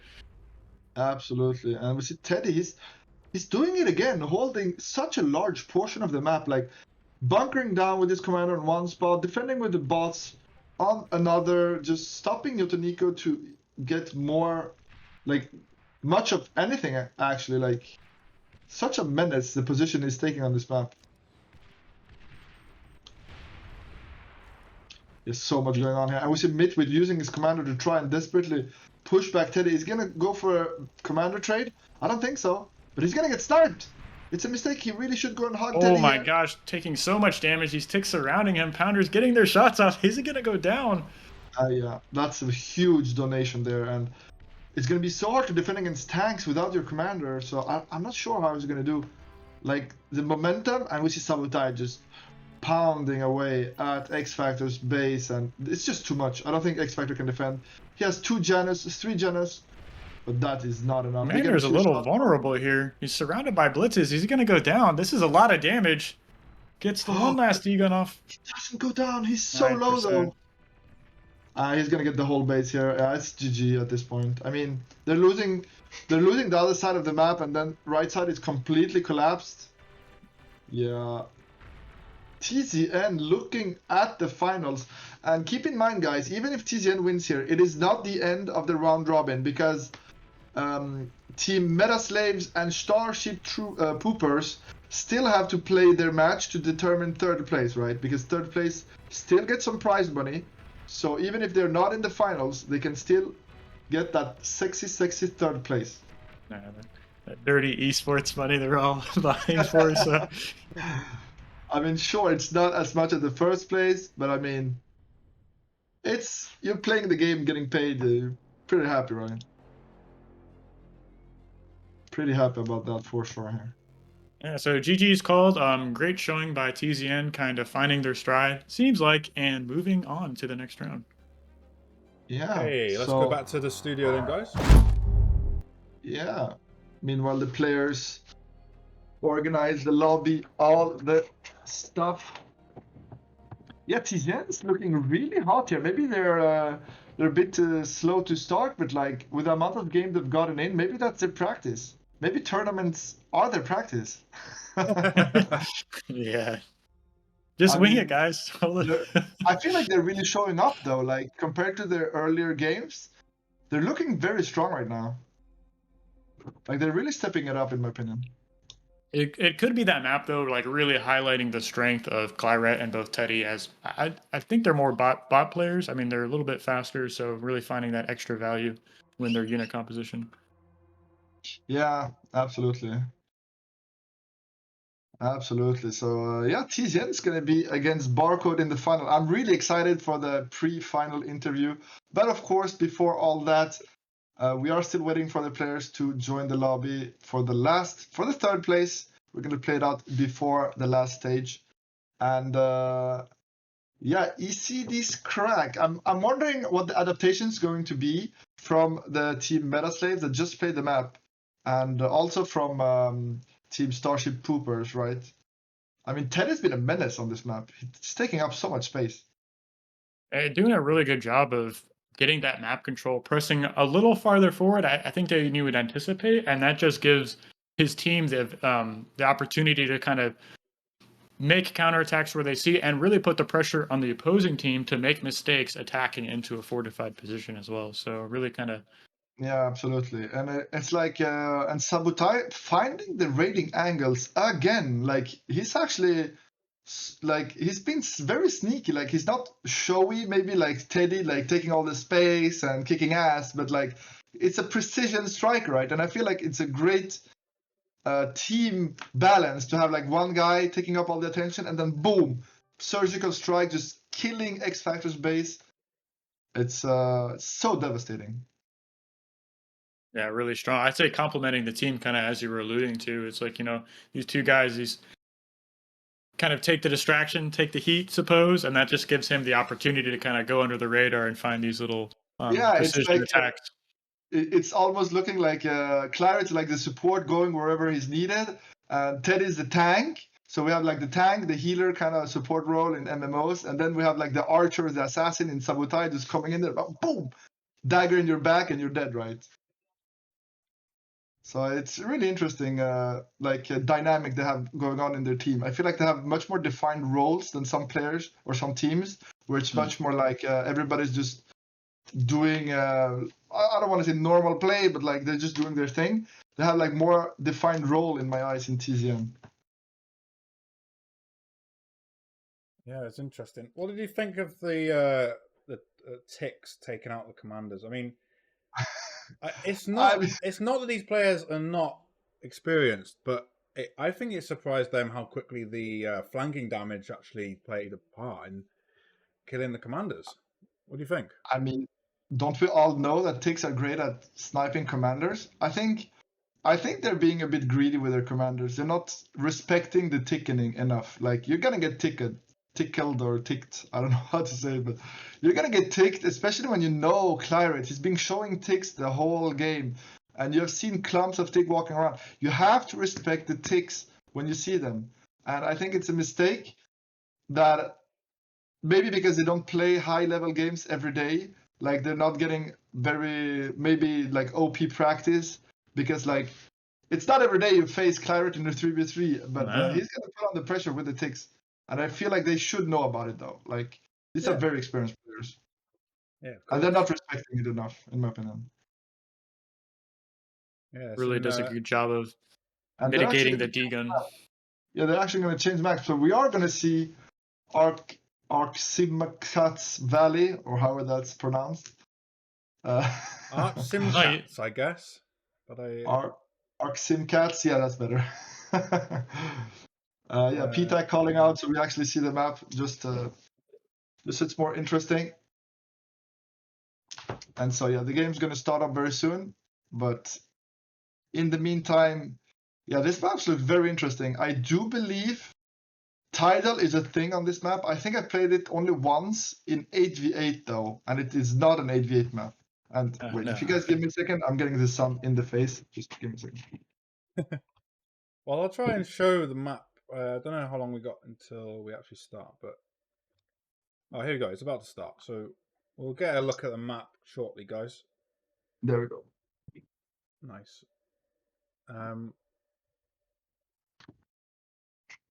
This looks like a really strong 1v1 map. Yeah, frankly, we played it. I played it 8v8, and it is not an 8v8 map for sure, but it was fun. It was definitely fun, but yeah, you don't get a lot of metal on this map, if I remember correctly. At least not when you're 8. I see in the description of this map, as it's kind of floating around, there's a 100 gravity on this map. I'm not sure what that means or what that kind of how that affects the gameplay. That's a good question. I'm not sure either. I don't think it matters too much. Gravity affects range of plasma weapons mainly, but I don't think it's tweaked that much in between maps. Obviously, it affects balance, but at least that's how it used to work. I think we try to stabilize or standardize the effect of range. See, there's also a hardness value on this map as well. So is that kind of like a movement speed thing? How fast vehicles can move, or? Well, hardness is actually about how deformable the map is. So when you've got some, incredibly powerful weapons like nukes that can, or the Oh, commanders, explosions, creating, these new trenches and craters. and hopes. Hardness reflects how much that happens. So Oh, I didn't know that. That's actually very interesting. yeah, it can play a major role in some maps. And then there's others like metal maps where the hardness is so high they don't get deformed at all. Well, that's the intention. That's not Yeah, actually being that done makes to sense. some of the older maps. No, that makes sense. And actually, I've started to take a look at map making, and let me tell you, it's in theory very, very simple, but in practice, very, very hard. At least for me, because it's like image manipulation, and I have like no experience. So, but I find it fascinating, and I really want to be able to make a few maps. And I have the plan of making tutorials to help make it more easily accessible, because I feel like we have such a growing community right now, and it's so interesting to see more different map styles, like new mappers, and what they could come up with. I think there's so much you can do in a map in this game that really changes how you play. So yeah, I'm really excited to try and figure it out and share with the community.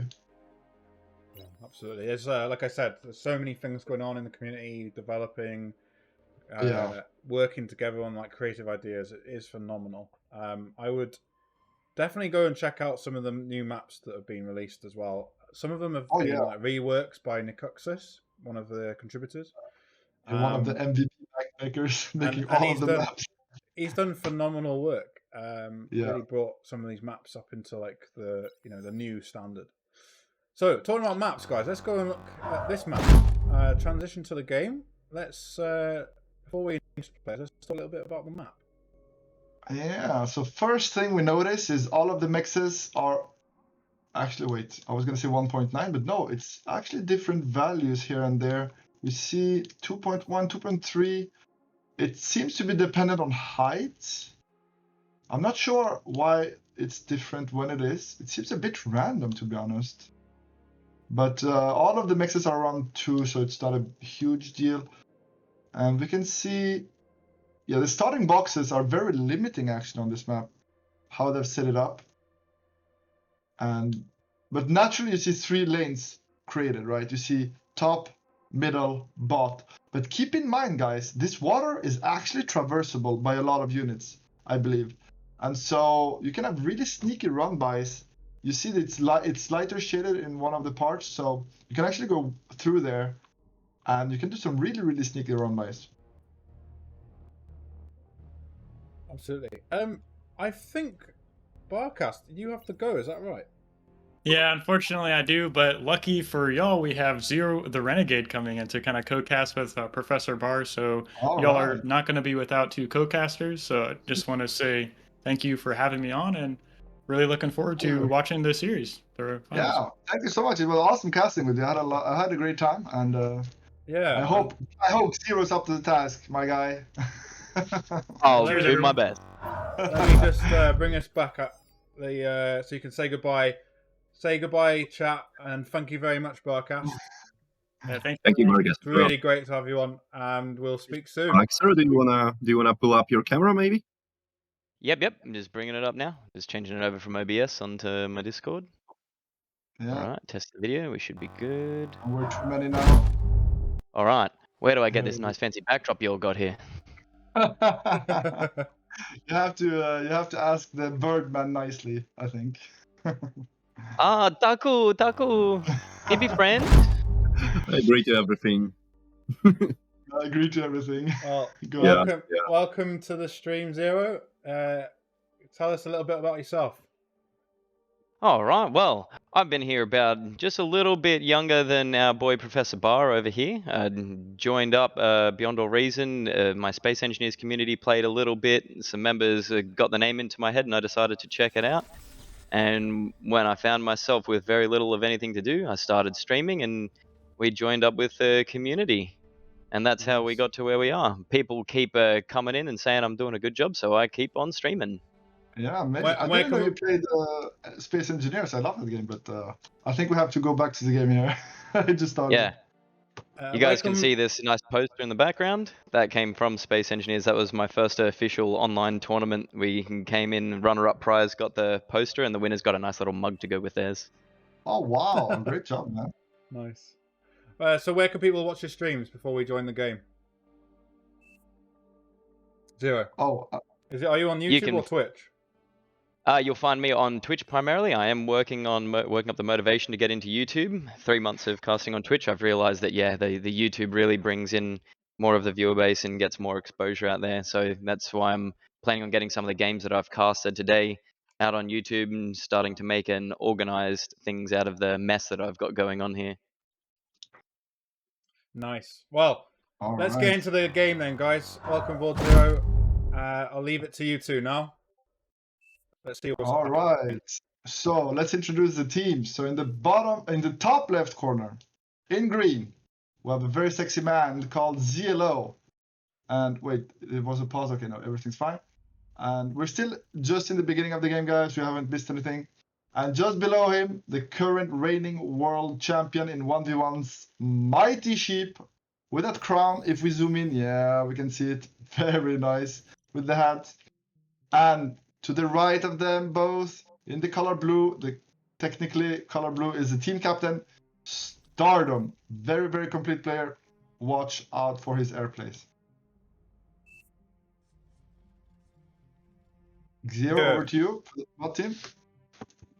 Alright, just popping out my window here so I can go and see what's going on. Alright, so here we have X Factor from the team, the meta abusers over here. They're just working on the meta. It's all Whistler tanks. It's all Janus tanks. X Factor, the biggest and the baddest over here, has been putting on an absolutely massive showing here tonight. All the games I've casted, he has been a force to be reckoned with.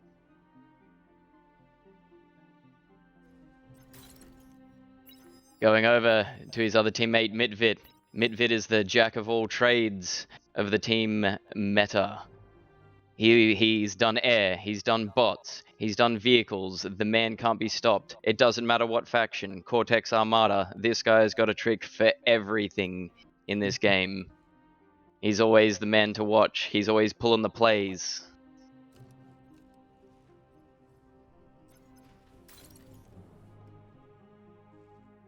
And the final member, looks here, we've got Yotaniko. Yotaniko is the man on the front line. He's the biggest wall standing between you and everything coming at you and your teammates. He is just the wall. Every game he just gets onto the front line and you just can't break him. And if you leave him alone, he's coming for you and he's coming for your mexes. He's coming with a trebuchet or some seeds, right? Yep.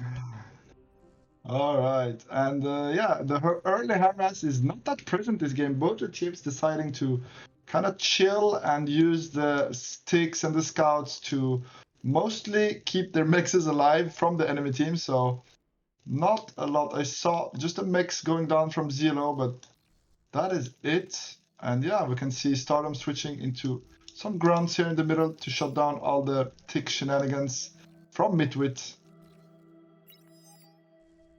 And yeah, it's looking like it's going to evolve into a lane map kind of deal with Stardom going top. Mighty Sheep's going to go bot, I believe. Mitwit already in the middle, very fast to take the middle side here. And I like his starting position actually, starting not even on the high ground, but just starting as close as possible to the mid lane, making sure his commander is there first, and yeah, just holding it down for his team here.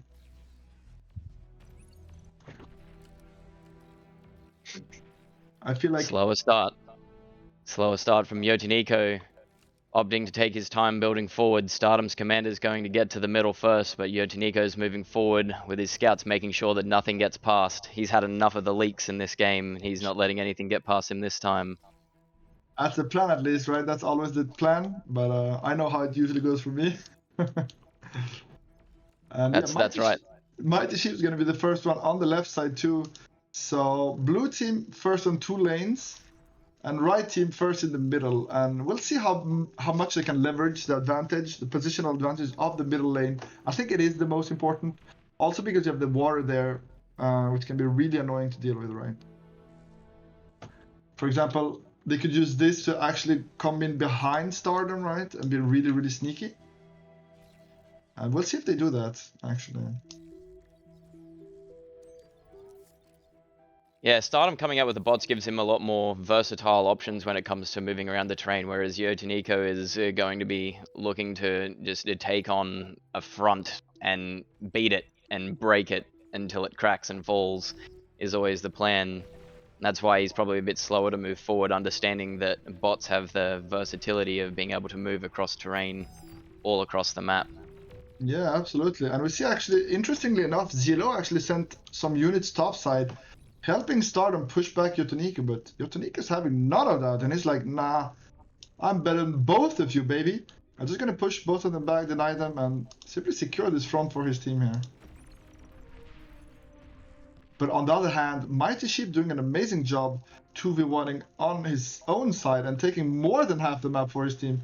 And actually, if he secures the front like this, he gets access to the whole backside over here, which is a big deal, right? He gets access to so much extra.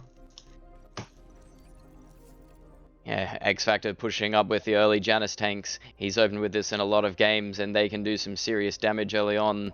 Light laser towers aren't going to be enough to hold it at bay for too long. Yeah, but they're bad at face tanking the laser towers, though. I feel like you need a few medium tank, but he does have them, so I think it's completely fine.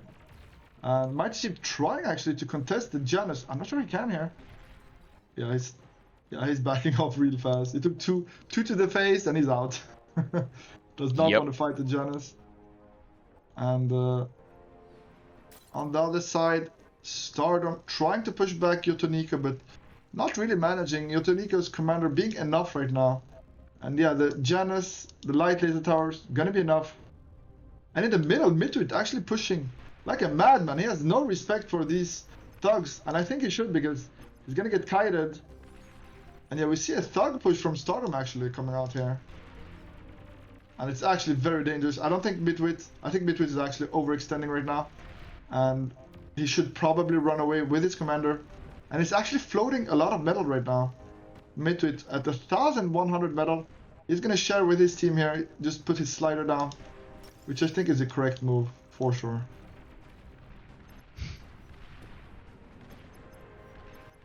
Yeah, he's being very ambitious. Midvit's always been one for the aggressive plays, and the all or nothing, high risk, high reward is the way this man likes to live. Yeah, he's getting pushed back though by the fact he's gonna try and juke a lot of the shots, and he's managing to dodge a lot of the plasma here. Very great, good movement. But Stardom actually the one using the sneaky path here, coming in from behind, and how's Midwit gonna deal with this two-pronged assault? Or no, Stardom's actually gonna pull out. Caster Curse right there. Yeah, it's only a matter of time until Stardom's spotted here, and then Midvit will put out the call, and then we should see an instant reaction from Yoto pushing up on his side now that there's no commander to waylay his units with the threat of the D-gun. So he's going to press forward and take some space back on the top side. Yeah, but they're going to need to defend middle here, because Midwit doesn't have enough to actually hold back this thug push at all. And behind the push, Stardom's getting all the things resurrected, so it's getting great value. And I believe, it's about to start Midwit. Midwit is 5% health. Oh. Oof. Yeah, he has to be careful here. He's gonna hide in the water. He's going to the corner here. He's punished. Yeah, Stardom's going to break through here, getting a successful raid off. Some of the lighter units going to take down the mexes while the thugs take on the duty of the front line. And again, on the top right corner, we see Shurikens actually shutting down the push from Yotaniko, but he has enough Whistlers to deal with it though, so ZLO with the Shurikens need to be careful not to get them all killed for free here, and he's finally moving out just in time. So we're gonna save most of them, but in the middle, I don't know if anybody can stop Stardom at this point. That's right, and the economy difference is only getting bigger too. They're nearly working on 30 metal and 700 energy in the advantage here as well. So not only are they gaining the extra space, but they have the economy to back it up and hold it too. Yeah, absolutely. And in the meantime, X Factor, the thief captain, is not managing to break Mighty Sheep. And to be fair, it is hard to break Mighty Sheep. But they really need to win on one lane. And Yotaniko is the one that is doing the most here for sure. But I'm afraid he's going to get stopped very soon. We see a lot of units from ZLO, and It should be enough to hold this. Yeah, he's just waiting for him to extend far enough away that he's going to take too long to reinforce his units, and then he'll swoop in and surround them and kill them off. But he's got to Yeah. wait for that commander to move. Yeah, the commander is the true issue, isn't it? Like, such a powerful unit. Especially with the update, the extra hit points, like the commanders with their ability to degun and tank as much as they do, that's what Definitely. relies on stopping all of these medium tanks from just rolling over a lane. Absolutely, but in the middle with his Stardom actually losing a lot of the res bots, all but one actually survived that. But he has so much though. If he manages to push just a bit more forward, imagine he gets that reclaim field under his control, I think that might be GG. They need to stop this push right now before Stardom can resurrect all of these units. Because if he does, it's just going to snowball into too much of a lead. And Yeah, I mean, it looks like Yoto's yeah. starting to send his units down to assist. He's not bringing any more units to the front line, but he's holding his line on the top while sending his remaining units down there, right as Stardom is knocking on the front door of Mitvit. And more shurikens are going to come in mid. And mid doesn't actually have like the leisure to really build anti-air. He's under so much pressure mid with. Like, he can't really afford to start building anti-air at this point. And we see the shuriken. I think it's going to be devastating when the shuriken arrive here. And they're going to stun the towers. And yeah, it's just free. He can just walk in at this point. Everything's going to get stunned. And here we see the shurikens at work once more. And they're so powerful, guys. Especially as a surprise factor like this, right? Yeah, that's right. Coming in right when he didn't need them to, putting that extra metal to use, getting that air lab up. It's the final nail in the coffin for Mitvit. Yeah, ZLO with the gifted shurikens really helping Stardom out here, and even behind is preparing a bombing run. I don't think they're gonna need a bombing run though, because even X Factor Live is forced to come home. And ooh, great hits from the Janus though, really killing a lot of the thugs here. Oh, that's what you call Cinemass. I mean, the fact that X Factor Live has to pull back tanks here is really bad though. Even if they did manage to kill a lot of the thugs with the Janus, I mean, this is really, really rough here. There's so many res bots. And now Mighty Sheep is able to push through because X Factor has to back off.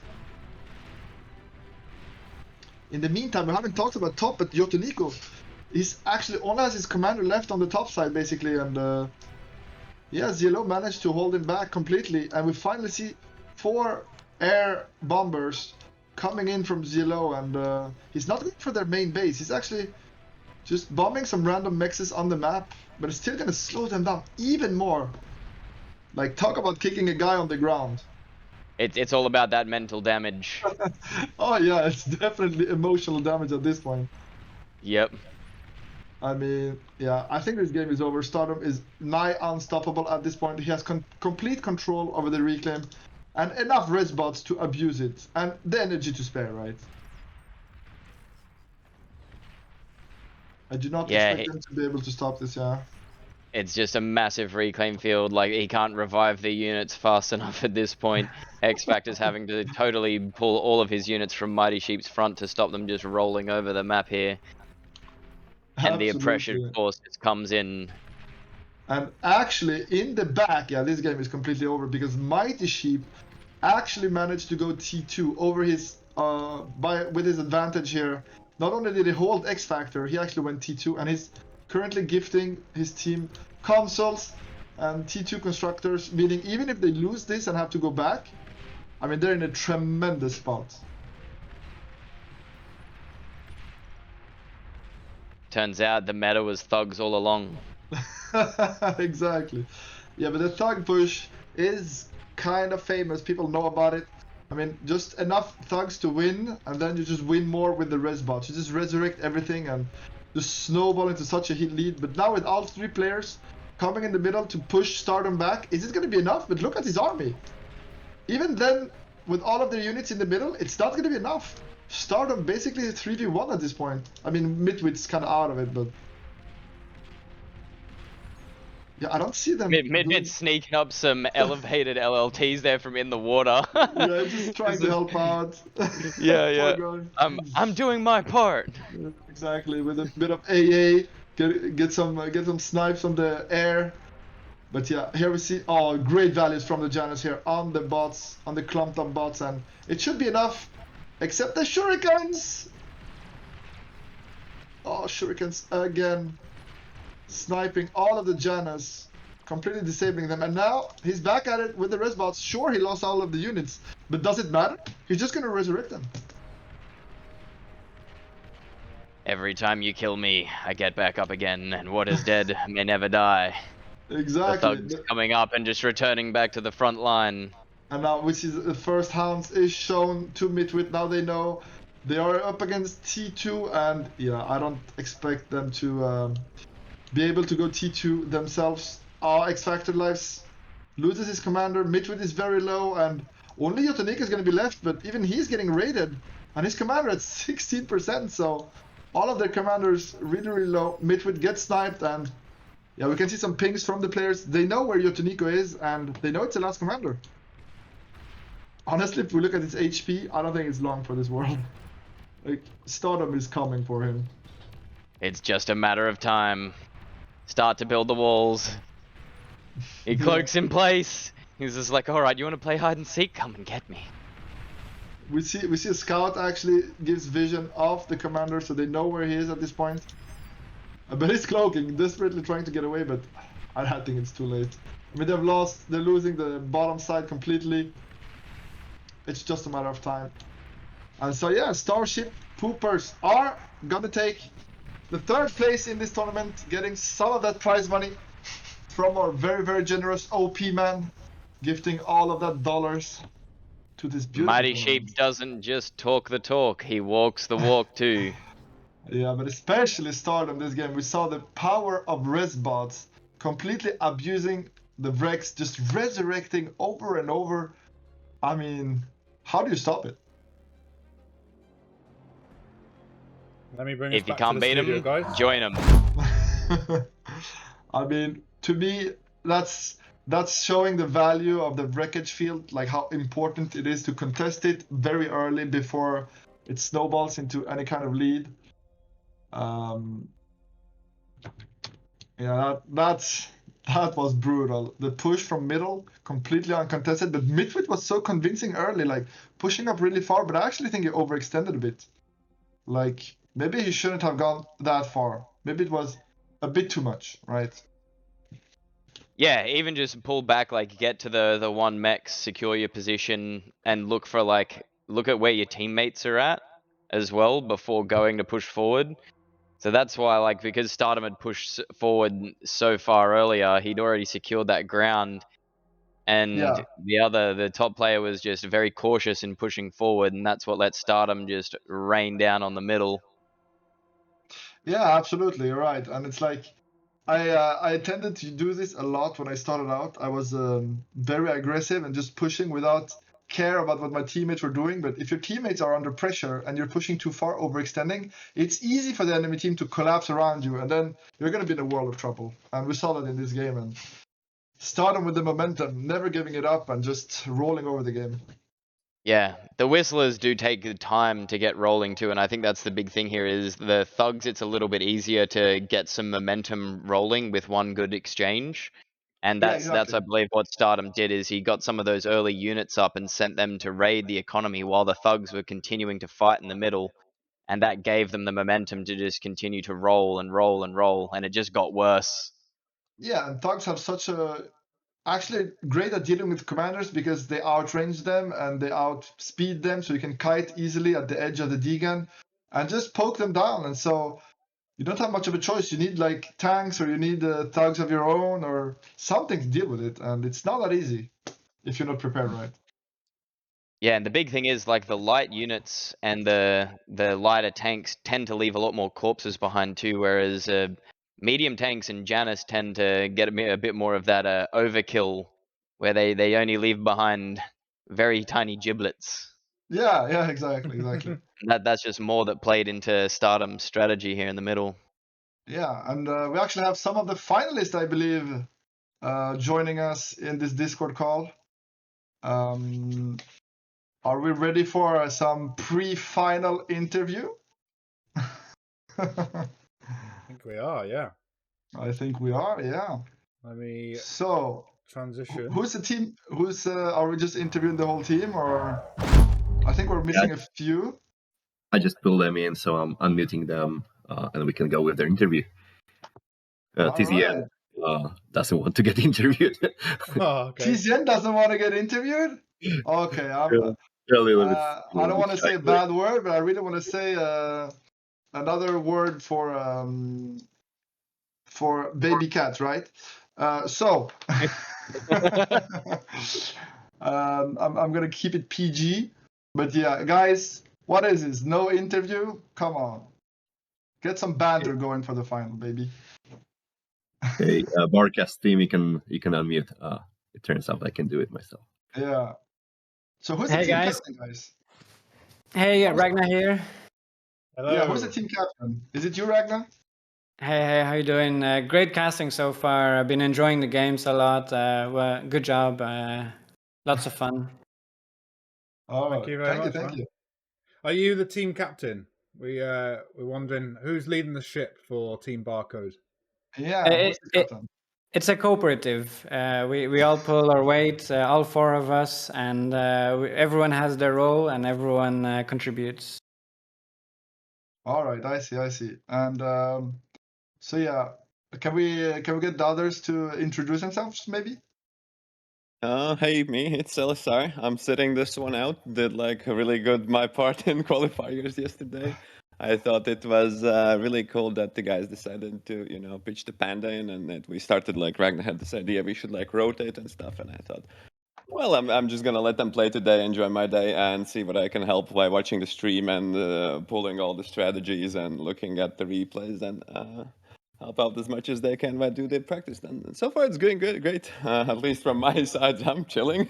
I'm having team. My team's winning, so it's great. It's getting So, some yeah. serious Yeah, for esports now. If you've got coaches for in the sure. back helping the teams. Yeah, I wish we had like spets for you so I could join and not see everything, but only see my team and maybe focus on the things like they do in the mobile. Yeah, like and a shot whatnot. caller. Yeah, shot caller, yeah, as well. Oh Missing yeah, all the points. that'd be interesting. I That mean, is you could technically do it, but that's an interesting feature request that should be put on the suggestions, and maybe someone will make it happen. It's also good. Also, if you regularly watch the 8v8s, I think the players could always benefit from watching the players in like first view because you know how these spectators go. Oh, he should have just gone there, killed that stuff, and yeah. Yeah, and I want to hear from Trash Panda, the last member. The hero. Hello. Yeah. Hey man, I'm Recon or Trash Panda. you're Panda for life now. You don't have a choice. Okay. And I've just been doing what they tell me to. That's it. I think you're doing a great job. Like on the what's the Rock Mountain map? You did a great job against Mighty Sheep. Like you held your ground. You pushed him at the right times. I think you're selling yourself short, but I mean, I get it. There are impressive players all around. He was trying to trick me with that jammer, I think. Yeah, he was. He definitely was clicking. Okay, so guys, I want some spice. So we're gonna start with. Do you think how easy do you think the final is gonna be versus TZN, and are they washed? Confirm. No, absolutely not. I think in the game that we played against them, they were like super strong, and it was a tough match. And in all lanes, we were struggling. So it was super fun to play. At least for me, it was. I had a good time, and I'm looking forward to these games. No matter who wins, I'm gonna enjoy it. Okay, but okay, Ragnar's being very diplomatic. Trash Panda, do you think you're gonna crush TZN in the final here, or is it gonna be a hard game? Well, that Claret guy, he's pretty washed. There we go. There we go. Thank you, Trash Panda. Yeah, I'll have to agree on that one. Claret, up your game, baby. I'm joking, of course. He's been playing tremendously, but Yeah, the games have been really good and tough so far. all right. Yeah, Actually, I agree. The game's been amazing. Here we go. A question from a sponsor and viewer here. How would you spend the $100? Ooh. I still owe LSR some money, so Yeah, it's like, have to get Okay. this team, so So Ragnar's we gonna need to free get out roll. of debt. So that was Ragnar, right? Trying to get out of debt. yeah. All right. Yeah, Uh, that's a good question didn't from hear- chat. Actually, We didn't hear Is from it- Melody. did are we? you not going to be splitting it between 4 people? How are you going to split it? Oh yeah, that's a good question. I think there was a suggestion to donate it. Donate, to, yeah, I was for donating. I assume everybody else as well.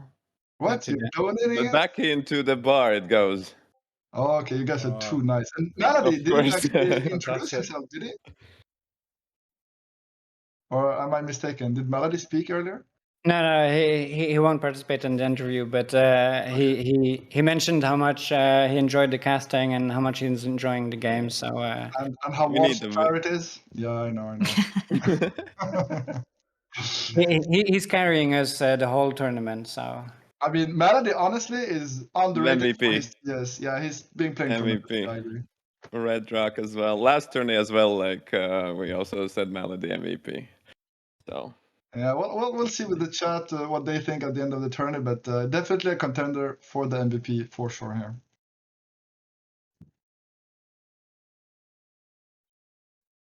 Do we have some more spicy questions from chat? I know the chat's a bit delayed, so I'm not sure how fast they're going to ask their questions, but Nothing really, because most of the people in the chat are just people who call us washed up lobsters too. So the main question was asked. We just wanted to know if money was going to be spent. oh, yeah. No, I get it. I'm really sad TZN is sitting this interview out. I would have liked to hear some beef here, even if it's friendly, right? Some friendly banter. I just find it so much fun. I think they're having a last-minute huddle. They know what's I on the know. line. They know what's on I the know, but it's line. They know they can do it. It's all to play for. I know, but it's like if you're not gonna even show up to the interview and say hello, and I don't know, aren't you a bit of a baby kitten? Am I right? I'm calling too them out, busy. baby.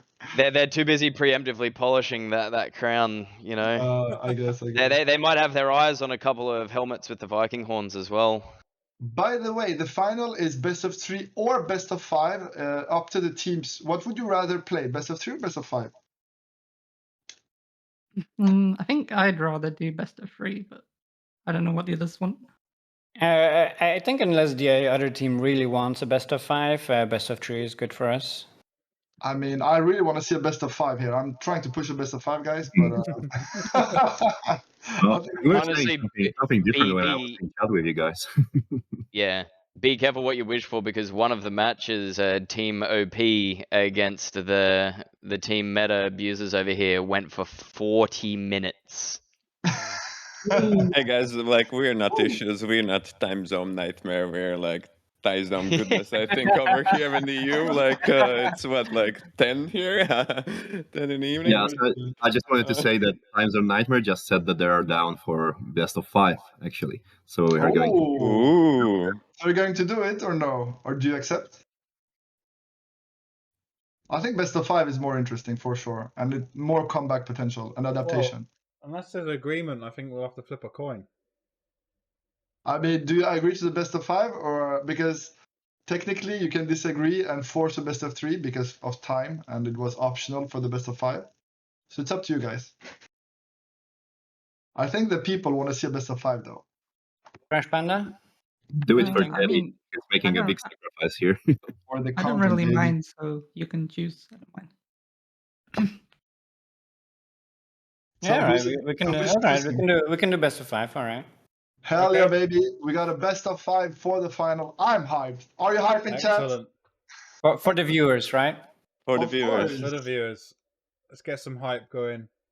Okay, Yeah. guys, so let's get ready for that. When are the players ready to start? We can talk about the maps coming up.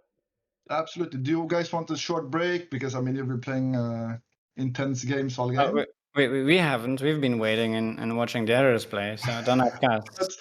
That's true. TZN didn't play the last match either. So oh no, they did. I'm stupid. They just played a match. So Yeah. I think we're gonna give them maybe a minute or two. You guys maybe set up the lobby while we take a look at the maps. Yeah. There's we're a in lobby lobby. already set up. TZN versus BARcode is set up and ready to rock and roll. Okay, perfect. Yep, I'm Well, ready then in there. they're not Let's, here yet. But... So let's talk about the maps coming up. Yeah, okay. So Zero, we've you know got- where the maps are? Yeah, for the grand finals, we have round 1 on Tabula. Yes. One we haven't seen today yet, but a firm fan favorite. I think we haven't seen any of the 3 first maps because you're going to be Tabula, Tangerine, Yeah. Folsom Dam, right?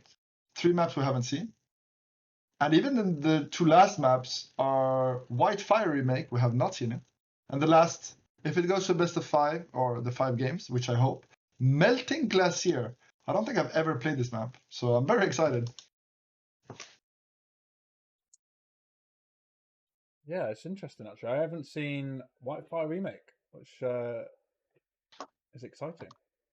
Whitefire Remake, yeah. A few of the 8v8 lobbies have been clocking around there a little bit, testing out the new waters. It's going to be an interesting show for sure. Oh yeah, in 2v3 it's going to be very interesting, I reckon. For sure here. And who do you guys give advantage to? Like Zero, I know a bit more about BARcast opinions because we've been talking and streaming most of the tournament, but what do you think? Who do you think is going to take home the very, very sexy Honestly, bragging rights? this whole tournament, there's been so much going on, especially like with teams like the Meta Slaves just came in, and I didn't think they were going to go as far as they did, and they just kept punching well above their weight the entire time they've come through. But similar to, we see a lot of names here: Ragnar, Malady, and Panda. These are all names we've seen at some point in the high OS lobbies. Same with Clyra and Sabotage. Teddy, not so much, but Teddy's been a bit of a sleeper this tournament. Every game I've seen him in, he's pulling some serious level aggression. The guy is working on he's got one of those extra mechs widgets tucked away somewhere. I agree. I agree. Like I said earlier, I think he's actually extremely good at just going out on the map and just soaking up pressure for his team. Meanwhile, Claret's gonna be like the assistant, just going where it's needed, just adapting to what the opponents are doing, and Sabotage with the precision strikes. Meanwhile, Teddy just soaking up all the pressure, right?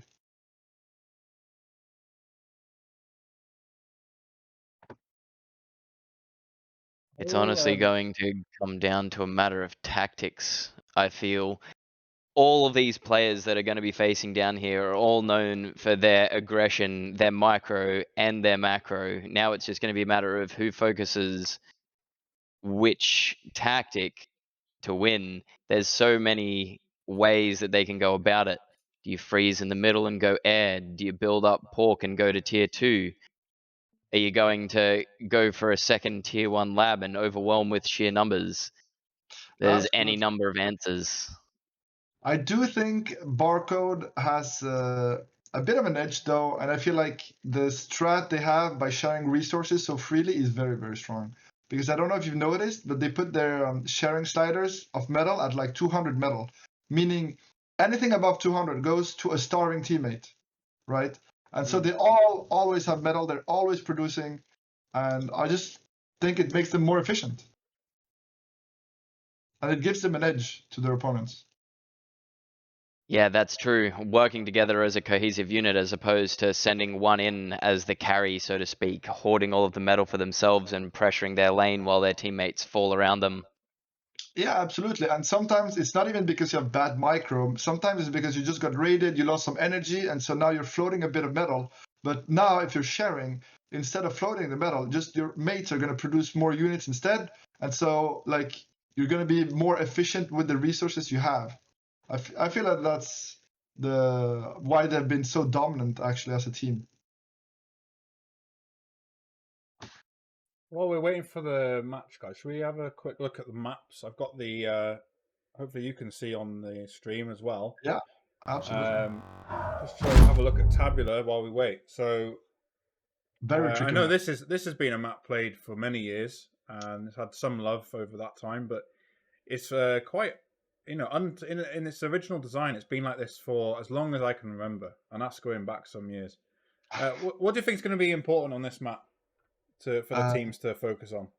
This map is very tricky because you can see the bottom and top side are actually not equal. Like the side that has water near them has a disadvantage on that side. Yeah, if you're starting in the left corner, right, the water is actually stopping you. It's forcing you to walk around it. It's not very clear on this model, but you can't actually walk right through. You have to go around it, almost through the middle, which slows you down tremendously, meaning the enemy can easily walk up and secure all that high ground, meaning the map is usually cut in a diagonal. So it's not a balanced map in terms of lanes, if that makes sense. Like it's balanced overall, but it's imbalanced per lane, if that makes sense.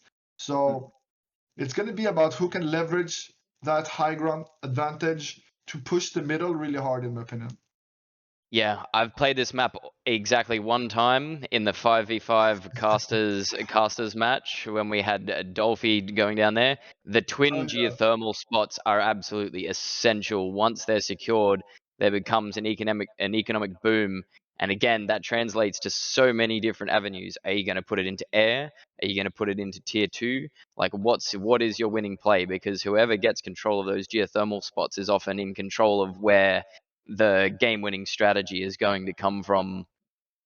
And meanwhile, your other teammates are just sitting there, just hoping and praying that whatever you're doing is going to work.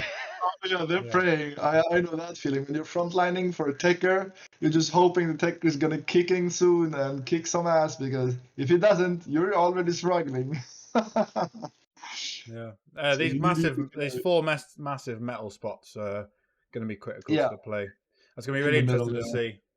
I don't know if the game's ready to start. I know the players have been joining the lobby. They're all in the lobby talking a bit about if it's going to be a best of 5, confirming some details. But yeah, they're getting ready. Excellent. 5 out of 6 already. We could look at the next map, which is Tangerine. I've never actually played this map, and I'm hoping we're going to see some hover action. Yeah, there's a lot of water on this map. You've got two, so the two teams will be north and south as I'm looking at the map now. In a traditional setup. And there's quite a lot of metal spots that you start with, and loads of trees to reclaim for that sweet energy. But as you say, the water might very much encourage either naval play, which we haven't seen at all, or hovercrafts, which would be really interesting. I think naval, I don't feel like on this map, I'm not sure how deep the water is or how close the boats can go to the border. I mean, the light boats can always go to the coast, right? But the heavier boats might not. So they should be able to get close enough. It's not to have great on impact. this view, but you should be able to get close to this passageway or this passageway if you're this player, and try and help shut down any lanes. I don't know if we'll get to that, but we've already seen T2 in some of the matches, and I'm not sure you expect that either. So let's not rule it out. I don't expect it, but I'm dearly hoping for T2, and I mean on both teams, not just a winning T2 that just rolling them over like the last game we saw. Because like they got T2, but it honestly didn't need to. It was already over. But I'm hoping we get to see at least one match where they take up, maybe even see a fusion or advanced fusion at some point, and yeah, that's going to be really interesting. Yeah, it's and maybe this is the map. Yeah, maybe this is the map they do it on. And yeah, game is launching, so yeah. Let's go to that then. They're loading in the players. And yeah, on Tabla, as we spoke about earlier, it's a very interesting map. The fact that it is like lane asymmetrical, or not symmetrical by lane, makes it very interesting in a high team environment, right? High level team. Yeah, just like we saw earlier, where there's not necessarily the confined starting spots. They have a bit of choice in where they start. It'd be interesting to see what they've got here. So absolutely, let's get to the game. I do expect them to at least try and contest the enemy hill, so to speak, because like you have, we can see Ragnar is placed very aggressively, or Malad is placed very aggressively on the top hill here, right? Because he knows if they secure that, it's a huge deal, right? They get so much power. And yeah, players are slowly loading in here. I will get a better look at the map. Even the wind speed, we can see 1 to 22 wind speed on this map, so that is definitely what you want to go for here. Yeah, that's a high average speed there, 16.4. I think that's the highest we've seen all day. Yeah, I agree. And we actually see that left team is not even placing on the bottom side because they know this hill, they're not going to be able to contest it if they place in the bottom left corner, as you can see. So Ragnar actually going to place in the middle instead here. That's very interesting. And the other team is going to do the same thing. But maybe we should introduce them as the game's, I guess, about to start. Good luck, have fun is called out. And in the top, on the hill, in the blue, very, very OP player, Malady. And ready to take this hill and kick some ass for sure here in this first best of 5. And below him we have Trash Panda, very shy on the microphone, but very unshy on the field of battle. And the last player, of course, Ragnar, a beast of an aggressive player. I love his playstyle. And let's see if he can actually contest the enemy hill here on this map. Alright, and on the east side, Team TZN, Time Zone Nightmare. The Enforcer, Teddy, taking the bottom side, and he's going to have access to the 2 geothermal spots, leaving Sabotai and Claret to duke it out on the front lines against Panda and Ragnar. So it's going to come down to who has the tactics, who has the sneaky plays, and who's going to comm drop first. All right. Yeah, game is starting. And we see already a difference between Malady and Teddy going for the hills. Teddy is actually going to start on his 3 mexes and take the hill more slowly. Meanwhile, Malady is actually just starting as close as possible to the hill. He does not care. He's going to take all of the space as soon as possible here. Teddy going for the safe 3 mech start. Let's have a look at the factions chosen here. Looks like we have Teddy going for Cortex. Yeah, Claret opting in for Armada. And Claret for Armada as well. And we see Malady actually telling his team about the sliders again in the early game. And we can see all of the sliders already down very, very low. Making sure they share all of the resources basically between themselves and even the energy, right? Which I think is so smart. I've said it again and again. I know I'm repeating myself, but I just find it fascinating. Especially in the start of the game too. I find myself in the start of a lot of 8v8s, I'm building a couple of extra wind turbines to go and siphon off some energy to the guy that forgot to build a solar before building his lab. Yeah, no, exactly. And I think like it makes your eco mistakes, if you make any, that much less impactful because your team has your back, right? That's right. It's always a balance of individual performance versus team coordination and cooperation. Yeah, absolutely. Oh no, we see Claret is starting with the ticks again. He's gonna go for it. And Malady actually doing the same, so we're gonna have some ticketing going on here. Teddy starting off with the bot lab, Sabotai Armada vehicles, and Claret in the Armada bots. So there's a spread start here. Yeah, and Trash Panda with his reliable Armada vehicles as usual. Ragnar with the Cortex bots, and Malady with the Armada bots instead because yeah, he seems to love the sticks. Yeah, it's the first match in a while I think I've seen a perfect mirror. So there's a Cortex bots, Armada vehicles, and Armada bots for both teams here. Oh yeah, you're right. It's actually perfect mirror. Even the positions are perfect mirror. If you like, bottom player is bot, middle, vehicle, top, Armada, bot. That's actually amazing. It's always interesting to see the game knowledge is like sort of on par for what sort of faction is going to work best in what position.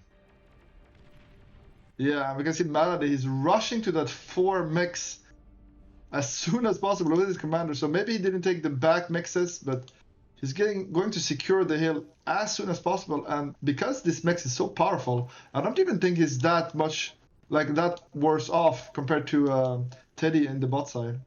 Interesting to see the constructor shed to Malady here. That's possibly to go up and acquire those 3 mexes here. It's currently on a path over to his lab. Yeah, even the hill, I think. Yeah, no, to the lab. I'm not sure why. And he actually built a constructor for his back mixes already, so it's... Yeah, I'm not sure why that is, though. Maybe Melody, knowing he's gonna need build power soon, and just needing a bit of an extra help there, but... Yeah, some pawns right. walking up from Claret, gonna already contest the hill, and honestly, there's not enough to defend here. They are gonna get some damage done, for sure. He wastes no time in splitting off. He's going to go and spread Melody out as thin as he can. That opens up the way for the other raiding parties going ahead. Claret is microing nearly four groups of units here currently. Yeah, he's insane. But Trash Panda with the wise LLT gonna shut one of the raids down, but yeah, Melody losing some important mexes here already, and that's definitely gonna slow him down here. I mean, especially that 4 mix, it's so important. Yeah, Teddy moving forward much less to contest on his side. It's just going to be a matter of who gets the constructors up into those geo spots first, because those are each one of those is going to be a massive power spike for their teams. Absolutely. And there's even there's 2 geospots, like you said. One is a bit exposed, but one is on top of the mountain. Actually very hard to go there unless you play air or something, because you have to use the middle ramp to actually walk up there. We see some more skirmishes between Ragnar and Teddy. Teddy actually pushing Ragnar away from the hill. And Ragnar with the classic vehicle switch on the front line here. He loves to do this, opening bots and then switching to vehicles. And Trash Panda with some great D-guns, actually just sniping a lot of the grunts here. Lessening the pressure from Teddy. And is Ragnar going to be able to use that pressure? But Ragnar is currently switching to vehicles, so he doesn't actually produce units right now. Melody sending some units here through the sneaky water just as Claret pulls his units out. But it looks like he's done a good job of protecting all of those holes there. They're going to meet some LLTs as they walk up the hills. Yeah, sadly 4 is not enough, I think, to go push through an LLT. But honestly, like 6 or 7, and that would have been a menace for sure here. But yeah, Claret's not taking any chances as well. He's sending the ticks up just in case they break through, because they find the corner of the LLT and they do push past. Yeah, they do sneak, but yeah, he should have enough here, especially with the extra tower.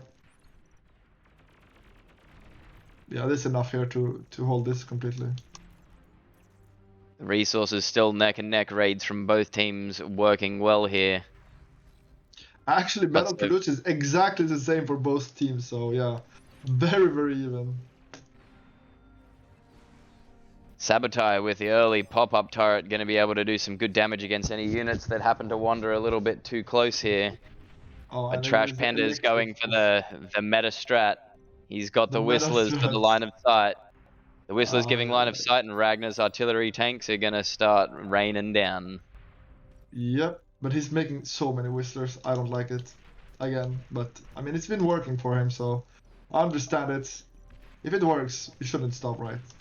In this map, it kind of works out well because he can stick to producing just one type of unit, and his teammates fighting on the same line as him get to build everything to complement it. Yeah, that's a good point, actually. And they have been showing very good teamwork. It does reduce down the mental load when all you have to do is handle your range. Yeah, makes me think about when people gift you random units in team games and how much I hate it. every time, why are you giving me units? You're there, you do it. Yeah, I mean, I'm already stretched thin with my poor old boomer APM, right? So you give me units, it's just more problems. I mean, it's good, but I kind of hate it. Just micro them yourself, please. I find myself at capacity. Yeah, exactly. And yeah, Teddy's actually, with the rocket bots, gonna be annoying. But yeah, a Janus shot, a few Whistlers, just gonna push that back. Not much of a threat, but Claret drawing a path of attack for Sabotage, and Sabotage actually has 10 blitzes ready to go here. But is he gonna lose the commander? He's very low, and the Whistlers are gonna be whistling. Oh, this is where the Whistlers have become prevalent. Yeah. They're very good at just pushing the commanders back off the front line. Yeah, and the Janus actually sniped that pop-up tower, and now, yeah, Sabotage, he's forced back completely. trying to cloak here, but he doesn't have the energy, so kind of wasting energy there. I think he should stop trying to cloak. He's far enough away. And that beautiful EMP! Cloaked mechs. Yeah. But it's not Cloak mech's good at being dodged from the artillery fire, unable to be targeted, and then, yeah, buys you a little bit of time here. It's about a 10-second EMP. Honestly, if the commanders weren't here, it would have been a great play, but the commanders with the D-guns, yeah, it's easy cleanup. Just gonna D-gun everything here. Sabotage manages to buy time. It looks like Teddy is the first to the geothermals, starting to build with a tier 1 constructor there. Malady yet to even look at the geothermals on their side. Yep, but Malady, is he gonna abuse? Not even Teddy hasn't tried to go through the water, and both the teams have actually put quite some fortifications to make sure there's no run-bys, but it's still a very weak spot in my opinion. And easy to raid at some point. But yeah, Malady showing up in the middle, reinforcing his team's push here. Meanwhile, he's actually building a harpoon to make sure nobody sneaks through the water here on the other side. Yeah, the vehicle pressure coming out huge here. Ragnar pushing up with the artillery. The medium tanks and the commanders going with them ensure that there can be no measurable response as they have the advantage in numbers. But now Teddy's bringing his vehicles down to threaten their line. Exactly. And his angle is awkward for them to deal with.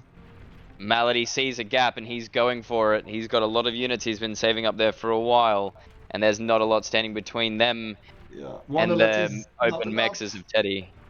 Yeah, one LLT against this many pawns, not enough. And yeah, he's gonna even split them to make it a nightmare to run them down. And you hate when it happens to you. And it's happening to Teddy right now.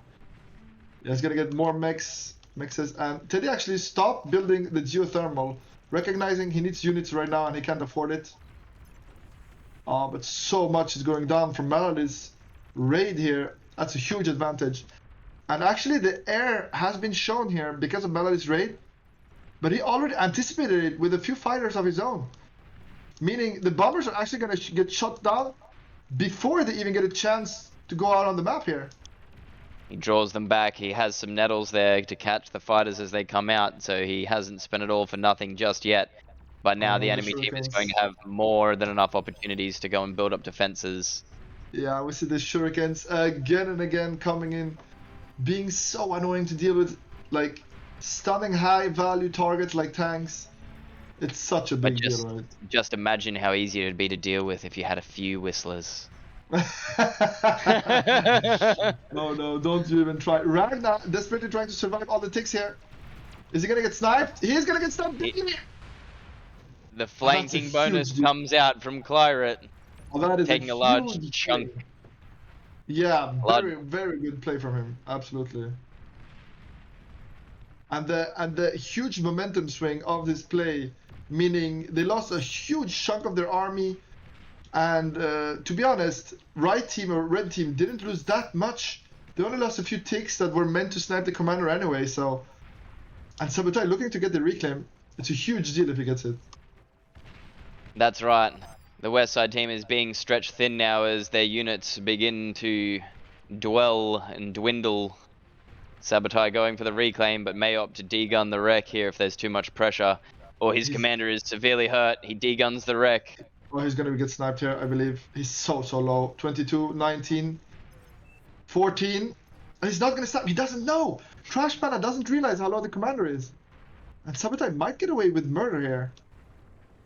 He should not have gotten 40% of that wreckage and degun. No way. He should have died for that. But of course, you do not see the commander's health, so it is hard to know. The call going out from Malady is saying that they have the capability to tech up right now. He's got a lot of metal bank and has a large eco going as well. And with the amount of space that Trash Panda's given them, it may very well be the play here. Yeah, and keep in mind, they are overflowing metal as a team, right? So if he goes T2, they're automatically going to give him all the leftover metal. So they're going to build it very fast. That's a lot of shurikens there. Melody's now going to be transporting some build power around. He might be looking to build that T2 lab up on the front line to assist Ragnar with Teddy. Yeah, it's looking like... oh, he's just gifting them to him? Okay. Yep. I was expecting them to go T2, but it seems like they might not go T2 just yet. Yeah, the calls from Melody. It doesn't seem to me like they are in vocal chat because they're chatting, right? But I might be wrong. That's right. They might do the both. Yeah, and he's saying he's putting out the call to go tier 2 and stay tier 1 as well. Continue to produce tier 1 units while trickling into tier 2. Yeah, I mean, he's right. They are safe, and I mean, the issue is Claret and Sabotage are currently reclaiming a ton of tanks, right? Yeah, and let's go and have a look. Yeah, with that, they could definitely go tier 2s themselves, so yeah, maybe we're actually going to see a prolonged fight here. So right now, yeah, the total metal produced, we're at 53,000 for Melody's team and 47,000, so there's nearly a 6,000 difference in metal secured on the front line. Is huge, but T2's still not out. They're talking about it, but still not doing it. But yeah, the Shuriken's making sure they're completely safe in the middle. Yeah, no way the medium tanks can push here. Shurikens, even covered by fighters. That's how rich they are right now. And we see some anti-air coming down from Claret, but it's too late, honestly. Like, they're gonna lose so many tanks that are gonna get reclaimed again and just feeding into this T2 that is gonna get built very soon, I suspect. But I'm not sure by who or whom. Yeah, Melody just feeding build power into his allies right now, and the excess metal. Yeah, it's like Amazon build power delivery, baby. He's just dropping them down, gifting them over. It's like he's fixing his eco, making sure he can actually do all the things, right? And this is the difference. Looking at players over the 50 OS right now, you can just see the difference. The use of transports, air units. So right now he's doing fighters, shurikens, air transports, build power, while scaling his economy all at the same time. Yeah. Like the APM's through the roof, and now the commander numbers 1 for 1. Guys, I think it's the first time I've seen a construction tower being used for reclaim. This is hilarious. He's just dropping it on the front, let it reclaim, not even using a res bot, just a tower. Because why the hell not, guys? Why the hell not? He's Melody, he can do whatever he wants.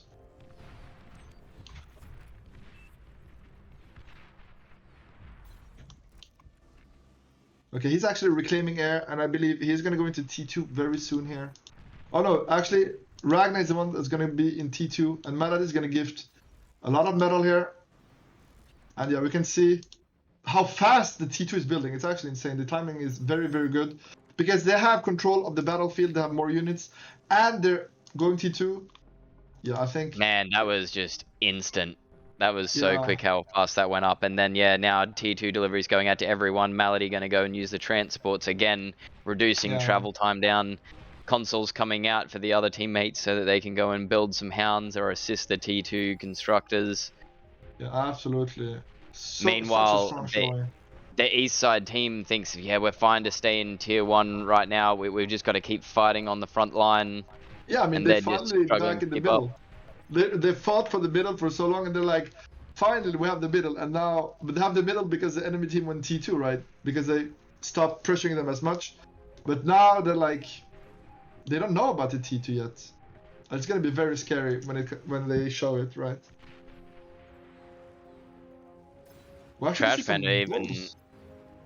Yeah. Equal bulls and jaguars. Yeah, when you've got 2 players feeding you resources, you can just go straight into bulls at this stage in the game. 17 minutes in, what are we looking at? Nearly 100 metal. Yeah, nearly 100 metal per second at the moment when you take into account the production of the entire team. But Melody's energy production is just through the roof. He's opted for 1 geothermal, but he's already upgrading it into tier 2. Oh yeah, there's one. Wait, where's the geothermal? Oh yeah, back there. There's actually 3 on the top hill. I didn't even realize.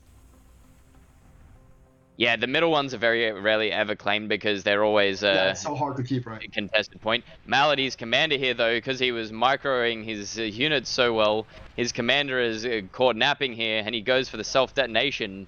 Oh, he should have stopped the self-D, though. I misclicked, sorry. Yeah, that definitely looked like a misplay, and he confirms it in chat. And here we go. Even if the macro game doesn't go well, waiting around for the enemy team to make a mistake is a viable strategy, and that leaves Trashbender as the final commander. So now this changes the field entirely. Even though the enemy team is in tier 2, if TZN can find the commander, but even and the put fact all that they guns know, forward. the fact that they know they're T2 now means they know they have to pressure right now or catch up very, very fast to T2. And we actually see Teddy going T2, but it's way slower than the enemy team. They're not gifting him metal, as much metal. And Sabotage actually sitting on a full bank of metal right now, not sharing with his team before he's actually full. And he should definitely give it to Teddy right now, because they desperately need a T2 to catch up. And yeah, he's actually going to gift all of his metal away here. But Claret with the run by actually dealing a ton of damage. But the donation is also very, very big, right? There's so many units that are being donated here. And sure, it's slowing Malady down, but he's going to come out swinging when once he gets all the reclaim going for him. If they manage to get those bull tanks down from Ragnar, that can be a huge amount of reclaim or even huge value as a revive. The Jaguars slowly trimming down the last shurikens here from Teddy, but it's buying them the time that they need.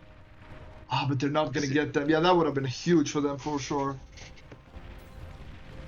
I mean, the bulls at this stage against T1 units, it's very hard to deal with, right? Sabotage possibly coming in clutch here, because the one thing that does well against the tier 2 units we saw in the meta abusers fight was the mine layer can absolutely stop several minutes of T2 pushing. Oh yeah, absolutely. And we actually see finally some tier 2 tanks coming out of Teddy, and he's gonna opt for a few tigers into its SAR, interestingly enough. Oh yeah, bringing the heavy metal to the front line. I want to see the big thumps. Absolutely. Oh, but no, the tanks on the mines. Actually, with the splash, the mines actually blow up on friendly units. Not what you want to see here. And Oh man, that's a lot of Janus tank. Claret is gonna get sniped. There's gonna be one commander each here. And yeah, it's Teddy is the last commander, and Trash Panda is gonna be the other last commander. So a game that could swing in any direction at any moment here if they manage to snipe the last commanders. Keep in mind, Malady just said he's gonna do a scouting run soon, so they might know exactly where Teddy is, and they could all in him, honestly, and try and finish the game like that.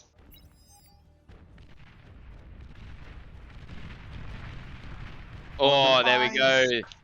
The mines claim their victims. Ragnar immediately pulls his units back, hesitant to move forward now. But Malady was already on it. They knew about the mines. The Juno's going to be going forward to go and clear it out.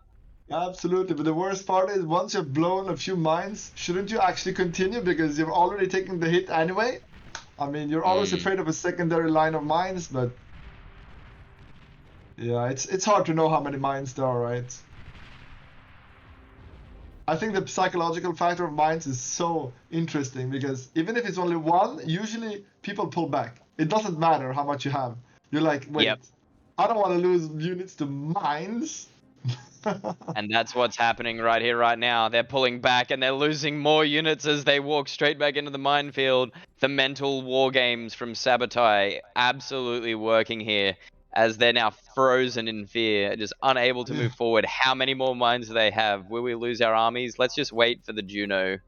Yeah, and it's gaining them so much momentum here in this game, buying them so much time to actually cement their tier 2 economy and just strike back here. But meanwhile, all the players on the west side team of Malady have got access to tier 2 as the constructors were dropped off. Whereas Teddy has been unable to move them out for his team as of yet. But a Juno was dropped, and now they know one area is mine-free, and they are pushing through it, funneling the units where they know it's safe. And honestly, this could be game-ending, because they have only basically tier 2 units here, very, very strong army, compared to the tier 1 Trash units trying to defend here, mostly grunts and palms, and a few medium tanks, but is it going to be enough? I don't think so. This is the last push you can do, and even Shuriken showing up. Ay, ay, ay. The cherry on top of the cake. Whistler's cleaning up the last of the shurikens here, and now Teddy's heavy metal makes it to the front line. Is the SAR the answer to all of their problems? Or is it going to come too late? It's too slow. I fear it's not going to be on time. But it is already cleaning up. One Jaguar. I'm going to fight the bull quite handedly. Now Melody's units make it down to the fight. The Ticks getting in and amongst the feet of the SAR and the Tigers. The SAR going to kill their own units there. Look at the AoE. Yeah, the AoE. That unit is known as the Traitor Award. Absolutely. And we also see the middle push is getting dangerously close to their bases. Sabotaged base is going to get poked here, and he's going to lose more than a few converters here. One max, more converters going to go down, more wind, and this is spelling the end of the game. It looks like the beginning of the end here. With so many balls in his base here. Nothing to stop it. Fight was done well, but the economy management from Malady, Ragnar and Trash Panda proving to be an absolutely amazing strategy here, catapulting their ecos at any given point to exactly where they needed to be. The first to tier 2, the game awareness from Malady, transporting the tier 2s around, using his air to great effect. Yeah, the call to go tier 2 there was so good, because usually what you see people do is they go tier 2 and they just completely lack the pressure to actually hold the game together. But they were so far ahead, but not far enough that he could actually kill them comfortably. So instead they go tier 2 so fast with all the resources they have, and suddenly their next push is so deadly. And yeah, Teddy just too slow, the enemy team just too slow to match them with a T2, right? Just a step behind the whole game from that point. That's right. We said at the start it was going to be a difference between the choice of macro or micro, and it looks like macro pulls the win out here with just the overall game map control very well working in the favor of Malady. Absolutely. And we even see Teddy, the only one on T2 units proper, actually starting to lose his front here. Meanwhile, Sabotage is basically out of this game at this point. Completely dumpstered by that push. And maybe they're looking for the last commander here. Or is Teddy invisible? No, he's actually visible, but making anti-air. Very wise, man. He knows. Get that flak up, because the next thing coming at you is either gunships or bombers. Absolutely. And yeah, I think this game is already over at this point, but maybe TZN not ready to give up just yet, maybe hoping beyond all reason that they could snipe the last commander. Is it possible? I feel like Trash Panda is actually hiding, cloaking in a jammer field, meaning he's completely invisible to enemy radar, to enemy vision, so good luck finding him. Yep, surrounded by tier 2 anti-air and then also turrets as well. And then, wow, here we go. This is the answer here. This is what you love to see. Nuke coming out from Malady, disrespecting the opponents. Yep, just to tell me where. Yeah, that's it. I love to see it. The GG call goes out. Yeah, GG call, and the game. First game of this best of fives going to the OP BARcode team.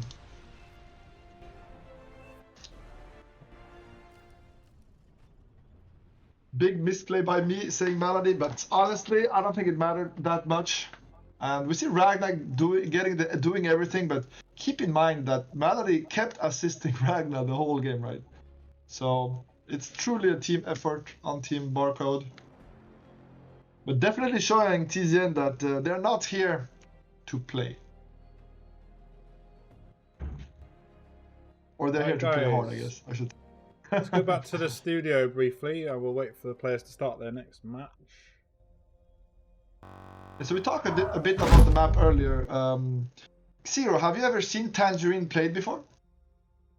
I can't say I ever have. Tangerine is a new field to me looking at it here. Same for me, so I have zero experience on this map. I think I've seen it. I spectated a game on it like maybe once, but it's fuzzy. I'm gonna be real here. I do not remember that game very well. I was probably eating or something. Well, I've played it We're a only few new times. little babies. What'd you say? What'd you say, Borg? Well, I've played it a few times. I've seen a few matches on it. I've seen an unfortunate number of 8v8s on it, and it's not great for that. But people enjoy playing all sorts of different maps anyway. This one is going to be interesting. There's a lot of reclaim available. Not just there's lots of trees, but there's some rocks as well, if I recall correctly. So that's something we haven't seen a lot of contest over in our matches so far. Is contesting over rock reclaim. That's true, and I actually don't expect the teams to have much experience on this map, to be honest. So the builds might be a bit wild and unrefined because honestly, it's not a map we see very often. No, not at all. Just wondering whether they're going straight into the game. I think they are. Yep, yeah, the game has just started up. Oh, yeah, They gave no warning. They just readied up and sent. Rapid. They have no time. For those who are just tuning in, if they've missed everything so far, we are now in final with to BARcode versus Time. Borg, is it only me or is it same for you, Xero? I actually thought it was me having a seizure. Yeah, no, Borg is currently having a seizure on stream. I think his internet is suffering. Or maybe his mic, I don't know. Suppress the Borg. How do I sound now? Or is it still the same? Oh, no, it's still good. chopping. Good. No, it's good. Talk again. I think it just fixed itself at the end. I think... yeah, you're good. Yeah, you're good. With everything going on, I think it's finally sort of... It's had enough. I think it's a game using all of your CPU to load. I'm joking. It could well be. I was looking at the game loading screen, so it might have been just... Hey, I'm joking. Professor Bar getting a shout out in the chat. Dolphy likes your shirt, mate. Thank you. I sexied up for you boys. I know you like some professional casting, so I try to look professional too. I usually never wear a shirt, guys, so this is just for today. Nice. And yeah, we get a first look at the map, and it's definitely interesting. There's even rocks in the water. And actually, the water seems to be very shallow, so I think you can use even grunts to move all around the map. Right? Is this correct? It's looking like very shallow water. You can go through the middle. You can go... Oh, Borg, you're chopping up again. Oh, really? Yeah. The COVID got into his 5G. Yeah, I'm not sure why that is happening. It does feel like your internet might be stretched thin. Oh man, these rocks are, that's big metal. Some of these, there's 500, 167. Oh, wow. Oh yeah, Same that's with huge. You're right. That's They look so small on the map, but the value of the rocks is actually insane. I can't grab a commander here as we sit down, and I was going to go and check out the reclaim value of the entire map because there's probably a lot there. Wow, that's a lot of metal. And look at the amount of trees on the map. There's trees everywhere. Yeah, I wouldn't be surprised to see like a massive amount of bots coming out here. Yeah, I think it's a triple bot opening for sure. Interesting arrangement. So we've got Claret and Saboteur taking the front, Teddy's going to the back, whereas the other team is opting for 3 up in a line here. Yeah, absolutely. I think that means Teddy might start out air. I mean, maybe he's going to open bot and transition to fast air, but usually when they go behind the other players, it's for safety, and with air you don't have a lot to deal with the ground units, right? So you definitely need some extra safety. Yeah, we'll 3 geothermal spots on this map too. No, 4. Jeez, there's Jesus. there's so many resources on this map. It's unreal. Yeah. All right, let's actually have a look at the reclaim values. Backline geothermals too, so very, very safe to take. So yeah, there's about 10,000 metal and 700,000 energy. And we actually see Teddy opening air as predicted, so let's see if he goes for an early bombing run, or what is the plan here? How is he gonna use this? And of course, we see the most front players all opening bot, except Trash Panda actually. He's opening vehicles. Probably gonna get a res bot gifted to him by the team, I suspect, to get all that juicy trees, energy, and rocks. Yeah, this map very, very unique. Teddy sending out his first scout here to the whole map, so he's actually gonna tell the other team, hey, I'm air. You might want to build some anti-air, which is gonna slow them down even more in the beginning if they do not respect it, right? The scout going over immediately, going to check to see what the enemy team's up to. That'll give him a good idea of whether he's going to stay air or transition into land. See what he can take advantage of. I mean, as Cortex Air, you have to build at least a few shurikens. He immediately cancels the fighters and goes into a few bombers and then requeues the fighters. Very interesting. So he's spotting, okay, there's no air and they didn't seem to respond that strongly to the air. So maybe I do a few bombers to force them to make some real anti-air. And the scout's finally gonna get taken down here, but yeah, enemy team not making any anti-air at this point. Yeah, Teddy's got the knowledge here. It looks like he's using the air constructor to go and secure the reclaim out in the oceans. Oh, absolutely. And now that he knows the enemy team doesn't have it, he can secure the rest of it for his team too, funneling in a lot of resources. So I just checked, and yeah, the water is very shallow, meaning pawns can walk everywhere on the map, water included, right? So even though it is a water map, you could consider it a full ground map because units can walk everywhere basically. So the only thing is that you cannot build defenses on water, right? You cannot build towers, or you can't build the same towers. So it's a bit different. And we see the two bombers are coming up here. And are we gonna see some anti-air in time? It doesn't look like it. They don't know. They do not respect it at all. And finally we see an anti-air in Melody's base, but it's gonna be too late. The bombing run is gonna go off here. And the anti-air is up really, really fast though. Melody's reactions on point. Yeah, he's just gonna snap two mixes and be on his way. Just slowing Melody down, forcing him to spend some monies on the anti-air. I actually like it. And he's gonna snipe some more mixes. Taking it easy. He's not going for the big buck, but forcing so much micro out of his opponents, right? That's right, and Melody going and sucking down all of those trees, funneling all of that energy into his teammates. Trash Panda saying, yes sir, thank you very much, 3 bags full sir, as he goes and sucks it all down. Oh yeah, because they're sharing, they don't even need to share a res bot because he's getting the energy anyway from his team. That's right, and he's getting topped up. And that's why Melody keeps going. He doesn't have a lot of presence on the front line because his teammates are using it. His job is to go and secure all of the resources, and it's his teammates' job to put it to good use. Absolutely, and Ragnar actually the one overflowing energy right now. I'm not sure how, but it seems to be trying to secure the middle rocks here with his commander. And how much is that? That's 1,000 metal in the middle. He's gonna get for free here. That is a huge deal. But Teddy with the airplane actually reclaiming all the rocks in the enemy's water, sneakily stealing the resources here. I actually like this a lot. Yep. Actually stealing all of the metal from the back line here.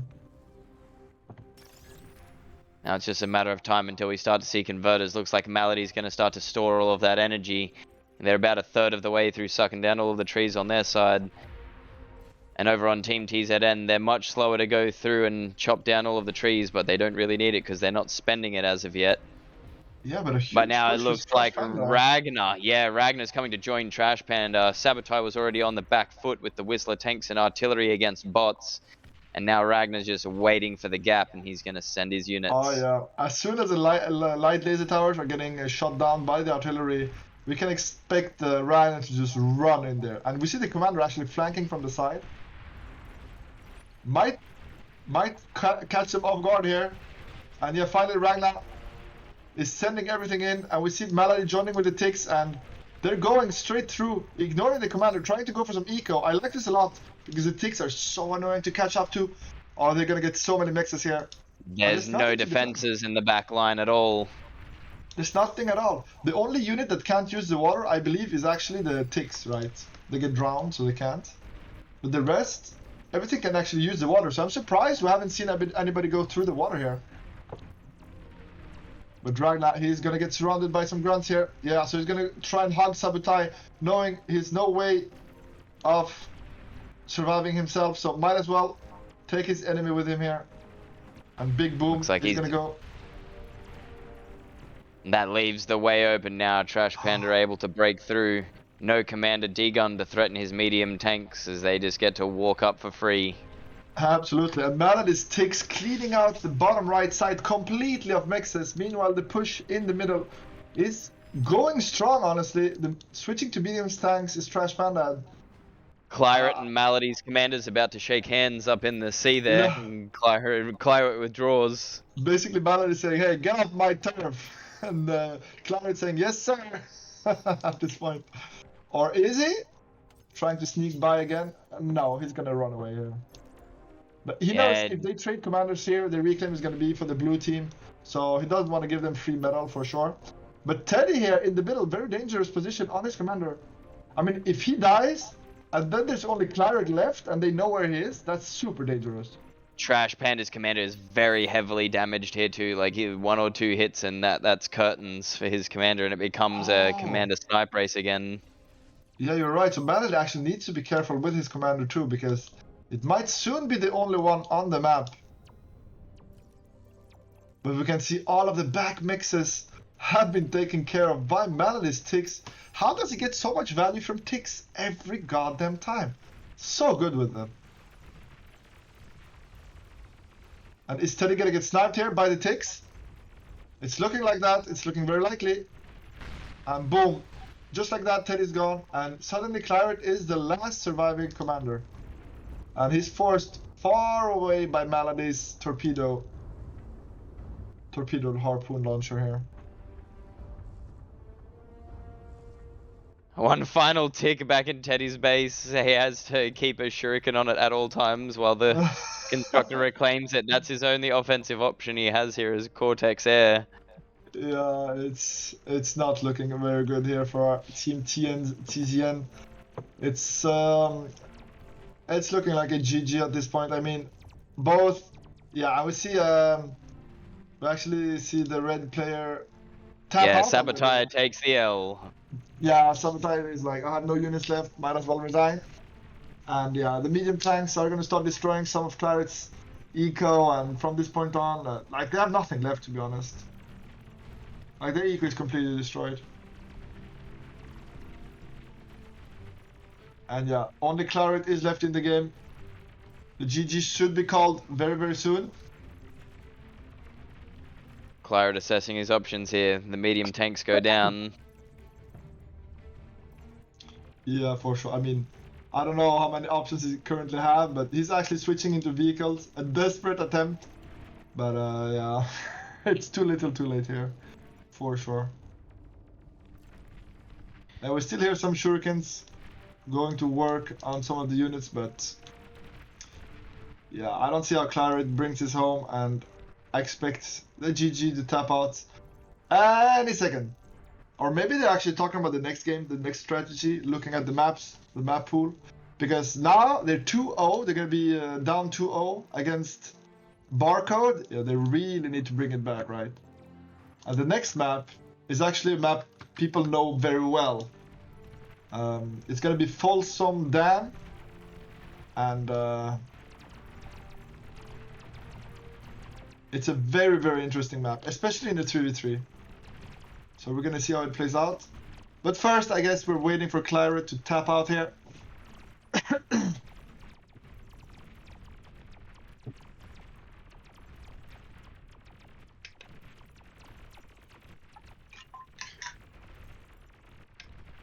Alright. Sorry, I had to take a sip. My voice is cracking from too much Hydration casting. is important. Yeah. I mean, there's not much to talk about there. We're just waiting for Claret to realize the truth, to accept the L. He has still not. The shuriken is being so annoying. Yeah, Melody said, yeah, I've got the solution. I'm going to end him. He's going to bring out some gunships here, some fighters to clear out the shurikens, gunships to find and snipe the commander. Absolutely, I would see. He's just gonna clean him out here, and not much Claret can do once the shurikens are taken care of. It was his basically last line of defense here.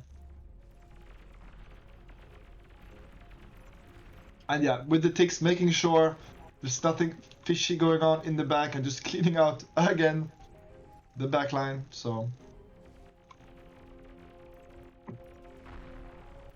Clara just wants the big number. It's like, oh, I did 200k damage. Oh, maybe they're trying to gain time for the team to eat or something. It might be possible. Claret trying to drag this out, though his teammates. Sabotage literally just said, I need a few minutes to order something to eat. Yeah, Sabotage, like, please. And make something happen so the boys know there is still some content up for the stream, but I can still eat in peace.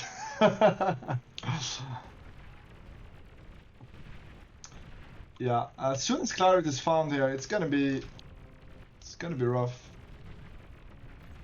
Actually, the water is kind of deep. Can the units actually walk down in the water? I don't know why it's looking like they can, but maybe they actually can't. Maybe the water is too deep. Yeah, it looks like they can't see him. It's similar setups that do hide the feet of water you can't supply with. I'm sorry, Borg, you're still robot-y, choppy. Claret is spelling something here with the walls right now. PEA, it looks like he's spelling peace. Yeah, I believe it is sad peace. face.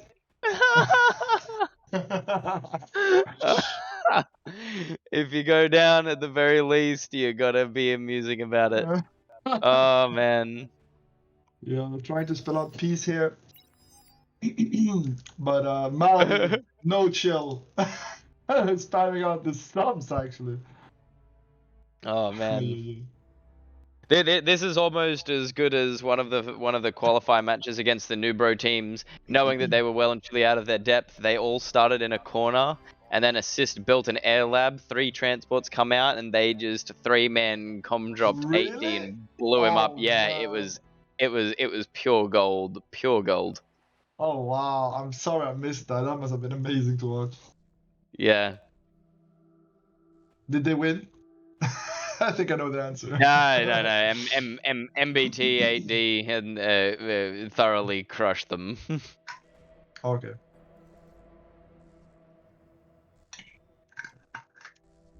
Claret holding on for the team's Uber Eats. Oh god. Tactical drag out.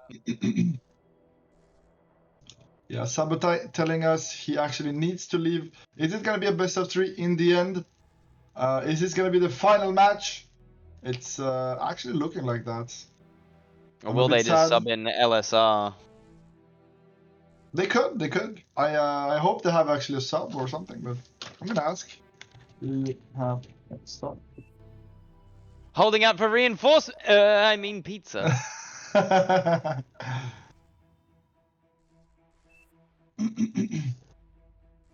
Message they received. Do have a sub. They do have one, but Claret is still very sad about it. So I guess we might see game 3 anyway. I really hope we do, because all my units are hold fire. Peace. We see the submarine. Some submarines are coming in here. Ay. Claret is not long for this world. All my units are hold fire. Peace. He's dancing, trying to avoid. He's gonna try and capture a sub. Oh, he's gonna do it. He's gonna capture a submarine here. I never thought about this before. That is actually crazy. But now that he's not moving, it's too hard to dodge, and it's too slow. And he goes nuclear. GG. Down to TZN Davy is Jones' down. locker. Yeah, TZN down 2-0 here. And sadly, Sabotai having to leave. I don't know who their sub is, but that is definitely a bit sad for sure. Yeah, I'll bring us back to the studio, guys. Hopefully I sound okay at the moment. Yeah, you sound normal. Something strange going on with, when I'm full screen on bar. All of a sudden, I mean, it's been fine for 5 hours or something, but there you go. Yeah. Good game Actually, there, Grumpy guys. going to step in. Yeah, I've had to reduce everything down to 1080p because when I was going in trying to stream my 1440 like I normally did, it tanked my frame rate something fierce on Twitch. Oh wow, okay. So for the sub in, Sabotage is gonna not play the last games. Instead, Grumpy is gonna be playing them. And to be fair, I was a bit afraid that their sub was gonna be weak, but Grumpy is actually very strong. I'm sorry, Sabotage, but even an upgrade, maybe. We're gonna have to see, but definitely not a weak player. So it's still gonna be hype matches for sure here. Interesting question from Brightworks, Taku. Are these replays going to be up on the public access servers? Oh yeah, of course. They will, for sure. yeah.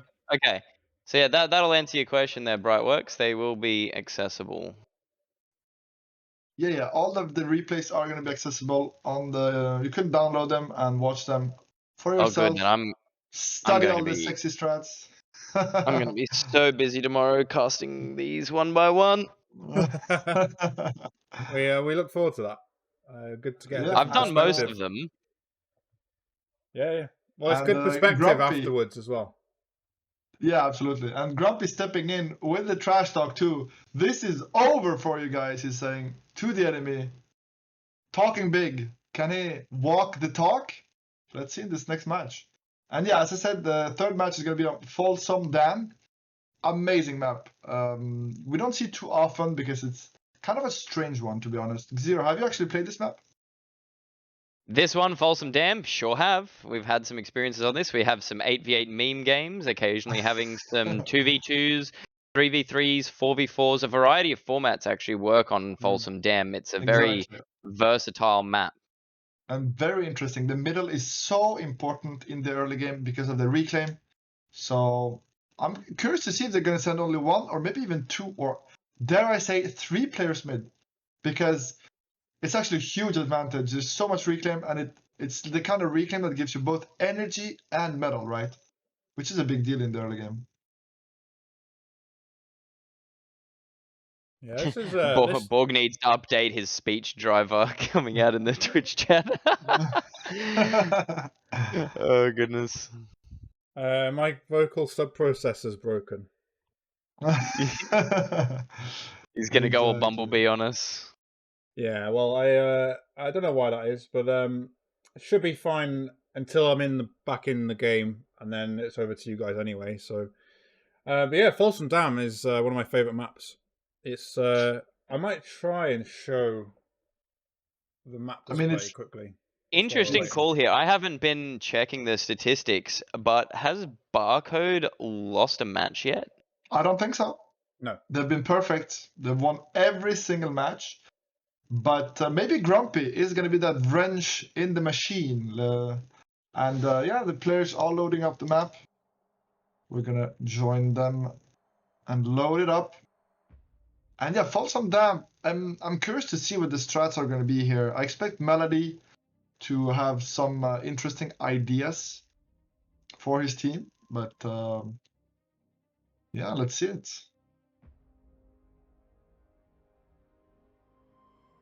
Okay, I'll transition back now. Yeah, the famous dam. And yeah, this map is very, very interesting. And actually, I feel like in the team games, the first times I played it, I think I played it very wrong. It's actually a bit tricky of a map, right? Yeah, this map is a tricky one. You've got to fight for those middle metal spots. These are like gas canister sort of turbine things, or gas silos, I guess you could call them. They've got a lot of metal there, and the metal spots on the bridge are worth a lot. What you often see, though, in this match is that one team will quite quickly win the sea, or the reservoir, as it were. And that's a lot of metal that shouldn't be dismissed either. So watch for the team that will put all the effort in the bridge, and whether they can take control of it. That will be contested, but then see what happens in the sea. The other thing as well is, even though the south is more open, it tends to be neglected because it's not seen as important. It's hard to get that overall control. Yeah. So it's one of my favorite maps, as I said, and I'm looking forward to some really sweaty play on the bridge itself. Yeah, me too. But I do feel, like you said, that the bot side is usually underused, in my opinion, because players tend to focus so hard on the middle. Meanwhile, if you actually ignore the middle and focus on the bot side, you can actually get tremendous damage done to the backline. So we'll see if that has any impact this game. Also, the hover strats on the top side, of course, you have to watch out. So yeah, I'm very curious to see how they're going to play it. And we see actually the left team going for 2 players in the middle. And as I said, I was curious to see how many players they were going to send in the middle in the beginning. And I'm not surprised they sent 2 of 3, to be honest. I mean, if they are doing that, that is a bold play. I don't think I've ever seen a 2-player start on the bridge. If they are doing that. I think they're going to do it. And I think Teddy's going to have a rough time, guys. 2v1 is very hard in this game. And here we go. 3rd match of this best of 5. If you're tuning in, this is the finals of the annual 3v3 tournament. And in the left team, in the blue team, we have on the top of the dam, Ragnar in the green. Gonna open with Melody. I expect them to actually, cooperate on that one lab. And in the blue, I just said his name, but again, Melody, amazing player, and they're gonna rush mid with Ragnar.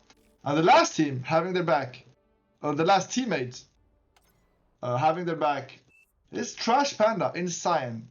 A force to be reckoned with, coming from Age of Empires 4.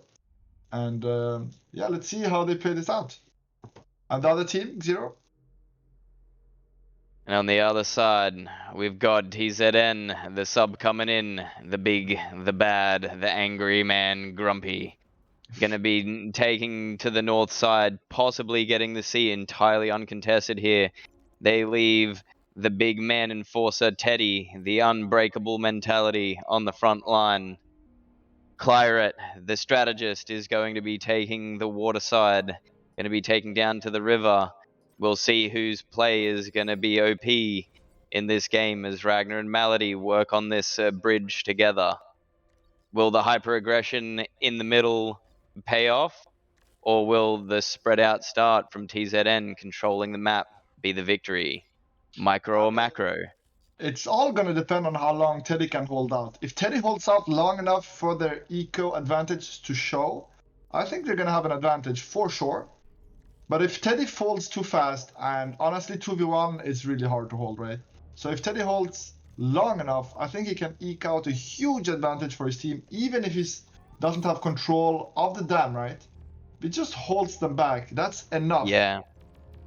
So, Ragnar already claiming 3 mexes. That's 9 metal in the center against Teddy's 3.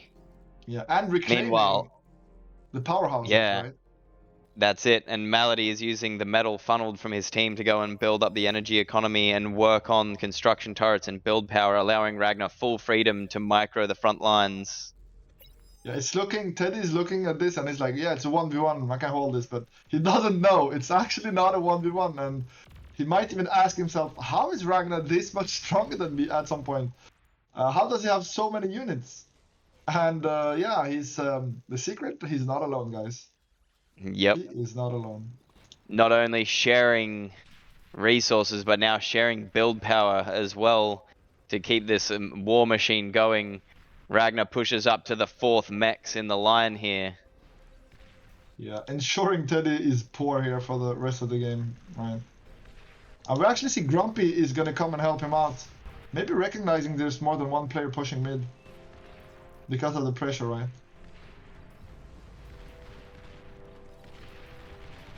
In the meantime, Malady is going to expand behind, so maybe there will not be such a huge advantage for the red team, even if they hold here. I mean, Malady is going to take all of the back mixes that Grumpy is currently building up too. Obviously, great micro from Ragnar, repairing constantly his thugs, making sure he doesn't lose them. And as long as they don't die, it's free repairs, and it's just such a huge value. Such a huge deal value-wise. Oh, Grumpy's commander comes up to the front here. Oh, the thing to see here would be Ragnar walking into both of those commanders and claiming 2 kills for 1 here. Ooh. In such close proximity. Oh, that would be Oh, huge. man, even worse now, here comes Clyret. He's not having imagine. any of it. He's going to go and take Ragnar's commander, it looks like here. Oh, the D-gun goes out and Ragnar survives! Huge play by Ragnar. How did he snipe the... That micro was so fast to be able to click that quickly when that commander was coming in like that.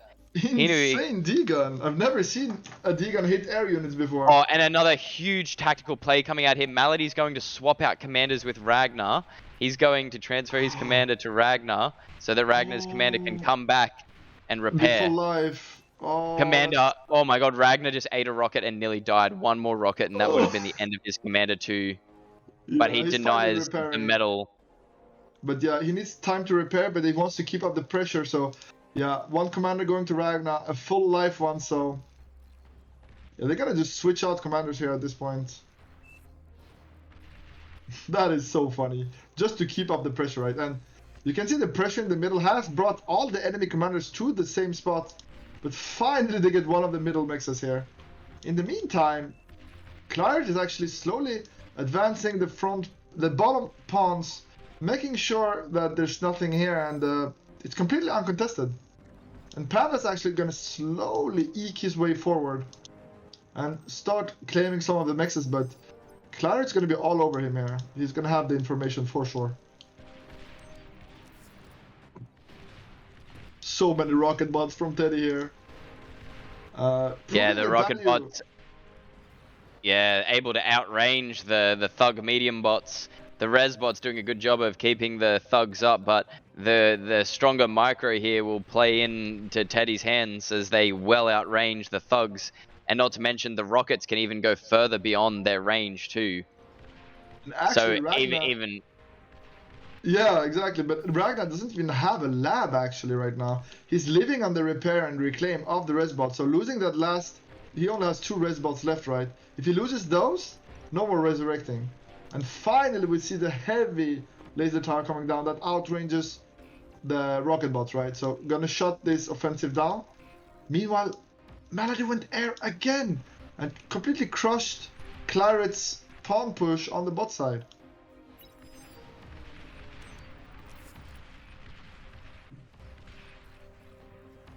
what they got going on here? They're getting Trash Panda to reclaim his lab. Are they going to try for like a middle push tier 2? I think the plan is simply to use the metal as a team somewhere else. And we can see Malady slowly taking complete control of the top side. They're a bit late on some of the mixes compared to Grumpy. But honestly, the fact they're holding mid for so long is a big deal, right? And we see res bots coming out from Teddy actually being clutch here, but is this going to be enough? No! And Teddy actually using the commander to deal with this goddamn tower that simply won't die. But he's going to suicide his commander here. No, he survived? Oh, big plays from Teddy.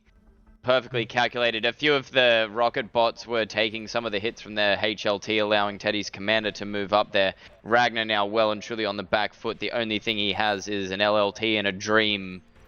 Yeah, I mean, he doesn't even have a lab. The only thing he has is a few mixes, and he's gifting his team everything, but they're floating metal, guys. If you look at the metal meter, they have only 1 lab, and it's an air lab. They really need to build something ASAP to make units. I'm not sure what the plan is. Are they going to go tier 2? No. Basic vehicles is coming out from Malady on the dam, but Apparently, Ragnar is supposed to be doing it. Meanwhile, Malady is building more build power here. Yeah, they're floating so much metal. It's the first time I think we've seen BARcode mismanage their ecos this hard. And the bombing right in the middle. I think they were hoping, they were hoping to last a little bit longer. Teddy's play there, eviscerating all of those defensive units and the buildings, really played into the hands of TZN here. Yeah, you're absolutely right. And the bombing run, just trying to shave off some units from this push, gaining a bit of time, but yeah, they're pushed back really, really far. And yeah, they need to build, they really need to build a lab of any kind at this point. And we see actually Trash Panda building units and sending them mid, building medium tanks here. Yeah, they really need something. And air is going to be answered with air from Grumpy here. Meanwhile, I actually think they could go T2 with how much metal they have. Like, is it not possible for Trash Panda to go T2? Or is it too risky at this point? I mean, the push has been largely dealt with. Maybe this is actually the time to go full greed. Do you think it would work? It definitely could be the play, even honestly just multiple tier 1 labs here. What they need is they just need some sort of production here, because right now Trash Panda is the only one making ground units for the entire team. Yeah, for sure. I mean, they're making so many towers here, and while towers will keep you safe, it's not winning you the game. That's right, yeah. What is the strategy to progress here? Because they had Trash Panda freeze his production on the bottom side and remove his lab. But honestly, I reckon Trash Panda, especially without Clyret having a commander now, Trash Panda should be just feeding himself more units and pressuring the fact that there is no commander on the bottom side. Absolutely, and we finally see. And I think TZN realizes this just in time, because I do see transports coming up out of Grumpy now. Yeah, absolutely, and we finally see Ragnar with the vehicle lab back up and running. So they are going to be producing again. But I mean, they lost so much time. They could have had so many units considering the metal they have in the bank. And on the bottom side, finally we see Clyret trying to push, but a bit of a mistake, maybe overconfident in how much he can push here. I'm actually going to donate quite a lot of Rex for Trash Panda to eat up here. Oh, that happened so fast. I didn't even see. Teddy's already got the tier 2 lab up, and they're already moving around tier 2 constructors. And again, the collaborative effort going out as he's setting up the build blueprints, and Grumpy is finishing off the mexes. Oh yeah, very well played. Yeah, not only winning the position, but going tier 2, and yeah, they're gonna spot the tier 2 constructor building the tower, I believe, very soon. And yeah, that's gonna be an alarm signal for sure. Like, T2 is here, and we're way behind. I think this might be the first win for TZN. They're looking great here in this match. Yep. Is Grumpy the difference? The sub superior? Yeah. Sub out OP. Yeah, sub out Sabotai. Grumpy got this, baby. The artillery has so much value on the dam here. And below Sabotai the dam, loses 30 OS when he's hungry in chat. Yeah, exactly. And yeah, Trash Panda duking it out here with Clyret, and they're just creating a huge reclaim field. But here comes the Shuriken to cement the win for Trash Panda. Yeah, he knew they were coming, so he just pushed forward, and he's gonna clean everything up here. Such a medal donation for him, because he won, right? It's not a donation unless you win, guys. And yeah, oh, Teddy tries to take one of the build turrets away. It doesn't make it out.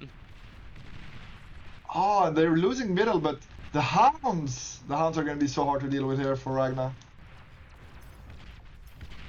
Yeah, well, once the push loses its momentum, the hounds start coming back, and they are merciless, swapping over to their more accurate, faster velocity Gauss round. Yeah, and Malady calling out the T2 lab. They think they need it right now, and I think they're right. Gonna reclaim as many labs as they can.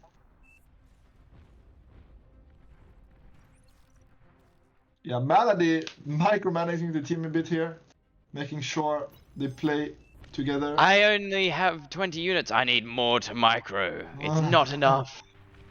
Yeah, Panda. A few tanks of Pandas were AFK because he was microing the bot side, right? So Melody wants them given over, and he's right. I'm actually expecting him to actually maybe even reclaim the tanks, to be honest. But no, because there's a push coming, he's gonna keep them alive. But yeah, they're definitely building the T2 right on top of what's happening. And Ragnar's low again. His commander is so incredibly low, actually. So dangerously low at like below 20% right now. So yeah, if he gets sniped and the T2 lab goes down, it's GG. I mean, it might be GG anyways, but are we even gonna see a fusion this game? It might go long enough, but Trash Panda pushing the bot side really hard here. Pushing Claret back and using the momentum and the slowdown of the like upgrading from T1 to T2, right? And more shurikens. I mean, Claret has to be tired of seeing shurikens at this point. Like, it's getting destroyed over and over again by shurikens stunning all his tanks. Oh, Trash Panda has been saving up his units in the bank, and there's more coming too. What's on the field already outnumbers Claret 2-1. Look at that train coming up from Trash Panda. If we zoom out, or you see on the minimap, such a huge train. He's here to kill. He is here to push, and he's not gonna stop until you're dead. And he's right, because Claret, even though they have T2 economy, does not have T2 units. So he's stuck on building T1 tanks anyways, and he's winning that fight. And finally we see T2 tanks in the middle here. Some Mausers are going to be built here to outrange and kill all of the hounds harassing them. Oh, the AoE from the Mouse is doing good work on the narrow choke point. It's actually an amazing It's honestly hard to end some Mouses on a map like this, as thin as it is, until spybots get involved. Yeah, but he does manage to snipe one of the heavy laser towers. But yeah, he's pulling back. The Mauser's doing too much work on him here. But economy-wise, the red team is in the driver's seat here. And finally we see some shurikens from Grumpy trying to equalize that bot side that Panda is pushing. But Panda just building a Thizzle on the field of battle. He has a commander. He can build whatever he needs here. And he's going to get the reclaim. So... The Armada Trader Award unit coming up the front line here. Heavy Metal Fat Boy out of Teddy. The thin choke point is great, but the Fat Boys can definitely take a hit. As one of the OP Spybots is coming up too. An EMP AoE on those Mousers, and the Fat Boy coming up could be a dangerous combination. I mean, the EMP on this bridge, I mean, it's gonna be huge. Like, it basically takes up more than half the voids. So yeah. But it looks like Ragnar is wise to this, and he's setting his Mousers on an attack ground command, constantly raining fire over the bridge. He knows. He knows what's happening. And the Spybot actually almost died, but it didn't. Oh, it did die. Two saw of the splash. So yeah, the Spybot's not going to be able to do anything here. And great defense from Team BARcode here. Meanwhile, Trash Panda is putting under pressure on Claret, and the amount of tanks that have died here is actually insane. I don't know if Trash Panda can make it through here. He actually has to reclaim the field to be able to move through it, which gives Claret time to go and pull up more units. He really has to reclaim. I mean, there's 5k metal here. Yeah, 5.3. Oh, it's so much. And I don't think he has enough reclaim power to actually reclaim this fast, but he desperately needs to. And his artillery desperately trying to enable him to push forward, but Claret's actually going to be able to secure most of this reclaim, I reckon. But in the top left, in the top of the water, there it is. We see a hover run by Melody. The man, the myth, the legend. He's going to do it to them. Oh no. TZN was in such a commanding position, but the variety from Team BARcode and the adaptation is just amazing. Things freeze up in the middle. Teddy swaps over to Platypus, the rapid moving hydrofoil bot from Armada, gonna go and try and deal with some of those Seekers before they can deal a crippling blow to Grumpy's economy. I mean, it's only, for now it's okay. It's only a few wind. I don't think he minds too much. I mean, it's definitely not what you want to see, but it's okay. Copium. But I mean, they're gonna defend this fairly okay at this point. I mean, the Seekers are very, very cheap, or the Goons in this case are very, very cheap, very, very weak hovercraft, so easy to clean up for sure. Yeah, meanwhile, Trash Panda is losing ground on the bot side here to the Janus, and losing a lot of the reclaim. Claret's going to be able to pump out tanks with all that metal here for sure. And he's also getting a T2 economy behind this, right? Meanwhile, Trash Panda doesn't have a T2 economy hit just yet. Yeah, it'd nearly be the play for Trash Panda to just pull back, stop his production, go tier 2, and try and hit him with something a little bit harder. Yeah, BARcode has been so busy trying to survive the middle and stuff, they haven't actually upgraded a lot of their mixes. They're upgrading Trash like Panda draws Claret out, and the Shurikens go in. All of those Janus tanks gonna go down here. Again, beautiful play, beautiful team play here. Grumpy responding quickly with fighters. Melody's not far behind. Yeah, all the fighters are and get a cleaned up. Shuriken sweep. If they manage to stun those construction turrets, Claret's going to have nothing. Claret thought he had the answer here, and he teched up right in front of Trash Panda. I think it's going to be enough, though. He does have a few lightning pop-up towers that are very, very strong and hard to deal with. All of his team's metal disappeared to get that. I still think it's good, though, no? I mean, he's getting... Yeah, it is. And not to mention Teddy having no pressure in the middle here. The Platypus now going to go through and eviscerate the economy of the north side. Yeah, I think that's going to be GG. The Platypus are going to bring this home, I believe. Like, there's nothing to defend this. And not even close. Also, it's hard to deal with Platypus with Shurikens because they do have a great anti-air weapon. Meaning you can't just fly over them and stun them easily. He's going to try, though, for sure. But 15 Shuriken, not going to be enough, in my opinion. Yeah, Trash Panda's push loses momentum here. He's not able to get those artillery tanks in range in time. And now the bull tanks are coming down with Jaguars going to be following them up not far behind. Yeah, and Trash Panda's commanders actually get sniped here by the bulls. Boom, and only two commanders left for BARcode. And yeah, we see the Platypus. They cleaned up the top side completely here. Are going to get stopped by ticks, really? That works? No, it doesn't. I thought so. Yeah, no, the Platypus using laser units are the most effective against ticks in almost all formats. Absolutely. And yeah, the call goes out to send Jaguars, but I don't even know if units can get from that lab behind them right now. Oh, Melody's D-gun getting some very good value here. Look at the amount of Mausers just raining explosives down on their enemy here. If they manage to hold here, Ragnar can get some good value out of this. I think they have taken too much of a hit in the economy. If you look at the economy total on the teams, like right now, blue team has 60 metal income. Meanwhile, the red team has about 160. I mean, it's not even close at this point. Oh, Teddy's commander goes down, leaving Grumpy as the final commander. Again, a snipe is possible, but Grumpy is down in Claret's base right now, and that's the only option that they have. Yeah, he's completely. And there's an awful lot between them and Grumpy. Middle is falling slowly here. The Mouse is going to go and clear out the entire middle of the bridge here, but in return, they're going to kill off Trash Panda. Yeah, Trash Panda is in deep trouble here. Even though they are finally winning mid, it's too little, too late. They've lost all the top side, and they're about to lose the bot side too here. Trash Panda gonna try and use that ramp that slows down the tanks to get some kind of advantage, but it's just too little, too late, I believe. And yeah, the T2 tanks are gonna be a menace for sure here.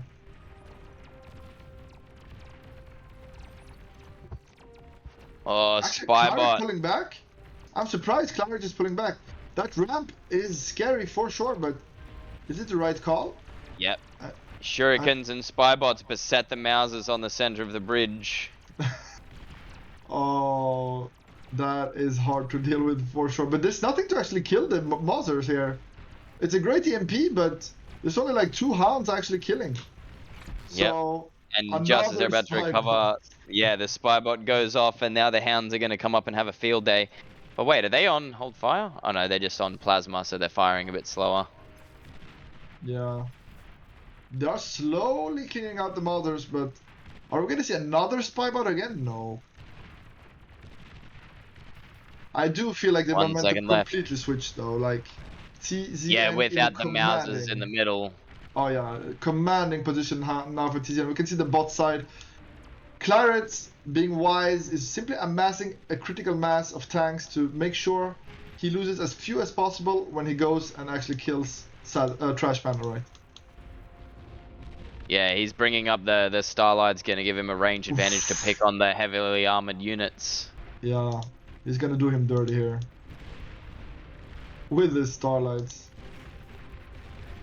Back at his base, just about to hit the water now, tracking down nice and slow. But when they get there, they'll be used to great effect. Yeah. And yeah, the eco is just too huge difference. Like if you take a look at the metal in the stats right now, like the difference is so big. It's not even funny, right? Let's have a look. Yeah, 140,000 metal to 104,000. So 140 for TZN and 105 now for Team Malady. Yeah, I mean they're 35k behind. Just let that sink in. Let that sink in how many units it is. Considering the damage efficiency of the teams are equal, it just shows how far ahead TZN is at this point. Over 6,500 metal on the field right now in Reclaim. Which doesn't even make up for the difference between the teams in terms of metal, right? Yeah, I do not see how BARcode comes back from this unless maybe they snipe the last commander or do something insane with great value. I don't see how they come back here. They're so far behind. I think it's just a matter of like going for it for Claret at this point, making sure. It's just yeah, it could be a matter of making a mistake here. It wouldn't be the first time today that we have seen people snatching defeat from the jaws of victory. Yeah, definitely possible, but I feel like Claret right now not confident enough. And confidence is a big deal in this game. Like he could definitely kill Trash Panda, but instead he's letting Trash Panda make some turtle up here, make a pitbull, upgrade his mexes. Like he's letting him have too much time, I think. And a Juno is gonna shut down any tick shenanigans in the middle, basically crippling Malady to 1/3 of his power.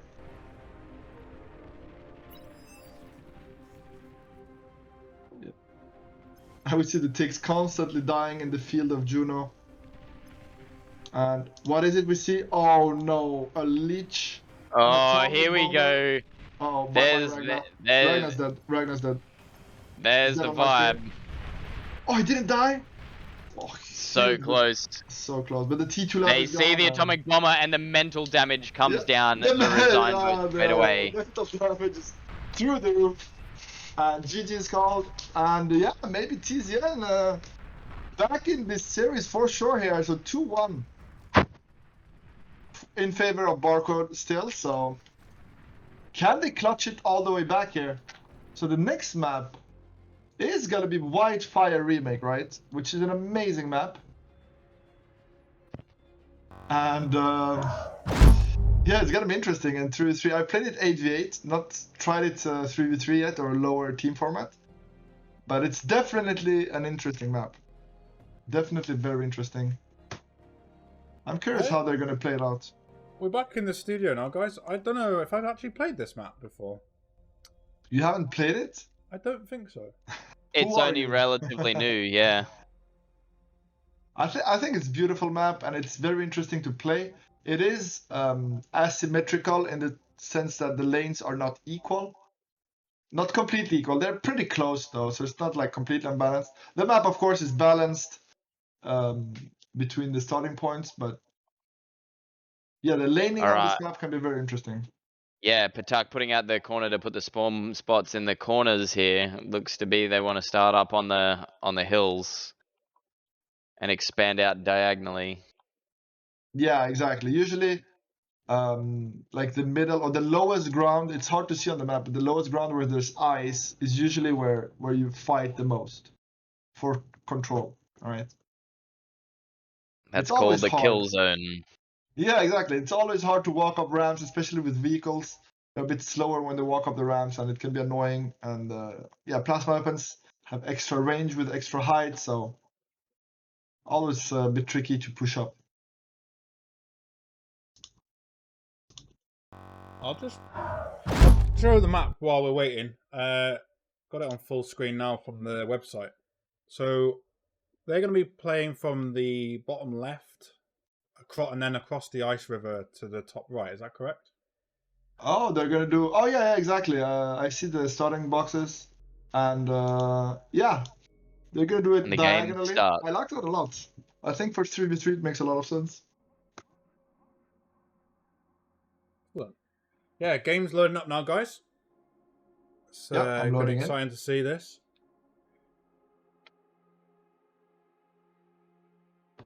Finally, an upset for BARcode. Yeah, first loss of the tournament. Will they recover mentally from that lich? That's the question. I mean, they saw it coming down. They're just like instant GG. That was so funny. I mean, they were far, far behind in terms of eco for quite some time.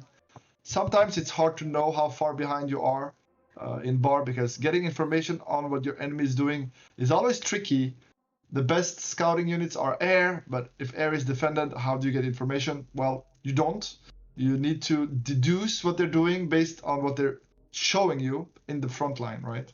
Which can be very tricky. And yeah, now we finally loaded into the map, and as you can see, it's quite a big map for 3v3, right? So this is going to be interesting for sure because they're going to get a lot of metal, a lot of income, and that means going up to T2 might be an option sooner rather than later on this specific map.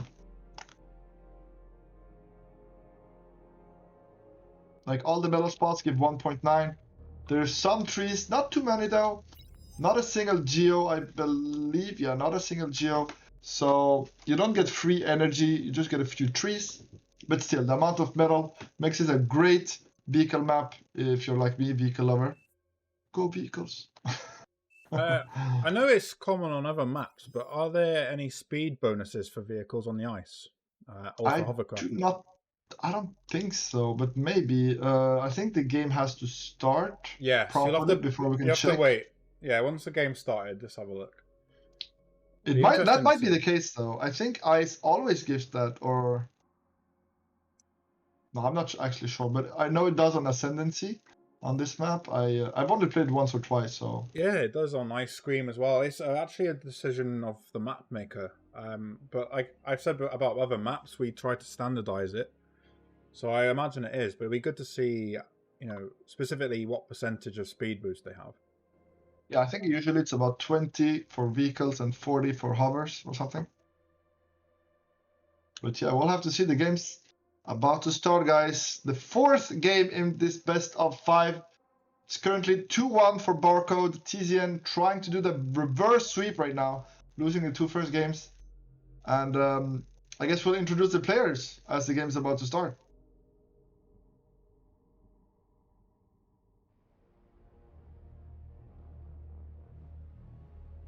Bart, did I lose you?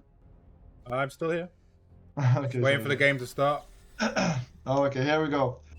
Game is a go, and in the bottom left corner, in cyan, we have Trash Panda, baby, coming from AoE4. Very, very strong. We've seen him play all day. You guys know this. To his right, Ragnar, the king, the man, the myth, the legend. And below him, of course, the best air player, Melody. Over in the top right, the red player that goes fast, TZN Grumpy. On his left flank, orange player Teddy. And then you all know him, you all love him, the number 1 on the team's leaderboard, TZN Claret. Relatively new map here for both teams to fight on. What's the strats in the 3v3s? We've all played 8v8s, but in with a smaller amount of numbers and the smaller spawn boxes. What's the play? Grumpy's starting Cortex Air. Yeah, Teddy's starting Armada Vehicles. And Armada Bots from Claret. I was gonna say, starting air here might be very smart because it's such a large map that the transports are gonna have tremendous value to get their commanders to the front extremely fast. Meaning they'll probably have more map control than the enemy team a lot faster. On the other hand, it also means you have less ground units. But to make up for it, of course, you have the Shuriken. So I actually expect TZN to have a good start here on this map with this opening. I think I like it a lot.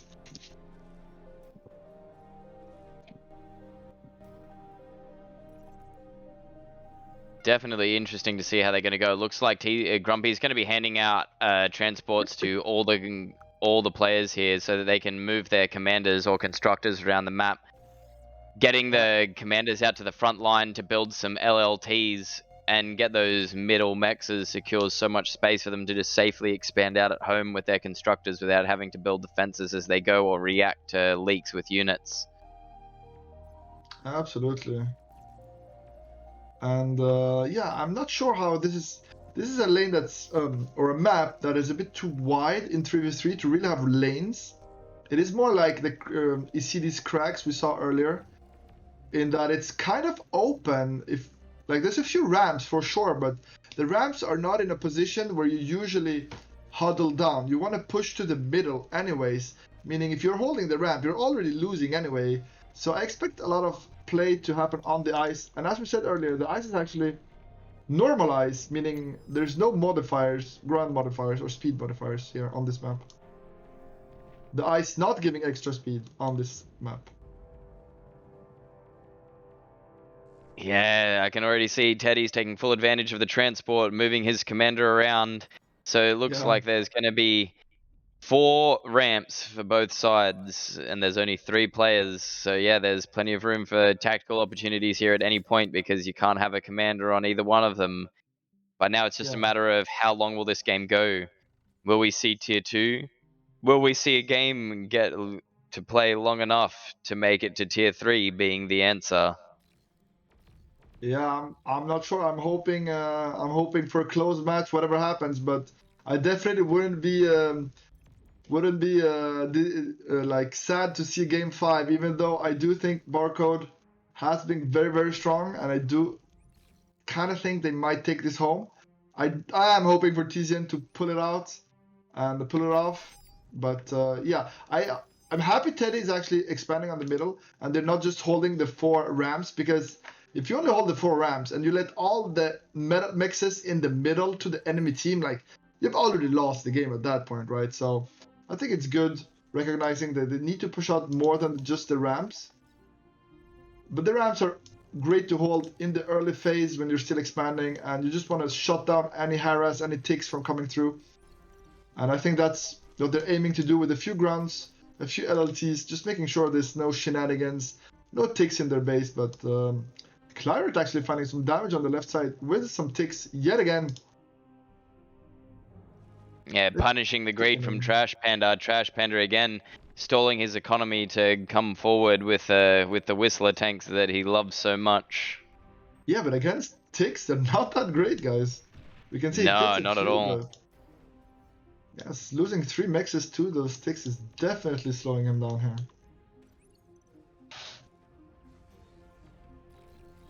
And it is looking like the map is gonna be kind of evolving into a half-half kind of deal, like naturally. Even though their corner starts, right? Both of the teams, like, it's kind of getting split vertically, or horizontally, I should say, rather than diagonally, like you could expect. But it is a bit of a diagonal, I guess. Going to be interesting to see how this develops. Claret's going along and taking all of the mexes, so he might be looking to go and push down towards Trash Panda here, leaving Teddy and Grumpy on the shorter side. We'll see who takes advantage of the gaps and see who finds what. Ragnar going to be coming down this ramp here to find very little in front of him, but then having to deal with Teddy coming up the other side. Yeah, and we see Teddy switching to vehicles on the front, and yeah, vehicles, very hard to deal with if you only have grunts, right? Like 1 Janus shot and a clumped pack of grunts, and bye-bye, no grunts. I'm surprised he's not pushing more. Like, he recognized there was only grunts, but he doesn't dare push up the ramp. And I mean, the ramp is scary because it's hard to even get radar vision up the ramp. So it's actually very scary to walk up a ramp on this map. Like, if you consider the player's visions, right? Like, they don't actually see up at all.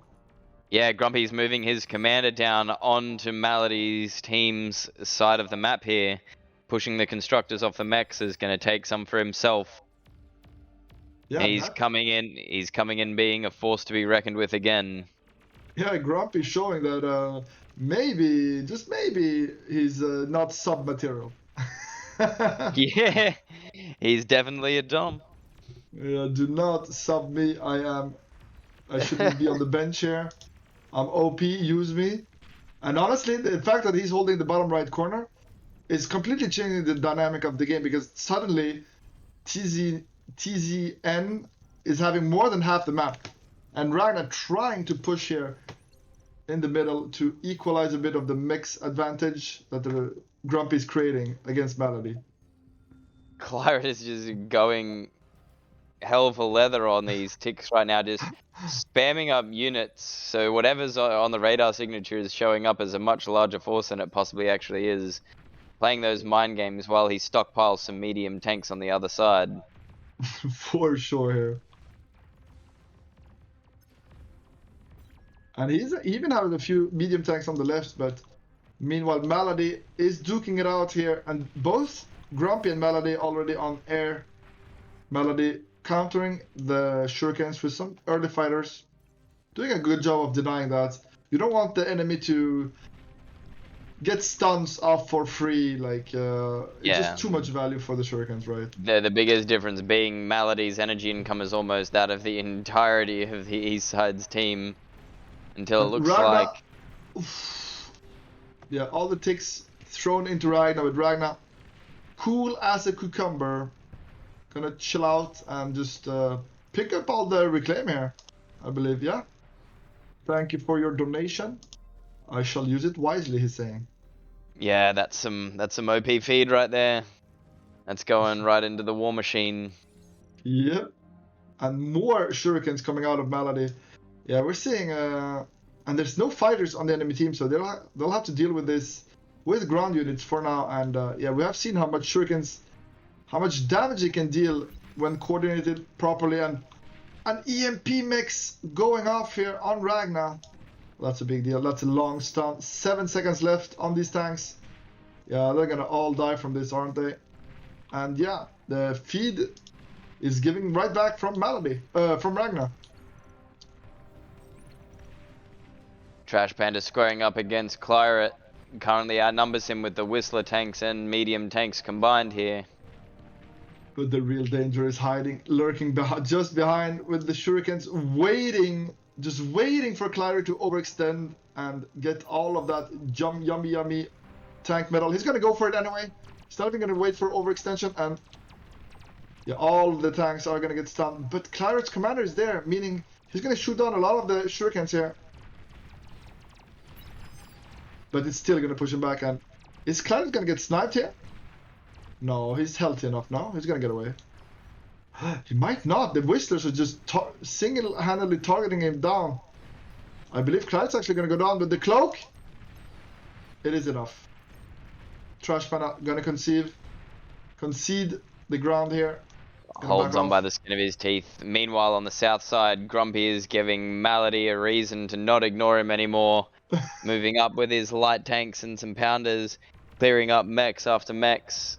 Grumpy has been a force this game, completely running over Malady, to be honest. I'm surprised. To be fair, Malady has been helping the other lanes, but even then, like, he's been doing an amazing job of forcing Malady to focus on his own lane, not letting him help out the other lanes, creating that advantage he so usually does in the games, right? And really making him struggle here.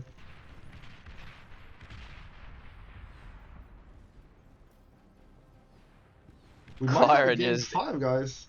Oh, Claret senses blood, and he sends ticks en masse at Trash Panda, but Trash Panda using the choke point very well here, funneling the ticks all into one location.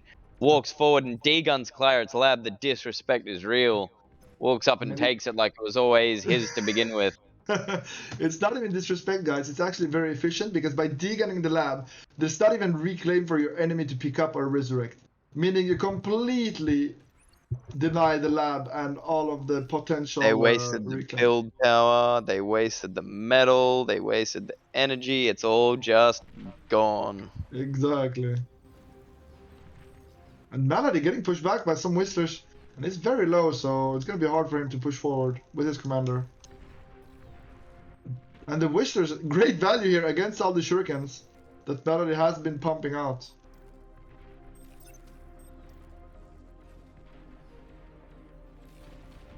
Ragnar versus Teddy in the middle.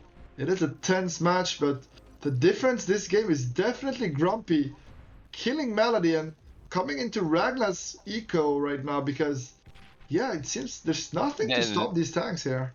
The map nearly looks like it's going to rotate around pretty soon. Like Claret's going to have to give that corner to Trash Panda, and then Claret will pull back, and then the map will have a straight line just drawn down the center. It might be, but I believe like Claret's going to be able to hold on here. He's been He's very amassing tough. some units. Yeah, exactly. He's making sure he actually doesn't give the corner, if he can help it at least. And instead, Trashman is actually grouping up with Ragnar in the middle to take down Teddy here.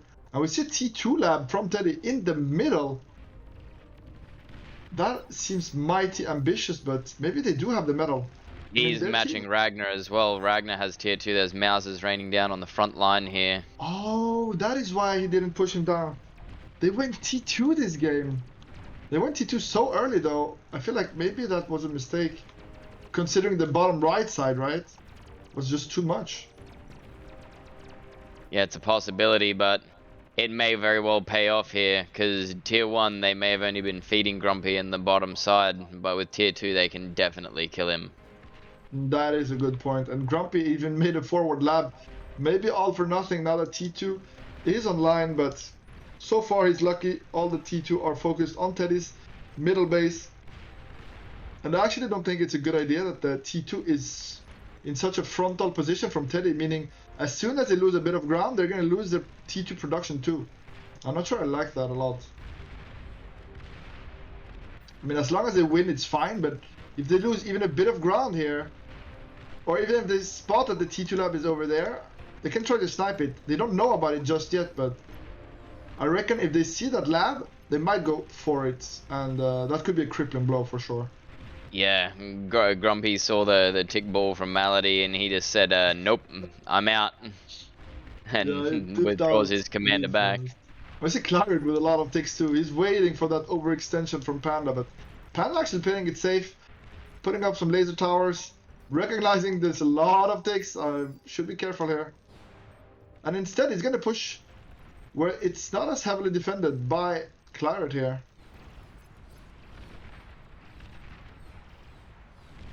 Yeah, that's why there's so many hills. But the advantage that we have with the hills and vehicles is that the hills slow down the vehicles, giving you time to react, time for these pop-up turrets to aim down and shoot at them. Not only that, it's very hard to get actually vision up the hills. You don't even know what's waiting for, which can be very, very scary. But the bulls going to town, Ragnar's bulls going to town on Grumpy, and now rotating back up to Teddy's position. And I don't think there's much to stop them. Only a few Jaguars, but... The economy advantage severely favors Team TZN as they're 10,000 metal ahead at this stage in the game. Oh wow, I didn't realize they were so far ahead in terms of metal. In terms of income, it's pretty close right now, but... Yeah, that huge metal difference might actually... Oh, but is it gonna matter if they just kill their base? I mean, Trash Panda found a hole here on the top where it was not as defended by Claret. I'm just recognizing there's not enough to stop my tanks. I'm just gonna push through, and this could be a game-ending push here, because if he gets enough of Claret's eco here, it's gonna be devastating. Claret desperately trying to build some pit bulls, some pop-up T2 defense. ASAP here. But so much damage coming through here from Trash Panda. And now the eco is swinging back towards blue team BARcode as they get so much of the economy here.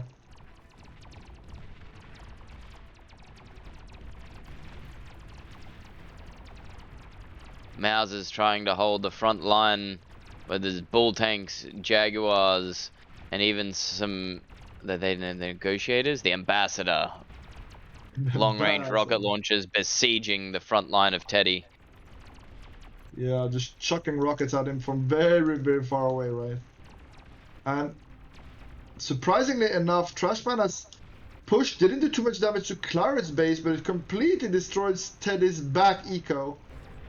And yeah, and still a few tanks are alive, so the raid is still ongoing. Meanwhile, on the bottom side, it is kind of stable, but the amount of reclaim being created by all of these wrecks is kind of insane. Like, there's so much reclaim down there. Yeah, Malady's already got his eyes on it. The resbots coming out in droves. Absolutely. And if they manage to push back here, getting 2v1 by Grumpy and Teddy. But is the damage that Trash Panda did enough? I mean, eco-wise, they should be catching up at this point, and I think they are. I mean, in terms of eco right now, they have more income, for sure, but I mean, there's so much reclaim on the field, so even though they've lost a lot of eco, they have that instant reclaim eco to kind of get back on their feet here.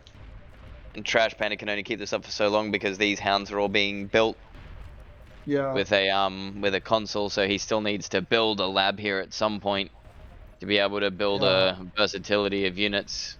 Exactly, he's confined to basically hounds and maybe yeah, I mean, you could build Recluse and Gunslinger, but basically the hound is the only truly versatile unit and the one you want. But for better units, you'll have to pay for a lab, and that is definitely expensive here. We see Malady trying to sneak through with some ticks. Gonna walk on some mines here. Great placement of mines, but honestly, you're happy to trade ticks for mines, in my opinion. Like, that's great value for your ticks. Just cleaning out the mounds, making sure it's open for your real, so to say, units. And shurikens, honestly, I think one of the most decisive unit of this tournament. I mean, they've been doing so much work, both sides, with shurikens this whole tournament. Yeah, cheap and spammable, stop where you are units. Again, it comes down to the micro versus macro of how many to build and then when to use them. Absolutely, and Teddy actually transporting back home, de-gutting a Janus before, yeah, he's gonna reclaim some of the mixes. He's lost a lot of eco, and he even rebuilt his T2 lab. I think he moved it, he reclaimed it and moved it, I believe. Or maybe it even got sniped, but I think we missed that. I think he reclaimed it, no? Because he built another one so fast. And we see even Grumpy is going to be on tier 2 vehicles, Cortex lab, and currently reclaiming his T1 labs. So yeah, both of them switching into full tier 2 units.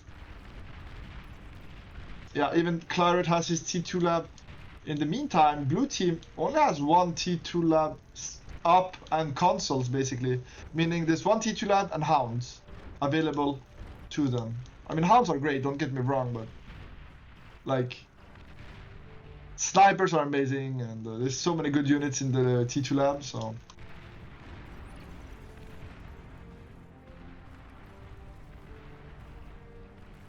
Yeah, and if this stabilizes like this, it's definitely TZN's advantage, because they have more map control, they have more mixes, I mean more control over more mixes, so they're gonna catch up in economy, and I'm surprised that blue team is actually not catching up. They're actually not catching up in the economy department. Simply because, yeah, they have more mixes. They have more terrain, so I mean, they're slowly losing ground to Ragnar in the middle, but that's it. They're still not winning the bottom right corner, and I actually think it's pretty weak. Like, they could definitely clean it up with a few T2 tanks. There's only like a handful, like, there's a lot of light laser towers, but for T2 tanks, that's easy pickings. Yeah, now Grumpy's coming in to go and waylay the siege from Ragnar, but this is now just allowing Malady to go and mass resurrect units and build a counter-offensive to Grumpy's front line on the south side and re-secure that metal. Again, gonna come in, and they even get vision of the high ground, which I think it's important here, to be honest, because it's reassuring to know there's nothing waiting for you. The ticks are gonna get in there for sure here from Melody, and I believe he's gonna start quite a few of the mixes. He's even gonna spot the tier 2 lab. Might. I mean, ticks have a long line of sight. Doesn't see it yet. Jaguars trimming them down to size, the ball becoming increasingly smaller here. But now it moves away from the Jaguars, Teddy, and not happy Teddy? about them at all. Oh, getting sniped by ticks. So close. Oh, and he gets sniped by the ticks. Teddy going down, and they know about that lab just behind him, meaning they might go for the snipe here. On the top left corner, they did not manage to go into Claret's forward base, I want to call it, in the corner. But instead, they're just going for his main base, which might be the better play here. And with Teddy's commander down, it's only Grumpy and Claret, and they're kind of offside in terms of positioning to defend this push. In terms of commanders, right? And with the air support of this many fighters, there is no way any shurikens are going to be able to help stop this raid. And this could do a lot of damage here for sure. Yeah, very coordinated push here. Ragnar holding the center line. Malady claiming back the remainder of their starting landmass, and then we've got Trash Panda breaking through a weak point in Claret's line to go and see the economies. Yeah, Malady even picking up the right side finally, and pushing with actually only resurrected units almost. And it's just like he's gonna clean everything up here from Grumpy, gonna cripple their economy even more than just taking their main bases. This is huge. This is a huge offensive, and TZN technically ahead in terms of metal, but if you look at the efficiency they have as a team, they're way less efficient with their units than BARcode has been this match. If you take a look at the statistics, like sure, they have more metal, but if you look at the damage efficiency, like 75% versus 123, like BARcode has simply been more efficient, so the metal actually doesn't matter. They've built the better units, they've been more efficient with their metal, and it's looking like they're gonna take this 3-1 at this rate. I'm not sure how Team TZN comes back here. Yeah, the mass hounds coming in absolutely clutch here. It looks like Trash Panda, after it looks like I think about 9 minutes of producing hounds with the console, finally builds a T2 lab and brings some other units to the field. Does he even getting more than their money's worth. I mean, he's been going to town with the hounds. Like, does he even need the lab actually? I mean, he's making Jaguars, and I know Trash Panda as a player really likes the vehicles, so he's got to be happy to be on vehicle T2 instead of hounds. But yeah, this is definitely looking rough for TZN here. And the power of raiding really showing, like, economy is one hand, but like micro and overall strategy can really turn a game around, even if you have better micro than macro than your opponent and economy, right? Yeah, and as the line stabilizes here, Claret's got a death ball of units going up. This is the last hurrah. How much ground can he make with these Jaguars? Is it going to be enough to do anything substantial? I'm afraid it's going to be a donation. I'm going to be real here. I am very afraid it's going to be a donation, and that the ticks, I mean, they do have some kind of splash against ticks, but it's honestly not that great, is it? Or maybe it is enough. The ticks are too packed. Yeah, but yeah, you can't actually counter Jaguars with shurikens simply because they have anti-air built in. So yeah, Claret dealing some damage, but it's definitely not enough at this point. Meanwhile, Malady has a fusion. All his mexes are T2. He has T2 air coming out. I mean, he's in a commanding position to do basically whatever he wants at this point.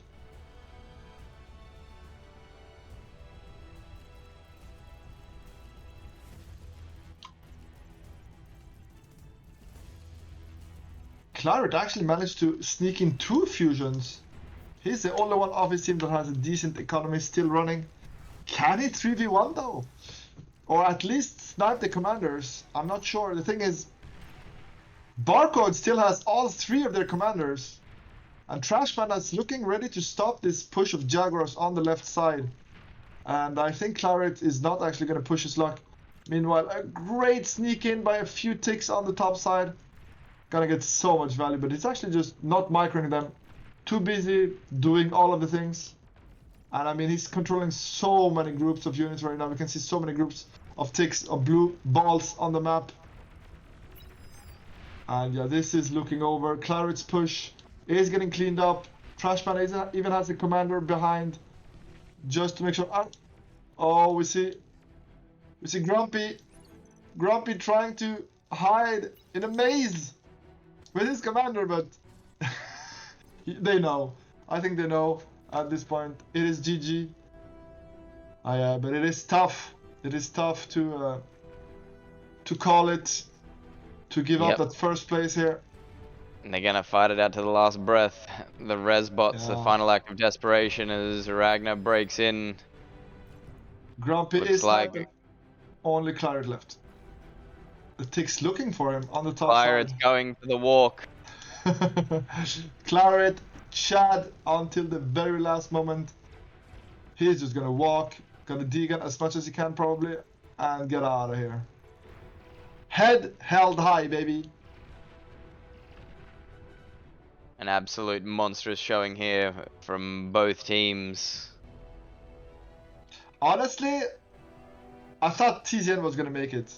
I'm surprised BARcode brought it back, but I guess the Shuriken micro, the Ragnar tank micro, and the Hounds from Trash, such good value, right? And here we go, Claret goes down. GG is gonna be called. There it is. And we have our champions, Team BARcode. Yeah, showing us the power of sharing resources in this tournament.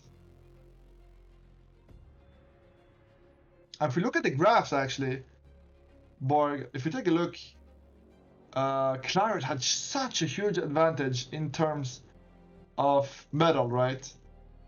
But still not enough to bring it home. He was spread very thin. His build power was all over the shop, and he was just unable to translate it into a winning strategy against the Whistlers from Trash Panda. And we can see that, like, for example, Orange was his economy. He had a rough time in the middle. Teddy against Ragnar, and who can blame him, right? Ragnar's such a beast. Well, there we have it, guys. That was really interesting, especially looking at that chart still. That two of the TZN players had a massive advantage in terms of metal produced. But like you said and pointed out, the damage efficiency is what made it. And ultimately, that's down to the right units at the right place and microing them. Exactly. Yeah, I think in terms of unit, you said Resbots were a candidate for MVP this tournament. I think I'm going to turn back to Shurikens. I think the Shurikens have been so clutch, and they have been used tremendously well, and just shifting the momentum of battle in the blink of an eye when they just start zapping away at the units. Absolutely. What a tournament, though, guys. I mean, that's a lot of games with some incredible tactics. Absolutely. I think that's the highest, even the highest caliber games we've seen. So to match the prize pool, that's definitely one for the books. Absolutely, great showing from both teams, and the only qualm I will have at the end of the tournament is, I guess, TZN dodging the the interview before the finals. But I understand BARcode is imposing and scary, so yeah, I'll forgive them. All right, well, let's go to the final leaderboard and see the champion standing. Hell yeah, baby. So, in third place, let's not forget, StarSheep Poopers. Absolutely, best name of the tournament. I'll give them that. My favorite, at least. And second place, they fought to the end. Very well played. Time Zone Nightmare. Yeah, who wasn't off to a great start, to be honest, but they really picked up the pace, and the only ones who actually took a match off from BARcode. So props to them. Incredible effort. And of course, our winners for the 3v3 July 2023 tournament, BARcode. Well done. Hell yeah, baby! BARcode, Absolutely. absolute Well beast. played to the top teams that showed up today. A great showing from all players and a lot of new faces and relatively new faces to Bar, putting an absolute good showing against some top tier players here today as well. Absolutely. Incredible plays. Yeah, BARcode showing dominance this in this tournament actually, and only losing one singular game in the final, and that's it. The rest was a perfect score for them. So yeah, Melody MVP I see in the Twitch chat, and I think I agree. I think Melody definitely MVP of this tournament. And also, I wanted to answer a question I just saw. Damage efficiency, guys, is when you compare the damage done compared to the damage taken, and you make a percentage, right? So if you deal way more damage than you take, you're very damage efficient in the game. And that means basically that they dealt way more damage than they took, meaning they had the right unit at the right places, and simply, yeah, better overall unit composition and tactics. Yeah, absolutely. It's there's a lot of data available, and it makes a lot of difference. If you can have a look at your own replays and look at those stats, it can really help understand, where you might be able to improve.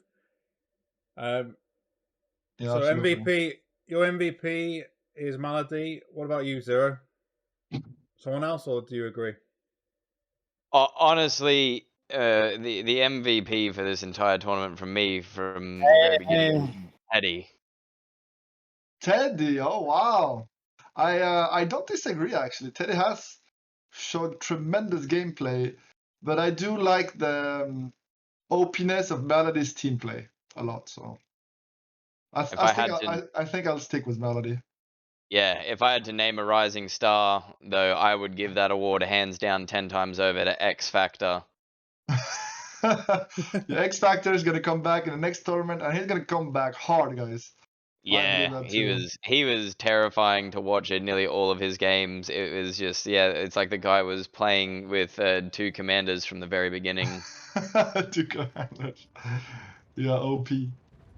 So I think we've got some of our winners in the chat. Ragnar, are you here? Absolutely. Hey, everyone. Hey. How you doing? Good. Very well. So, how does it feel? Yeah, pretty good, pretty good. We can hear the smile in your voice.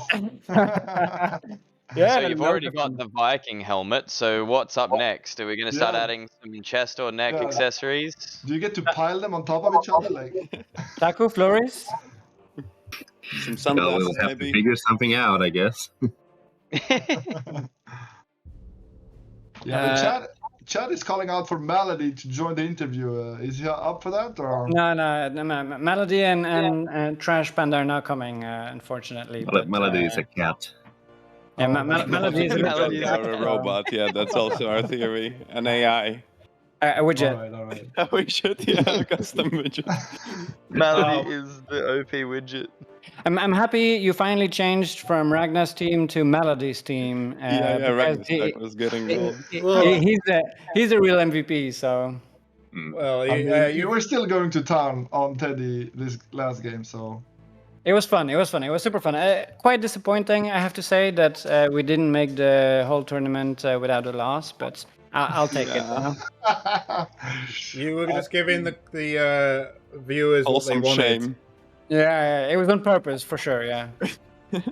But grumpy. Yeah, actually, I'm reading some. It was because of the practice game loss. I think that's why we need to prove that in Whitefire that could do, right? No, amazingly played by our opponents. I think everyone we played gave us a run for our money. It was like super fun game, super tight, lots of fun. Yeah. I mean, TZN, it felt like they really pushed you to the brink, honestly. It felt like they could have taken the last two games easily. Then it would have been a fight for your lives in the last of the matches, right? Yeah, and it was fun. It was on a big macro map as well, so it gets to later stages as well. So that was super fun, and they played really well. And first and foremost, Melody, Trash Panda, LSR, amazing co-players. LSR, thanks for the coaching as well and everything. And yeah, Trash Panda, like amazingly good new Yeah, player. such a good form, right? To be Yeah. Mighty Sheep pointed out in the chat that actually Trash Panda won his lane every single time, and that's true. He did, yeah. But Yeah, to be enjoying the fair, perks I of feel like Plumber's. I do feel like sure he won his lane and he was playing amazing, but Malady always supported both of his teammates. Yeah, right? yeah. I feel like every time there was a bit of a momentum swing in the lane, boom, 10 shurikens, 20 shurikens coming into the rescue, and suddenly the momentum swing is completely cancelled and back to aggression, right? And that's, I think, what made the difference. I think my talent lies not in playing that well, but in finding the good teammates. Yeah, that's all you need to You're do. too It's modest. a skill in and of itself. There you go. Ragnar, could you take Mighty Sheep one-on-one? I have before. It was tight. That's what You hear that, Mighty Sheep? You're washed. I'm joking. He's trying to start beef so he can then cast those games and see what's happening. That's fantastic. I'm good with making love and not war. I really liked Claret's message there of peace. I think I think we can all learn from that. And this is fun, the games and everything. But outside of the games, I'm happy to not have beef and everything. No, of course. No, I'm just joking. I like that. I know. It's fun. It's funny to have some like friendly beefs just for the story and the stakes, right? It's extra stake, like ooh, you beat him in the tournament, and I just think it's fun. A request from chat here to ask about the air transport D gun. Oh yeah. Yeah. How the hell did you do that? Actually, I learned that very recently. I've been playing this game for quite a while, and I just very recently learned about that. And I was like, oh, like a few days ago, for real. And I saw it, and I was like, oh, is it gonna work? Am I gonna be able to do this? Not only did it work, It works. Yeah. you didn't even die. That's the amazing part. Well, yeah, because if you're in the air, it's made on purpose, so you can't comb bomb while in the air as well, which would be like super strong and used to exist. So, Yeah, but this, and then I was like, yeah, okay, we won, like easy, and then we lose, of course. Yeah, overconfidence. Yeah, and chat, we did not forget about Captain Jack Sparrow. We know, but he wasn't in the tournament, sadly. So He was in the qualifiers. Oh wait, he was in the leftovers. Yeah, I casted a lot of his games. He got dumpstered before they even got to And play the real quotes. tournament. That was those guys that also made far here. That was, I think, the X Factor live team. That was the meta and they were playing against the Flash, the CJ, and Shadhunter, and they won. So I think Yotto, Nick, like Zero has something about that X Factor guy as well, right? And I'm actually surprised when you look at the lineup of Flash, Captain Jack Sparrow, and I don't remember the third one, but like, I was expecting leftovers. I was expecting that team to actually qualify. I'm gonna be real here, and instead the Meta Slaves qualified and put up some very nice games. So, but to be honest, CJ, when we were playing practice games, CJ was winning against us in the practice games. So good with Teddy and Claret. Yeah, no, for sure. CJ very, very dangerous. It's always different when it comes down to crunch time. Yeah, for sure. Guys, I think that's gonna be it for me. It's 11 o'clock. I haven't eaten in a long ass time. Yeah, same. So okay, well, and my voice we'll wrap it up then. I'm just gonna. Is it okay if I self-promote before I leave? Of course, go for it. As a big thank you to the commentators, let's give them a few words each on what they're doing next in the bar community. Go on, Professor. All right, so I'm Professor Bar. You can find me on Twitch almost every day, at least in the weekdays. The weekends usually a bit different, but most weekdays I stream. Europe time, guys. Europe time. Europe forever, baby. You'll have some spice in the chat for sure.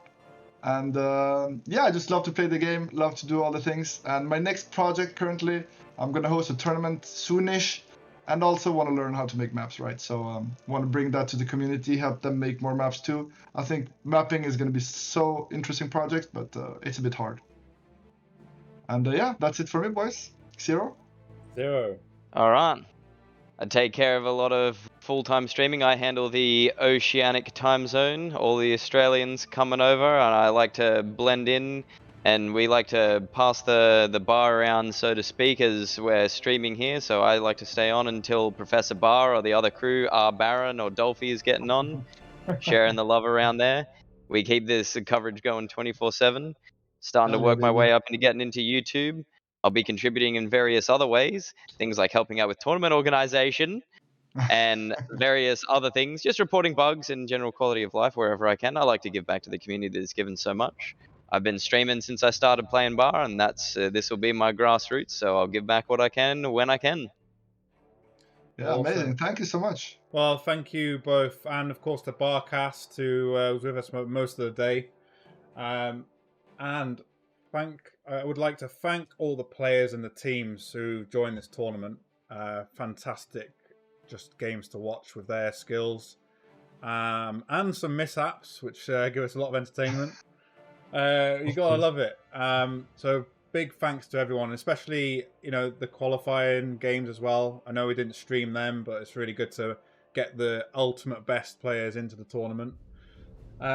Also, would like to thank Pataku and the rest of the guys. I think Floris and Icewick were helping in the background, and to the just general devs who have made a lot of this. All the graphics you're seeing, all the work that I've tried to reflect in terms of transitions and just keeping track of everything, and the game itself. So massive thanks to all the Bar team as well, and to our donors. Guys, remember when you cross the devs in game, I know you want to complain about balance and stuff, but give them some love first and then complain. Yeah, absolutely. It's a friendly bunch of people. Just look after them, because they do put a lot of blood, sweat, and tears into this game, and they appreciate a pat on the back. Absolutely. Also want to thank OP Man for his big donation for the prize pool. Thank you very much. And Taku as well, who put some of his own money in as well. He's already put in enough of his blood, sweat, and tears in, but also some money for the tournament. Thank you very much. And of course, all the viewers, thank you. Very appreciated, guys. And I have to say, you have done a really amazing job, and thank you for doing all of this on the short notice. This was a crazy week, organizing it in such a short amount of time, but we have pulled it off, it seems. Yeah, yet again. Thank you, guys, and yeah, good job. Thank you, man. Well, you've done the heavy lifting, so well done, sir. Very good job. And thank you, audience. Thanks for tuning in, guys. We'll be back with another tournament, yet to be announced, but stay tuned. Find out in the Discord first. And that's it, guys. Good night from us, and well done to our champions, BARcode. Absolutely. Thank you so much, guys. Bye-bye. Great job, everybody. Bye-sies. Bye-sies. Bye.